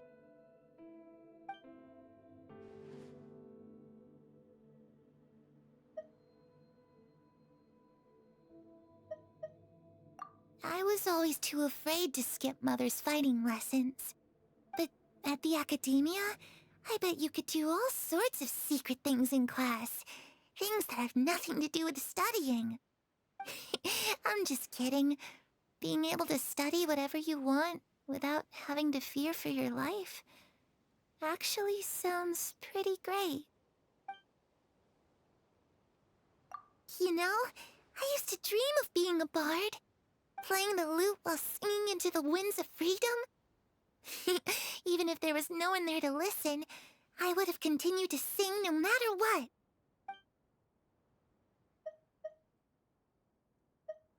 Those yokai you mentioned, what do they look like?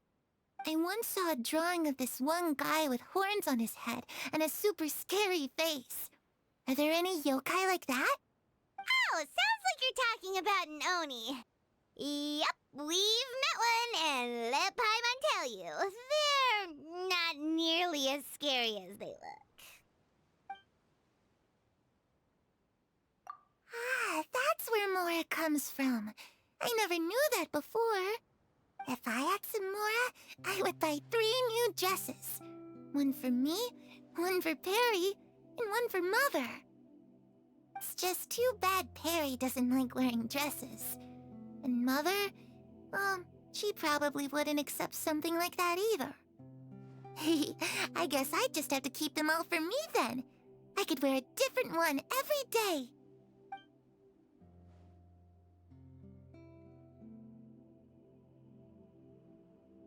The situation was super dangerous. Lenny and Lynette were accused of committing a crime, and they were going to have to stand trial at the Opera Epicles. Oh no, that must have been hard for all of you. What happened next? Don't worry, we were able to turn the situation around super quickly, all thanks to Detective Paimon, of course. How'd you do that? Come on, tell me. Okay, so it was like this. After the failed magic show, we rushed to the scene and...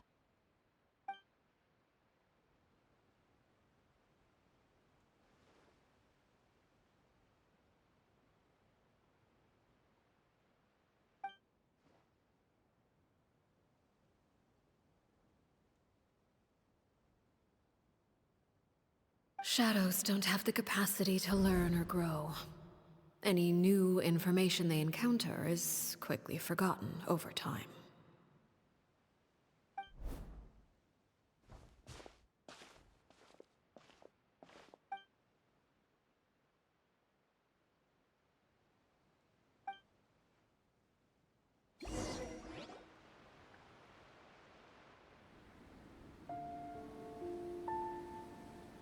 Clairvy, you've worked tirelessly from the shadows to overthrow the House of the Hearth. Now, by my authority as the Knave, I shall announce how this matter ends. You are hereby expelled from the House of the Hearth. You are no longer tied to this place, nor are you bound by its rules. You're saying that I can finally leave? I get to experience the outside world as well? Oh, I almost forgot. There's no getting older for me. Still, seeing who you grew up to be makes me really happy, Parallare. Take care of yourself. Goodbye. May we meet again someday.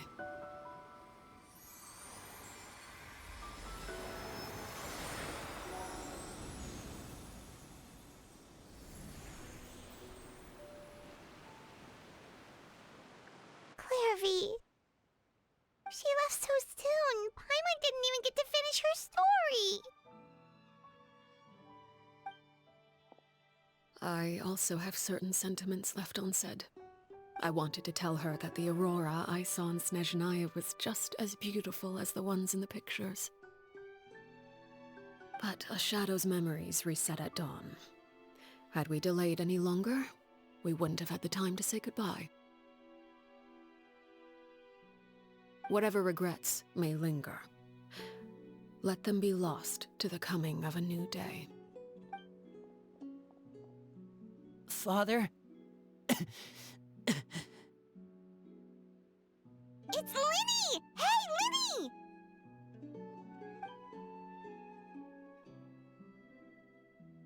What is he doing back here? Let's go check it out.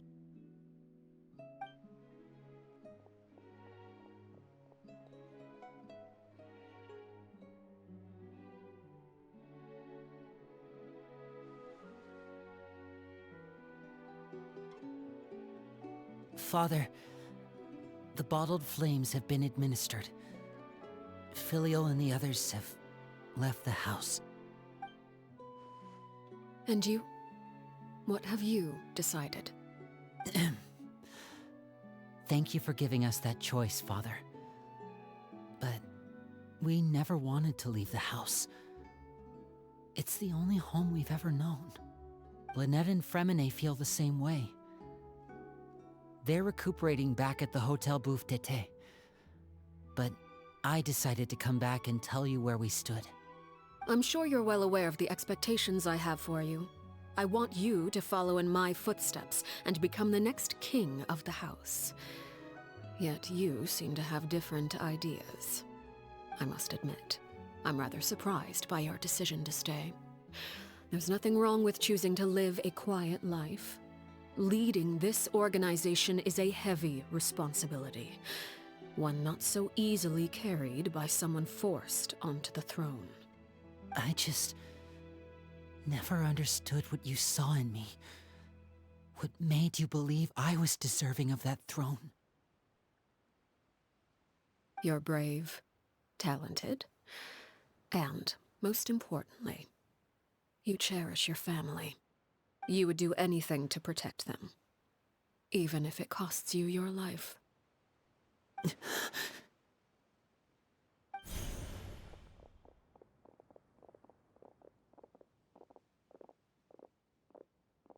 Speaking up back there was so brave of you, Linny. It's all thanks to you that we were able to convince Father to back down. You're a hero, Linny. Hero. Father is the real hero. Had Father gone all out during the duel, there's no way I would have walked away with my life. She must have had it all planned from the beginning, from the very moment she suggested a duel. I'm not deserving of that title. I'm not strong enough or smart enough. You're wrong. In my opinion, all you need to be deserving of the throne is conviction and the necessary strength to act on it. We may have different ideas of what it means to be a family, but you can hardly be said to lack conviction. What you truly lack is strength. For someone of your talent, though, that's something that will come with time. Even without that strength, you still chose to face me in a duel, even though the odds were stacked against you. That capacity to honor your convictions is what I truly see in you. Father. No one knows what the future holds, what tragedy or triumph may be in store. Being at the head of this organization requires the strength of will to face whatever comes. Caution will only hold you back. If reaching a certain standard were required to go after what you want, I would never have succeeded in killing my predecessor. Back then, there was still a considerable gap between our abilities. Strength may decide the ultimate victor, but those who let a lack of strength dictate their decisions or undermine their convictions will never be worthy of the throne. I understand, Father. Thank you. Children must grow up to surpass their parents. Only then can a family continue to flourish. The road ahead is not an easy one, so I'll ask you one last time. Are you certain you want to stay? You've done so much for me, Father, and that kindness must be repaid. Plus, with Project Stuja at hand, there are many dangers ahead, and I, for one, don't intend to back down. Protecting my family at all costs. That's my conviction. Then you're welcome to stay. As for Project Stuja, you need not be too concerned. If those cowardly businessmen and heartless dignitaries try to take us down, I'm prepared to teach them a lesson. Having members who longed for the light was our organization's last weakness. With those members no longer among our ranks, the House of the Hearth is like a spider hiding in the shadows. We need only wait for our prey to come to us. At present, our imperative is to use their plan to our advantage. In doing so, a crimson moon shall rise amid the frigid blizzards of winter. No demonstration of loyalty shall go unrewarded, and no sacrifice shall be in vain. As for the two of you, whether we meet again as friend or foe, I'll remember the camaraderie we shared in this moment. No matter how arduous the journey ahead, I hope we both reach our desired destination.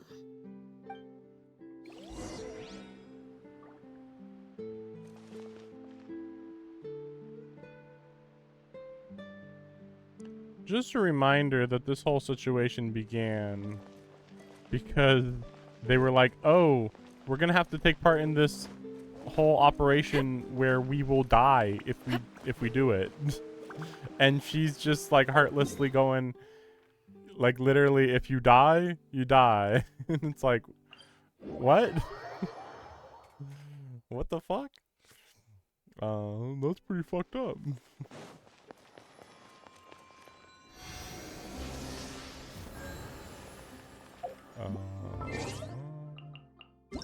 Why did I get mail? Only now.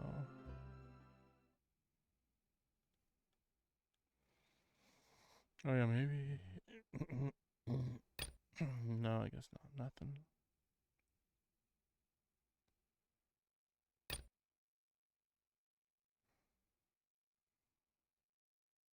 Yeah, so this is all the same area. It's funny that like all these areas are pretty much back to back to back. Just like, no, Just go through it. Pretty easy. But it's weirdly small. Like, you would expect it to be way bigger given how big the water area is above it.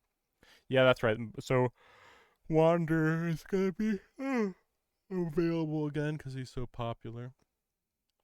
I don't know why Baizu's back, though. I don't think anybody cares about him. So I think I did all these other ones. Yeah, this is the good one, I think. This one's, like, just fine. But, like, this one's really good, I think. Sino. Wait, yeah. Oh, yeah, that's right. Sino Story Quest is next. We'll see when I get to that.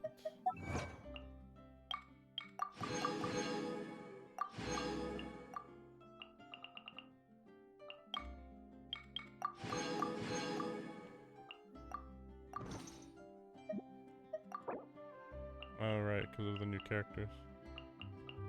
I mean, unfortunately, they're just really basic portraits. Wait, yeah, look at this. Oh, man, the difference, man. The difference.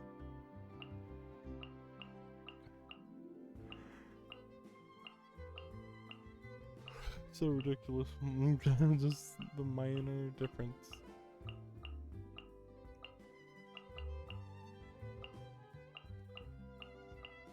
Wait, why did her... whatever. Yeah. Wait, I didn't see some of these ones at the bottom. I saw, like, these, and that was it. Oh, that's a good one.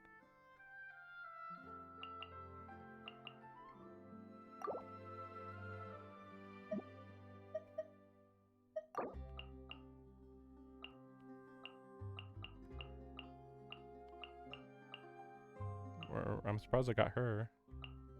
So I assume I got some of these just by completing quests, like retroactively, I guess. Unless I just had these a long time and I never noticed.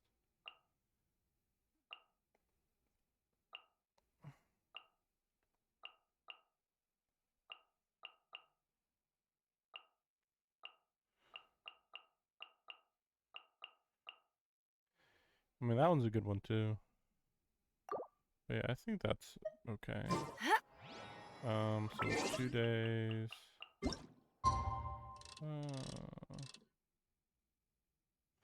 But yeah, just the story being silly by being like, yeah, we're gonna ignore all of the murders.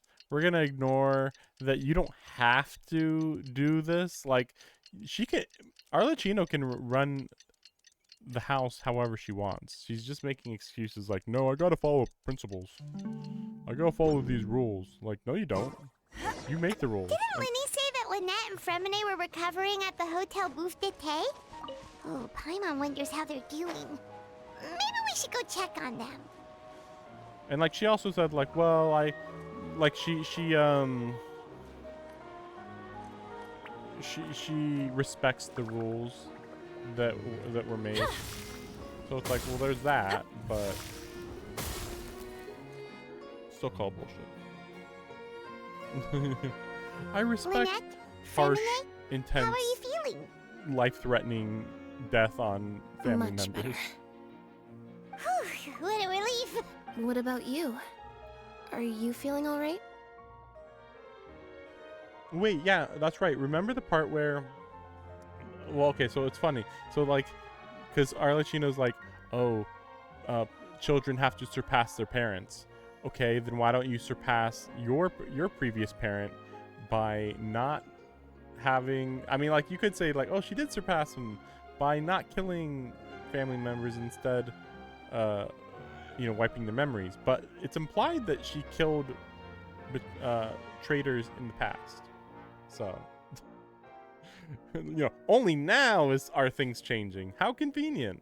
If this had been a year ago, apparently, yeah, it would have been murder. Or whatever. I knew you'd come out unscathed. Us, on the other hand, well, we've been bedridden for 2 days. I couldn't even turn over. It so confused me because Fremine wasn't in his submarine form or whatever. So, okay, not... Basically, we didn't see anybody using magic, you know, elemental energy other than Arlecchino, and her freaking elemental energy is freaking bizarre flames that are more like blood that she can like shape into anything. So it's like not even fire at that point. Oh, and I wanted to ask, is Clairvy gone? Linny and the other members have left Poisson and returned to the House of the Hearth. According to him, there haven't been any more sightings of a spirit roaming the house. Also, are there only 3 members left of the house? That's what they were implying, so that seemed odd. I see. I'm glad. Father came to check up on us 2 days ago and told us about what happened with Crusabina and Clairvy. Actually, I've met Crusabina before. How? Wait, what? Oh. You've met the former knave? Maybe as a shade. Crusabina died a year after Clairvy. It was during the year between their deaths that I joined the House of the Hearth. I could have sworn that Arlecchino said that all 3 of the kids hadn't joined the house before Arlecchino became the leader of the House of the Hearth. Isn't that exactly what she said? Unless they're trying to imply Fremine got there, but the rest of the other 2 didn't. But they were also saying that Fremine had been Linny's friend since childhood, but maybe Fremine got there when he was like 3 or 4 years old, and then Crusabina died, and then Linny and Lynette joined, and you know they're still like 3 or 4 years old or whatever. So they were friends from when they were young, I guess. Maybe. Crusabina had an extremely cruel and radical way of doing things. While she was alive, the atmosphere in the house was suffocating. When I joined, though, the experiment she valued so much had already come to an end, and all the people involved, dead and injured alike, were gone. Crusabina never talked about the past with us newcomers. A couple of months after I joined, Father killed Crusabina and burned all her files. With that, the names of all the people subjected to her experiments, Clairvy included, were lost to the flames. Father took in Lenny and me a couple months after that, but she never mentioned anything about Crusabina or Clairvy. It really seems like something she was planning to keep to herself. The last time you talked to her, did she mention why she kept it a secret for so long? She said she didn't want us to be affected by the darkness of the past. She was worried we'd develop a false sense of gratitude towards her if we knew about it. The foundation of a family should be free of any corrupting influence. Whatever happened in the past, it has nothing to do with who we are now. And that's what Father told us in the end. But I still thanked her for everything. It was only after hearing about what Crusabina did that I finally realized how insignificant our lives could have been. The members of the house meant nothing to her. To say that she valued them in any way, even just as a tool, would probably be giving her too much credit. If Father hadn't taken over the House of the Hearth, I probably would have already... Father rarely brings up the fact that she saved us. She doesn't believe that being indebted to her should be what ties us together. But even if we didn't owe her anything, we would still choose to stay. Because this is our home. We may have arguments or times when we feel wronged. Some people may even choose to leave. But as long as Father is here, we will always have a home. Whether the path before us is bathed in sunlight or shrouded in shadow, we'll follow Father wherever she chooses to go. So I wanted to say thank you for helping us make it through this crisis. Without your help, we could have lost a lot more along the way. Oh, we didn't do anything, really. Of course. You're welcome anytime. All Filial and Nantoy okay? I actually saw them at a cafe this morning. They didn't recognize me. From what I could tell, they were drinking coffee and talking about one of the operas that started running recently. They seemed happy. If I had to take a guess, I would say they finally found the kind of life they always wished for.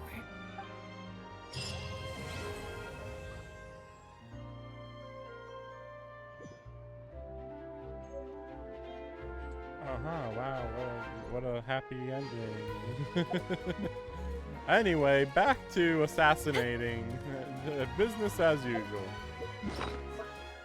And like, I still can't believe that they tried to be like, no, you see, they do good assassinations. They kill bad people. And it's like, are you stupid? like what the fuck are you talking about? Like, yeah, we brought up one example of them not horribly killing somebody. Therefore, that's a good example to go based on for the rest of, you know, forever. Yeah, that's how it goes. So yeah, here we go. So that's how you do it. Yeah, that's about right. Let's see, who am I gonna use for this?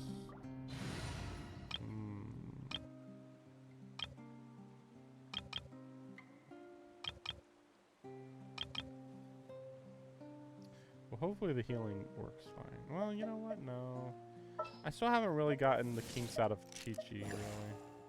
She's fine. Wait for my signal. It's hard to say how good she is. So we'll do this. 90? Ooh, should I do level 90? We'll do level 90. It's fine if I lose.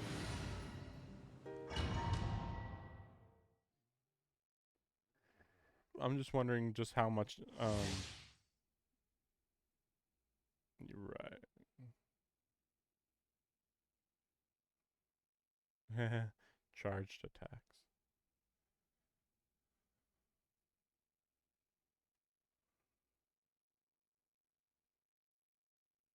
Basically, dodge all her attacks. What the fuck is happening? But yeah, I'm wondering how Nahida's stuff is gonna work on her. We'll see. Afraid? I see everything. Or do you not even have the courage to be afraid? Is it my turn now? Dance with the waves! Spare your energy. Running is of little use. Make With yourself a these move. rising flames. Lightning, purify!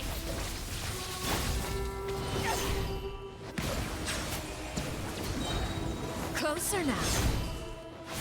Let the mighty be humbled. Is it my turn now? Spare your energy. Running is of little use.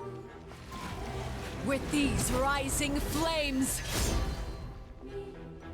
Hey!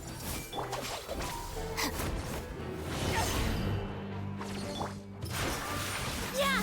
The problem is that this is just the beginning, the first part of the fight. First part of the fight, so you know.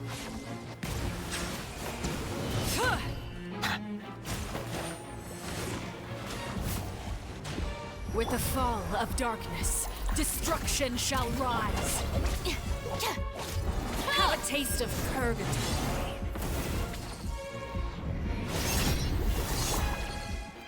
Silence! Look at you. Trapped like a bunch of helpless animals. So Nahida does help, but you gotta have a good goal.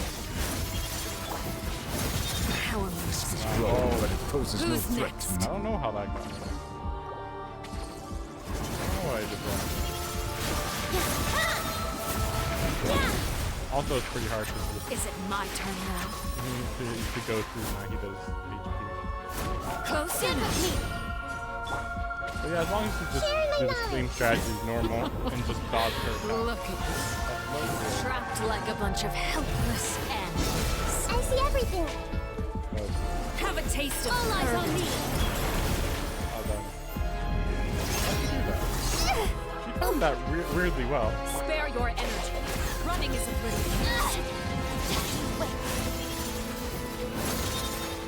Everyone hold hands.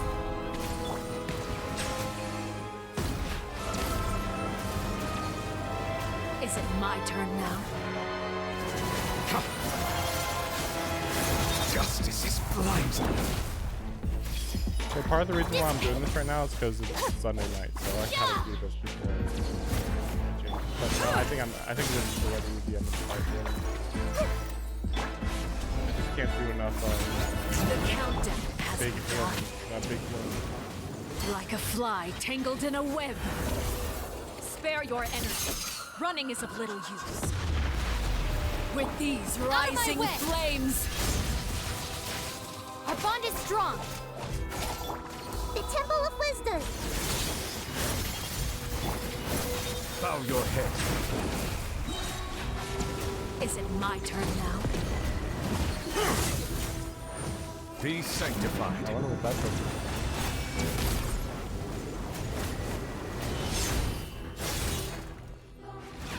Not bad.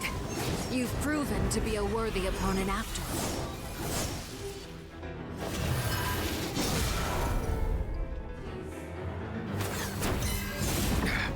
Is it?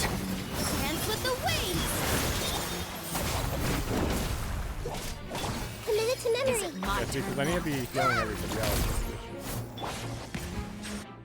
Unsurprising. So, like, if I put Yae Miko in there, I'm sure it'd make a big difference, but even so... I still feel like I need an AoE. And that's not to say Shanyan's not nearly good enough to be a really, really good healing character. Not good enough. Rare.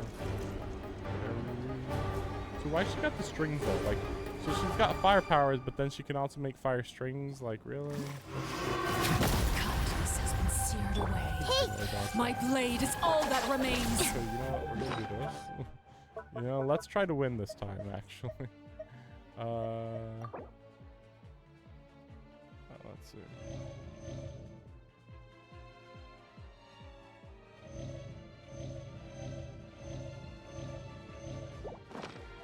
I mean, I don't know how Nahida's just not getting hurt much. Like, what? Make yourselves at home.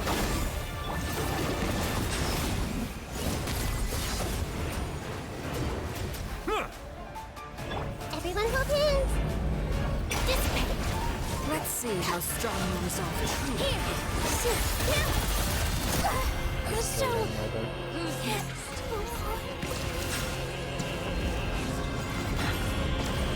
The sun and moon have set. Only ruin remains. You struggle in vain.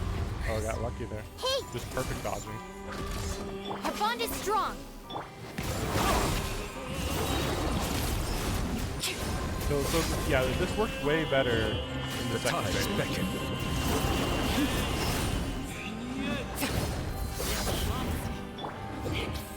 Bad Dissipate. Silence!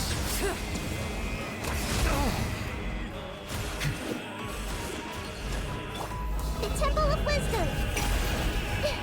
Lightning terrified. Your punishment made manifest.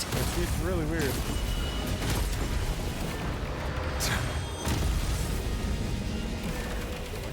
See, again, like, why is Nahida so low? Or not getting hit? Silence! It's not like she has a smaller hit dot. I've never noticed that in any other boss fight. Our bond is strong. Everyone hold hands. Settle down! Be sanctified. Oh, I thought that was your finish her with that. The sun and moon have set. Only ruin remains. Oversight. I see the temperate waters of eons past. Okay, now he just gets to do it. Sharing my knowledge. That's a different way to win. That's a different way to win. Yeah, so what the heck are those things that are floating around? Just got this. So what do you get from this? Okay, yeah. Alright. Right, experience. Interesting. I don't want to leave the domain though. Damn it. How do I not leave the domain?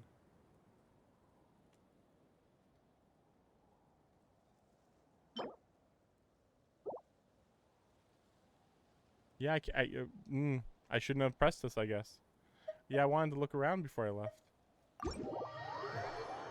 That's annoying. Guess I'll do it tomorrow or the day after, I guess. But, hey, there's the boss fight, you know? It's okay. I don't know. It's just, I guess it's just me, but I would say Child's boss fight is still unparalleled.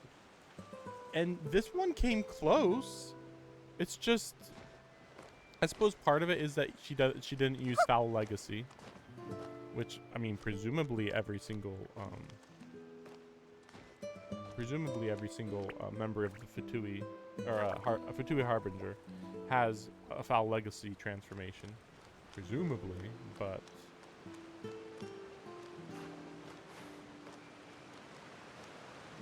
we've only seen 2 of them do it, and it was the weaker ones, so it makes sense.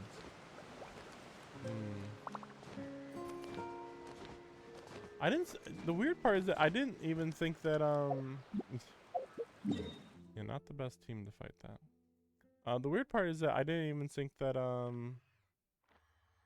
that the Traveler was doing bad in her boss fight against her. But then they were like, no, you never stood a chance. She's crazy powerful. And I guess it's just really blatant that the whole point of that was only just to show you that if you're thinking that that the Traveler can take on the Fatui Harbingers, at least right now she can't, is the idea. But again, you didn't see her use, you literally saw the fight and she didn't use elemental energy. What? Maybe I'll have to look it up again, but am I missing something here? Didn't use any elemental energy? How the heck was that supposed to make sense? I see everything. Why did they do that? Why did they make the fight your head? Like the whole point of fighting in this universe is to use elemental energy. If you're not using elemental energy, you might as well just be a normal human without elemental energy. Settle down. This dance is for you. You're not the best team to fight. Grow. Stand with me. Bow your head.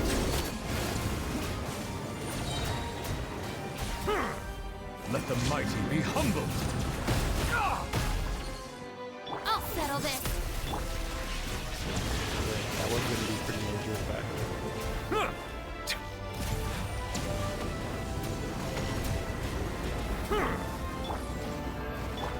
The Temple of Wisdom. Hey. All right, it's my turn.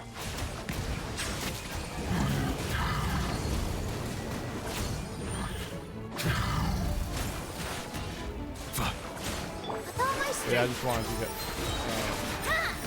Arlecchino to the next level up.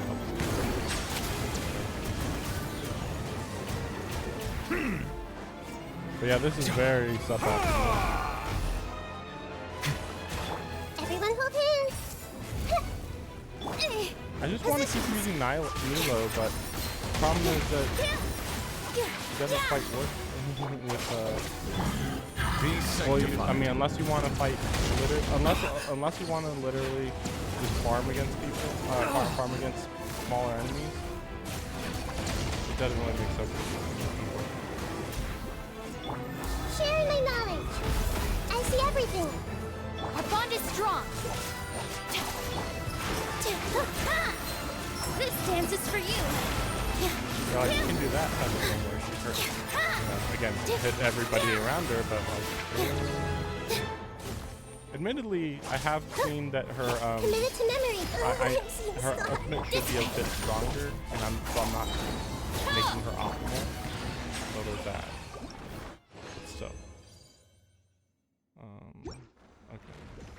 And that's like 2 minutes for it to regenerate or whatever.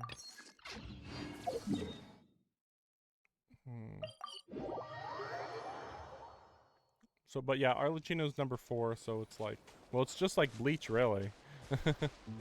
The number 4 shows up and then beats the main character, and it's like, see, you never had a chance. But, I don't know. I could also see her losing. So they clearly made a setup there of Arlecchino, if she dies, then Linny's gonna take over the House of the Hearts. And unsurprisingly, Linny wouldn't have them be assassins because that's the part that actually matters. Not like what matters is strengths and stuff. And it's like, who cares about strengths? You're literally teaching these people how to kill. And then we're supposed to forget that they've learned these skills and are like grateful to Arlecchino for teaching them these skills, you know? It's like, oh no, this isn't bad. It's not a bad thing. And it's just like, what the heck? It's so bizarre. As usual, if I had done that, then Let I the would have been record able show to get that up I here verbally consent to relinquishing these more items easily. into your possession. So that's right, I wanted to switch teams.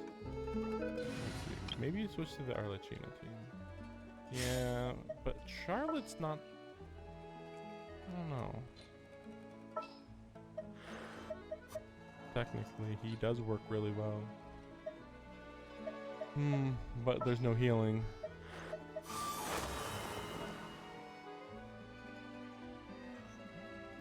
I guess we can throw in her and just see what Ready happens. for anything. I'm not a fan of using Jean really, but I mean, I guess, I don't know.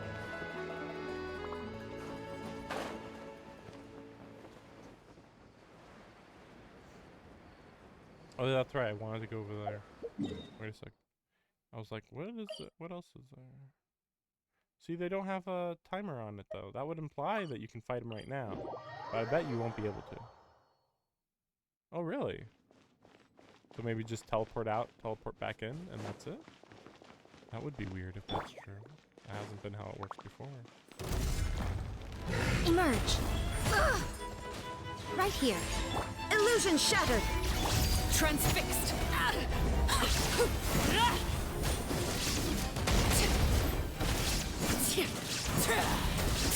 Emerge. Right now. Emerge. There is no escape. Barbados, guide us.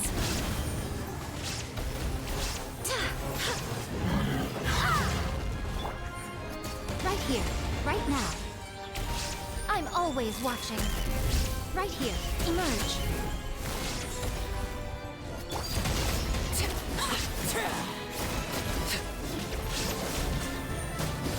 Yeah, I have no idea why. Children singing. Illusion I have no shattered. idea why Arlecchino won. Ha. Come on out. Right here.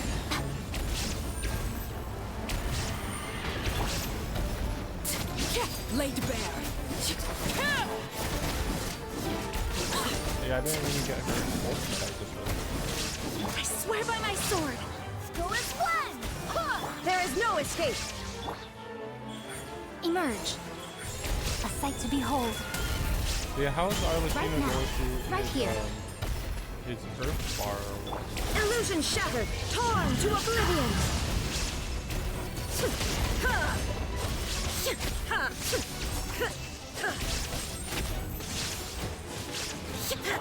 Witness my rise. Overruled.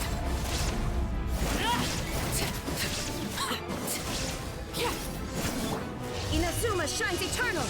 Shine down. Barbados, guide us. Right now, nothing lasts forever. Right here, emerge. Right here. I feel like suddenly, yeah, when Arlecchino works, he really works.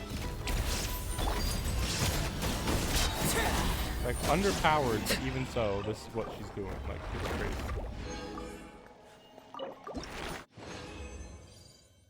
Like, severely underpowered, and this is what she's capable of. And technically, this isn't even her final form. As is typical. Though, I am annoyed that they didn't give her her 2-wing form. Like, why the 1 wing only? I mean, I know it's supposed to, like, well, yeah, I suppose it's just supposed to show that she's at half power. I guess that's it. Just, she's at half power.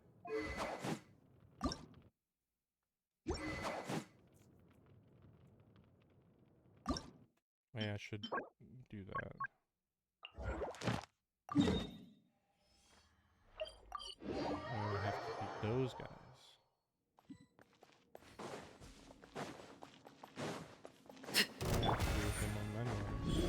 Right here. Go as what? Illusion shattered. Torn to oblivion.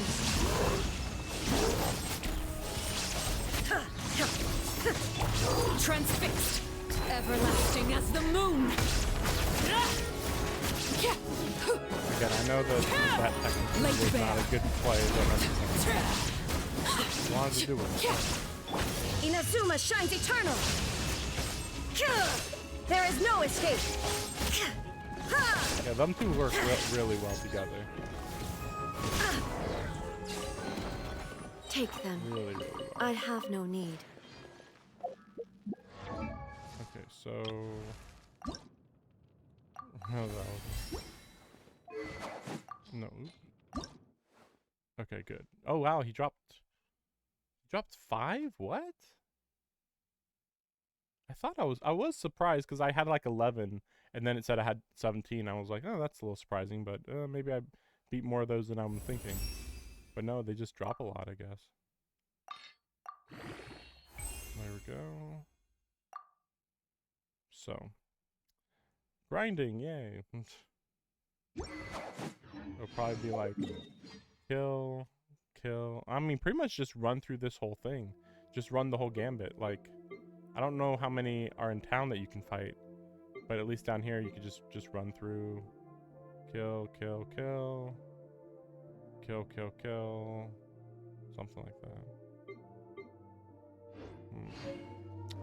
Well, let's see. Oh yeah. How many more? How long? 2 weeks, right? 2 more weeks? Yeah, 2 more weeks. Okay, so we got a while. I mean, and okay, 2 more weeks for this banner, but then we're gonna have another banner with some Baiju and oh, I forget what the other one was. Completely lost. But yeah, the rerun. So what? That's gonna also run for 3 weeks. So what? These are now 6-week updates. Every update is takes 6 weeks. Would that make sense? Let's see.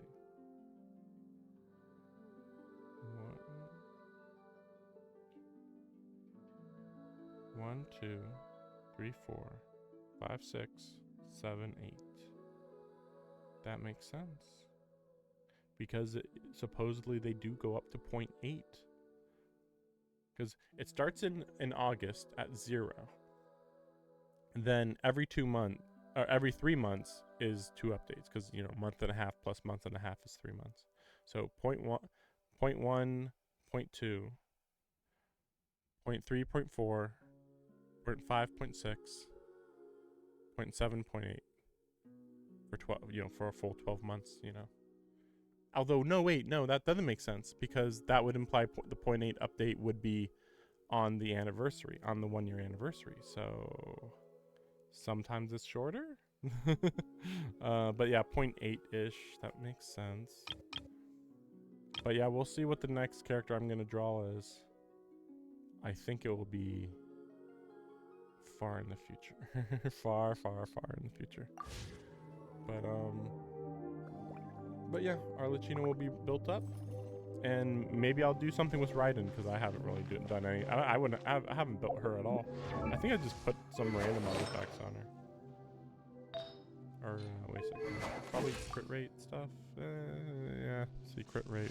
Not much crit damage. Oh yeah, I don't know why I put energy charge on her. Again, I think I just did a recommended one, and it had a lot of energy recharge, which would make sense.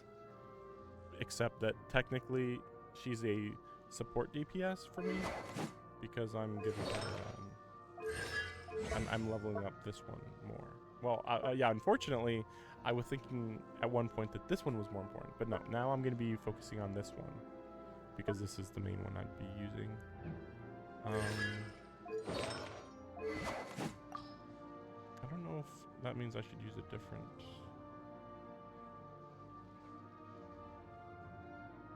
Yeah, this is powerful, but like, yeah, I don't want her to have more energy, really.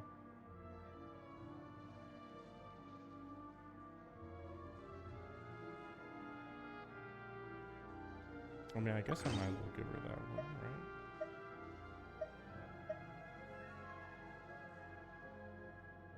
right? True, though. Maybe I should do that.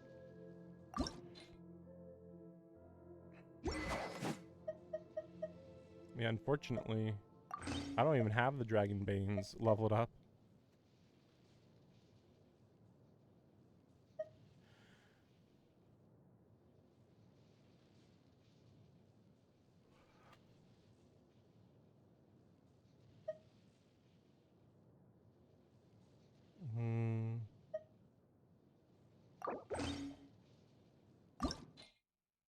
Yeah, so she's very suboptimal.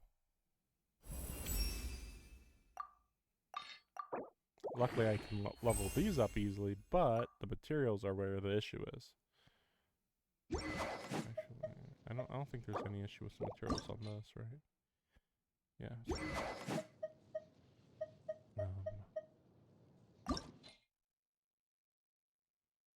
Okay.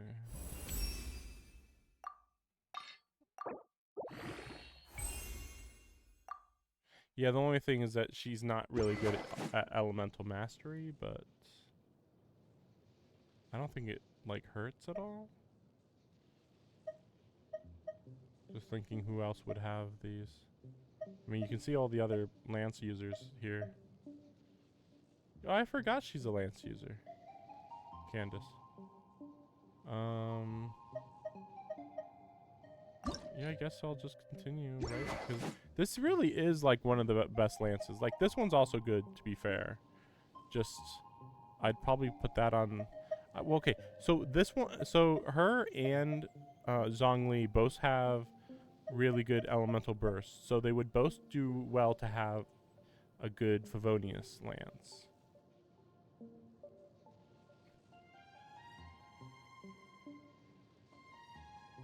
But they have to have their skills leveled up, so...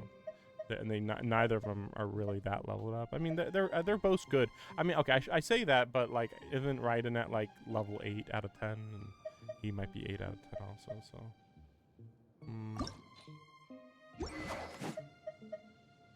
well, again, I would like him to be main DPS. They're both kind of sub DPS though. You know, when they're at their best. I don't know.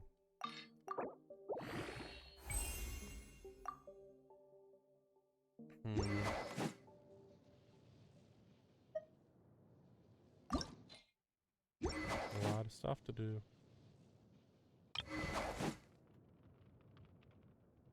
But yeah, I'll be focusing on Arlecchino.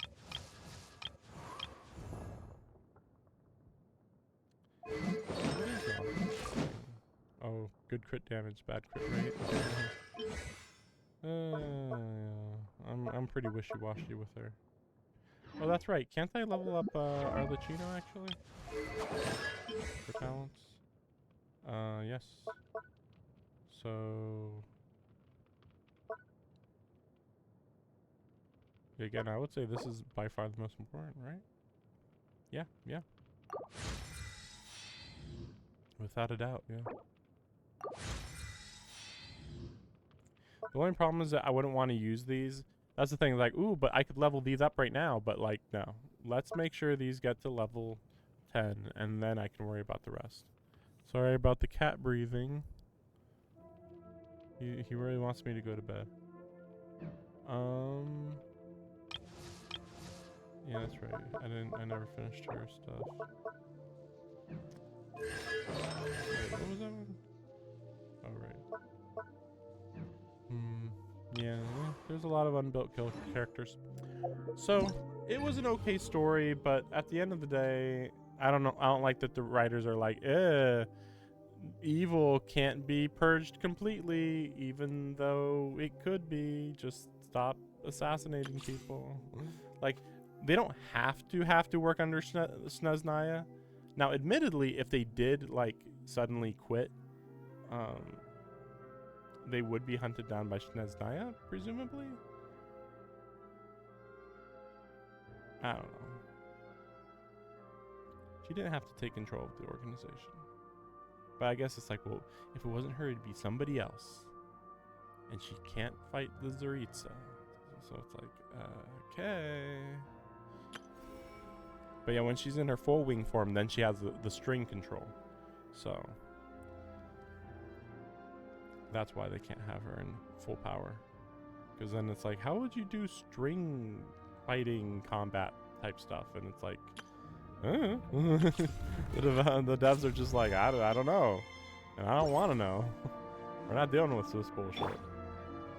But yeah, this is kind of what she's going to be like here. This team is not far off. I mean, I could look into Jean recovering a lot of energy, maybe. I just don't like Jean being on the team. I'll look into my healing options. I'm not sure how many healers there are. But I think I do have everybody except for Kokomi. And I mean, that's like it, I think. I don't know enough about Yao Yao either. No, Yao Yao was as bad, actually. She's like, okay, this is getting boring. See, when she should have been sitting like this at the end of her story quest, when she was sitting down, just have her sit down literally in this. She just creates it, whatever. Like, oh, it's too threatening, though. Like, but you put her that as her freaking idol animation. Like, what the fuck? Anyway, next stream is going to be... Well, you know what? Okay, yeah, I am planning to have more streams this week, but I am going back out of town. I just came back to pick up some stuff and do some stuff real quick, and then I'm going to be back over there. Anyway. We'll see what I'm able to do. Yeah, we'll see what I'm able to do. I don't think I'll be able to do Persona, though. That seems like it's asking for too much. But yeah, thanks for watching. See you guys next time. Still a really good story. Like, that's the thing. Like, I have complaints, but, like, this is probably still a 10 out of 10 story. Just in my heart. Like, to me, it's more like an 8 or even a 7.5 because of how, like, wishy-washy they are with some of the details and stuff. But, like, for most people, understandably, it'd be like a 10 out of 10. Understandably. Also, what's going on with her when her body flips out like that? What does that mean? It just means that, like, ooh, we don't know the full extent of her powers or something, maybe? I don't know. Anyway, see you guys next time. Who knows? Thanks for listening. Bye. Something you wish Have you been playing all summer? You think this is a game? No, please! Well, guess what? You just lost.